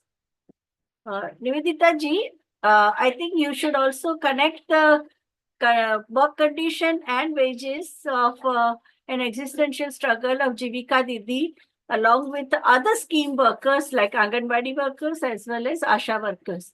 And also go through the charter of demand of that. And I think regularization, the overarching concern is regularization of scheme workers, whichever schemes government is coming up with for the rural health or education or child health or integrated child development, where state is directly the employer of these women. They should not be treated as a volunteer. They should be treated as a worker, and the minimum wages of the state should be given, or the standardization of wages, workload, and the responsibilities in terms of social protection, social security, that should be standardized through for all the scheme workers. I think that is a major concern. Because what you have described about Jivika Didi is applicable to Anganwadi workers and Asha workers also. Okay, ma'am. Yeah, it's a good work. Very good. So, sorry for interrupting. So, in terms of recommendations, so I should compare that with Asha and Anganwadi workers and compare their facilities as well and their challenges as well. Yeah. Okay, ma'am. Thank you, ma'am. Thank you. Thank you so much. Yeah. Thank you so much, Ankita ji. I think we have Nivedita ji here with us. Nivedita ji, if you're ready, please go ahead. Okay, I'll share my screen.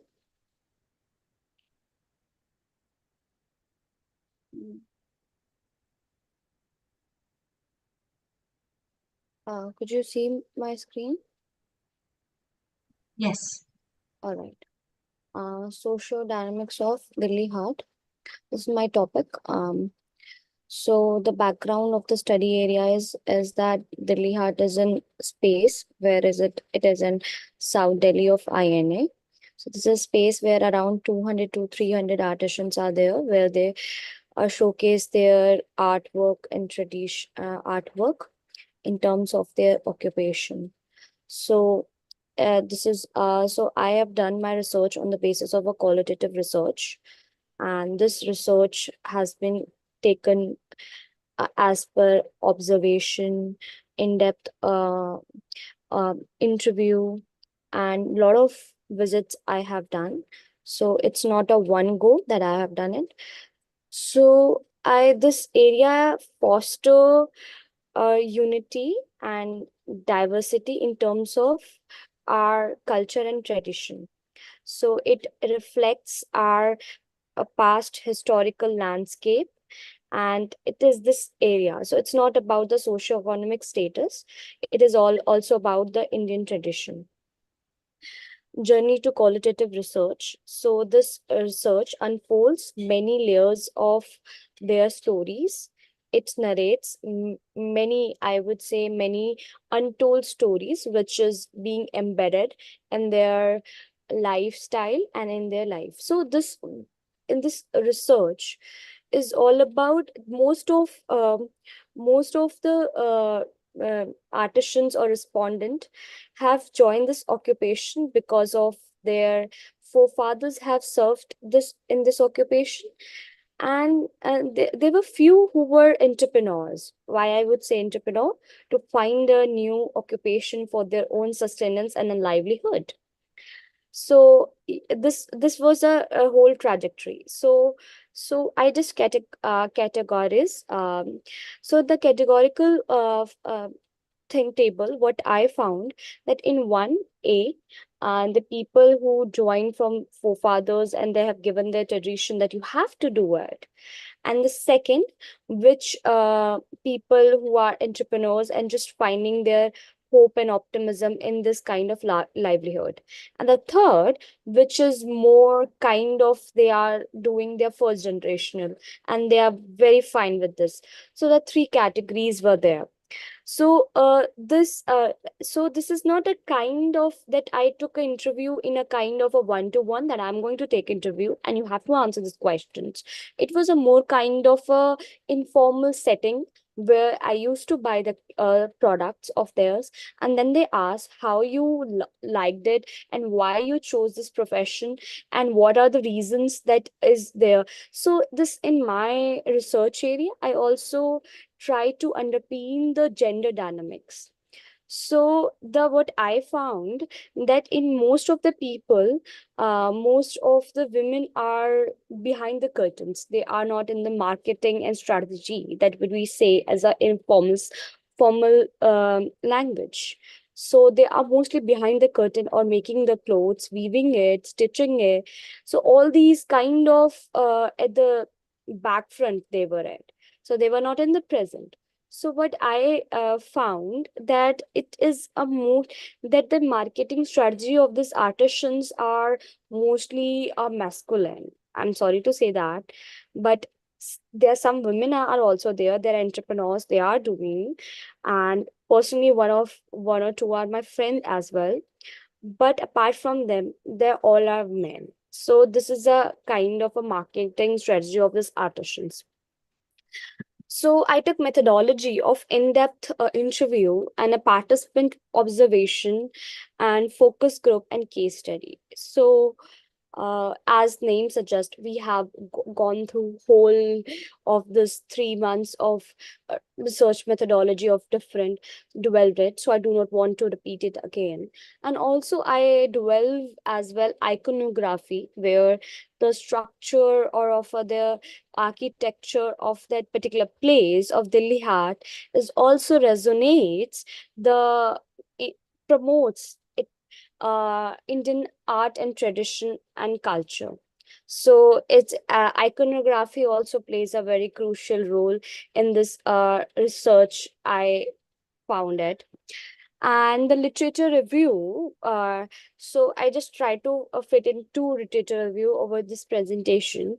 So this Aruna Ranganathan is talking about that how globalization and technology has hampered or you can say impeded their journey of their occupation. So why this, I would say, the globalization LPG happened in 1991, and this kind of their handloom craft handicraft is more expensive as compared to the when we buy to the synthetic or fast fashion. So fast fashion product is more cheaper than that. You will buy a sari 10,000, 15,000, and if you compare to that synthetic sari, you'll get in 2,000 or 1,000. That's a huge difference. And also, I have not written in this dissertation, but it is my observation. There's a purchasing power parity of this clothing is more from higher income group. It's not from the lower income group. You will find over here that the people are coming like a civil servant or white collar, I would say. So white collar people are more purchasing these kind of clothes. So we have to make this is the gap that I found. This is a practical gap. This is not this is my observation. This I've not asked or discussed it. That's that we have to make a viable cloth as much that a lower middle class can buy it. If I am buying a 15,000 sari, it's all about the purchasing power parity. So this whole scenario that I found it. So EPW, so this more income group, this is a handicraft. So it's saying about the machinery, lacuna and all those equipment thing. And Aruna Ranganathan clearly defines that how globalization affected.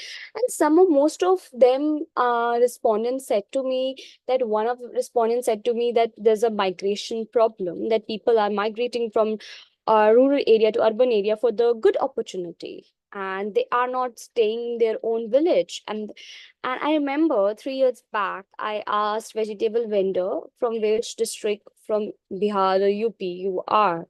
So why are you not working over there? He said to me in Hindi, कि कौन करता है अपने गांव में काम? So this is the kind of a thing that this kind of a statement that is given by one of the, not here, 3 years back that I have received it.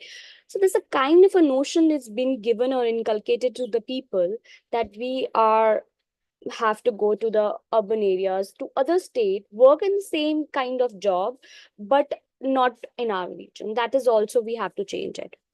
And narrative analysis of artisans. So main findings that I found that this is most of a generational form of art and providing sustenance to the local community. And so this is a Madhubani painting. I have taken case study where I took an interview of one respondent. He said to me that there's a one village in Bihar, Madhubani, Jitwarpur. So it is one of the most of the Padma Bhushan, Padam Shri are from the awardee are from this village, and all the villages are involved in the Madhubani painting. And when I asked the historical landscape of their village or of their painting, not so what he told me the answer that it is related to Indian mythology, and Indian mythology which is more related to the Sita goddess. So this is a kind of a relation with the Indian mythology. So what he said to me, that respondent, that this that this painting, that these kind of paintings are being sold in the market, which is first copy, and it is digital form or digital copy or something like that, and this has to be, copyright has to be done over there. So this is one issue that he told me. And this whole village is directly linked to this form of art, and they are providing opportunity and purchasing power parity of this village, everything they are related to it. So they learn from their art from their forefather, and the lives and so this is second interview that what I have just found, so mentioned it.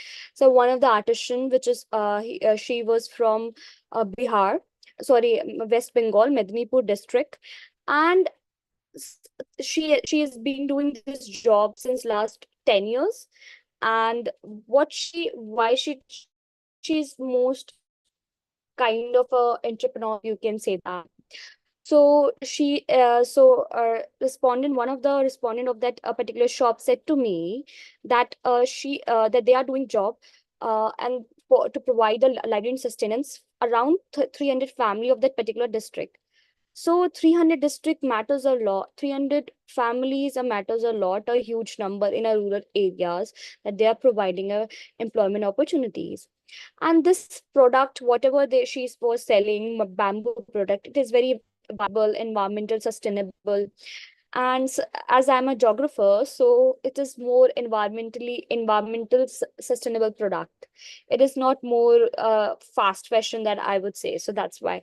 So and then there are many artisans that I interacted with them, that the carpet makers, that they are from Uttar Pradesh, UP in area of Western UP or Western UP in side of Bulandshahr, and one of them are Allahabad side. And so they are doing this work since last generation wise.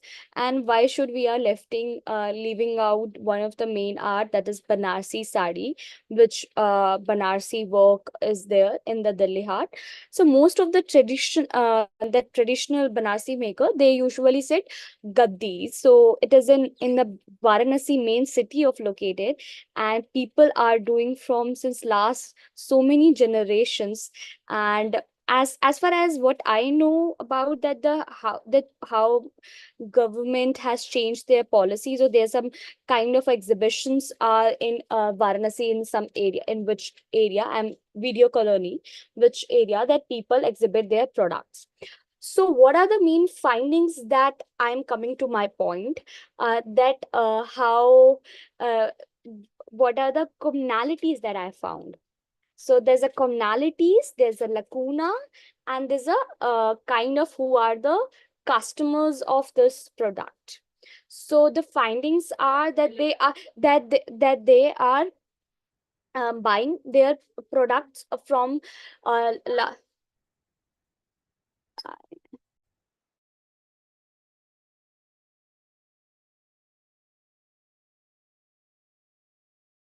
so that they are buying products from their since last I'm sorry. So then I'm coming to this point. Due to globalization, traditional artisans are facing challenges, and so despite these challenges, they are providing millions of job opportunities to the rural population, and also these artisans plays a crucial role in preserving Indian tradition. So I also what I observed that apart from that, yeah, that they're in club people, they are adapting a new kind of culture, new technology, which is digital printing, as per the globalization. So they are also adapting a new technology. This is a kind of a contrary that I'm just telling you. So what I found is that that they are most of, they have learned a very fine blended art and tradition from their forefather, and then they are portraying in their respective occupation. So that is the one of the remarkable thing that we can expect. And also their experience of is they are most contented about their respective occupation, that they say if we go to for any kind of job, so we'll not have any this kind of freedom or purchasing power parity, and we are employing and we are providing opportunities to thousands, millions of people. So what they have demanded me that there should be a marketing and promoting scheme should be there, and there should be handloom clusters, or there should be in every district. There, this is my recommendation. This is not they have said to me. What I have observed this, and there should be handloom clusters in every district where they could sit like a self-help groups. They are self-help groups. Most of the artisans who come over there are registered in the name of NGO, or are registered in the self-help group, or registered in the name of cooperative houses. So they are categorically registered in kind of any kind of group or NGOs. But in the handloom clusters, they would going to work, and like of they would get the wages like a 500 or 600. So there would be no kind of exploitation. Middlemen would be, I think, side line. When you work, when you are owner, every owner would going to work, every owners of labor would going to work in that handloom clusters. That's my creation. And also there should be assistance of in providing a capacity building. So in that you would be providing skills and resources to the people, so that they can reflect in their occupation, and imparting informal education, and giving them new kind of technology which is being used in the in the synthetic thing. So in that you can modernize or fusionize the hybridize that art. It's not, I'm not saying the hybridize the art wholly, but it has to be in a centric or in a neutral form. That's what I'm want to say it. So this is and in market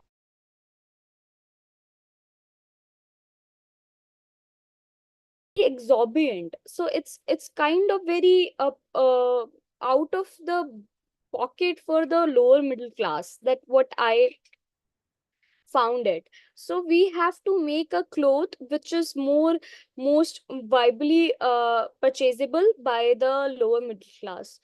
It is good art, it is having, but there's somehow lack of awareness among the large mass of our country. It is people are making from large mass of people are involved in this, but however that lower consumption is there because of money.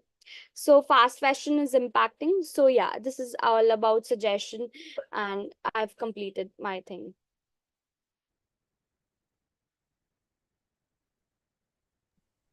Your presentation is excellent in terms of analytical rigor, theoretical, this thing, connection of micro, meso, and global forces, how are they impacting? And the dumping that is taking place from other Asian countries also, some, especially the Chinese handicraft, are so cheap and available in a dollar shop for 50 rupees and this thing. So I think that also is impacting. But the recommendation has to be at the three levels. What should the state do for protection and nurturance of the handicraft? That is one aspect. The cooperative efforts like Dastakar or Pumpuhar or the traveling exhibition come sale by the artisans. That is also so many state governments are sponsoring, especially the southern states. I see them doing that.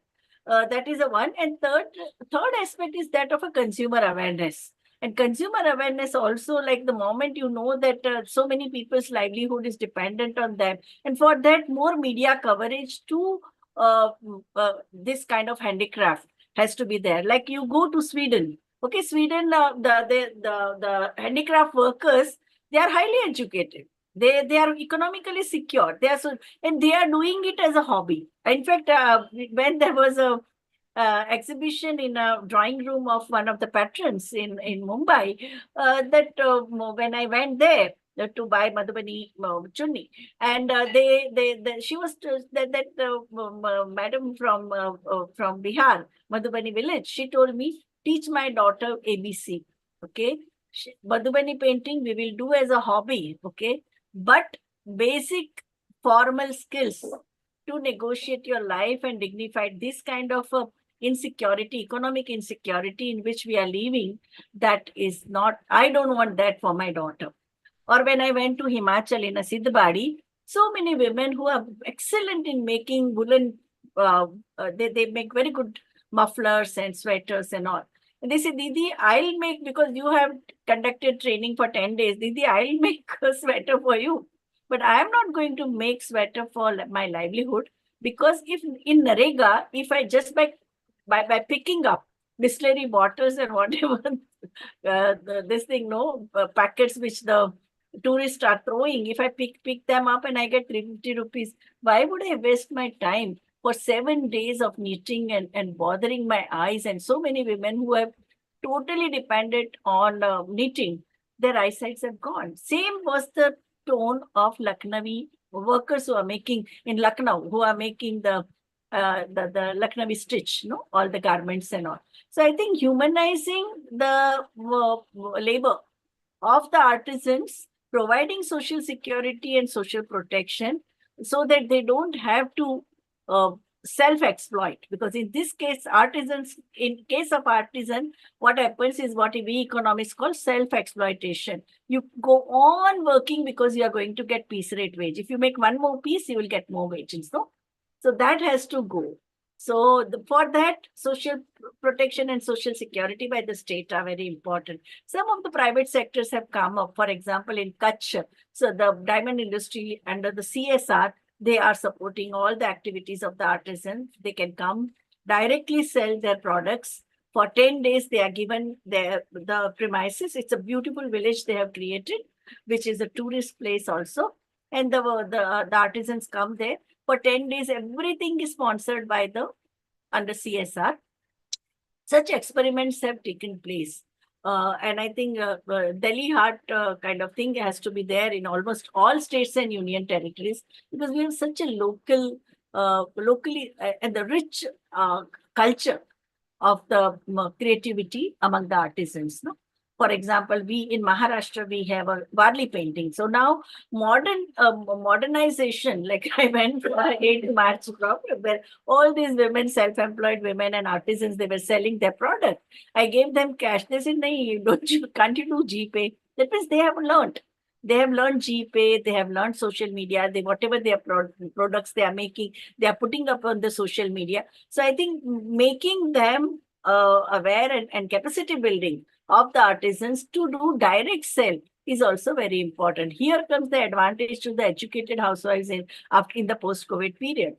Many of them lost their job, but still they are thriving because now they are harvesting the technology for reaching out to directly to the clients. So 3 levels of recommendation. I suggest state, artisans themselves, and also the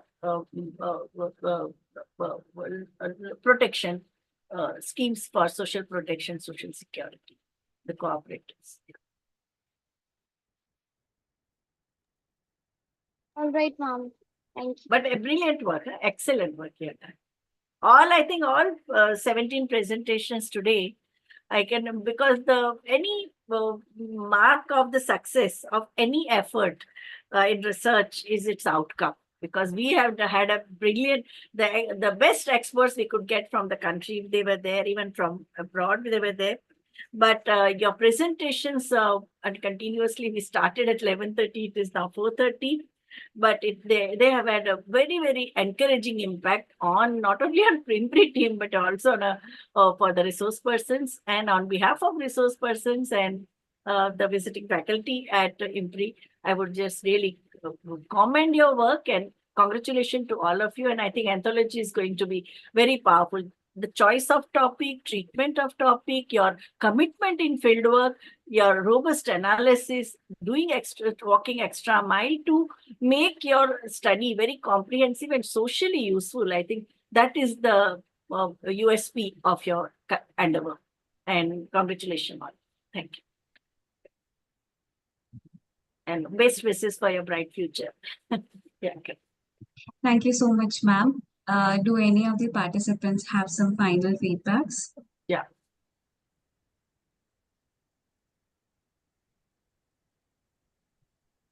Okay. If not, then I have a few announcements to make.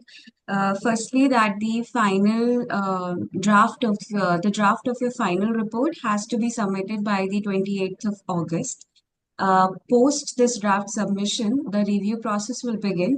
Your reports will be reviewed by our chair, Professor Vibhuti Patel, and the respective experts based on the title of your respective reports. I would request the participants to please stick to the timeline, as it will help in maintaining the speed of the process. The more you delay in the submission of the final draft, the more the entire publication process will be delayed. Hence, 28th August is the date. Please do make sure that you submit by then. In case you guys need more time, or due to any of the reasons, I request you guys to please submit an email to us, write to us, stating the reason why the delay in the report, and also give us the timeline by when will you be able to submit it. I would request that if it is not happening by 28, then not to take more than a week to submit the final draft.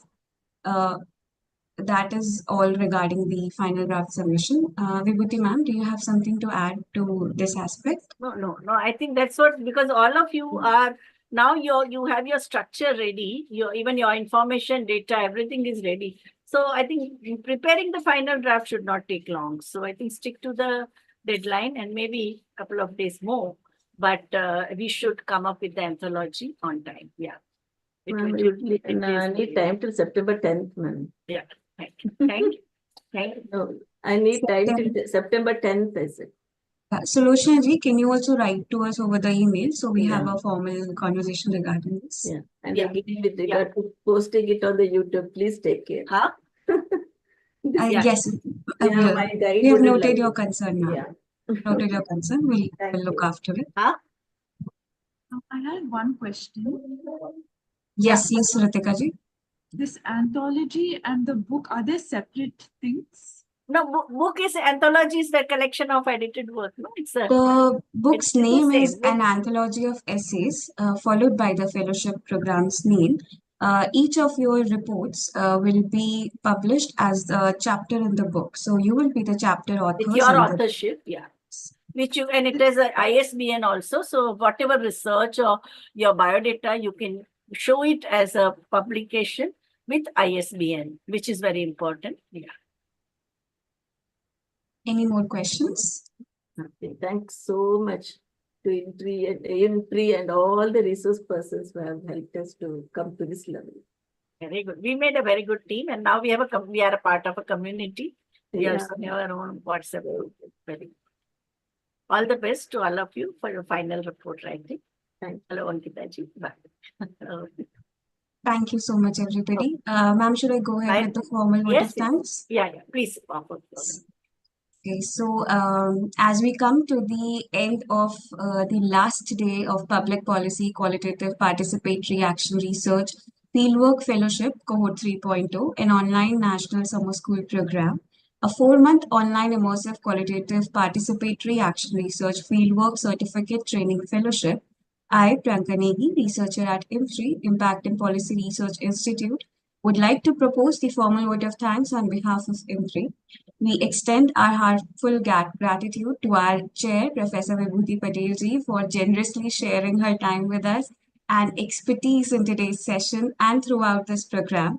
We also express our sincere appreciation to all the experts who have guided us over the past 4 months, contributing to our learning journey.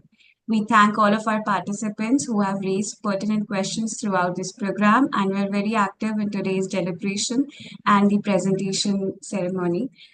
We would like to I would also like to mention that a feedback form will be shared with you all. That is to be filled and submitted. Post the submission of the feedback form, only the certificates will be awarded.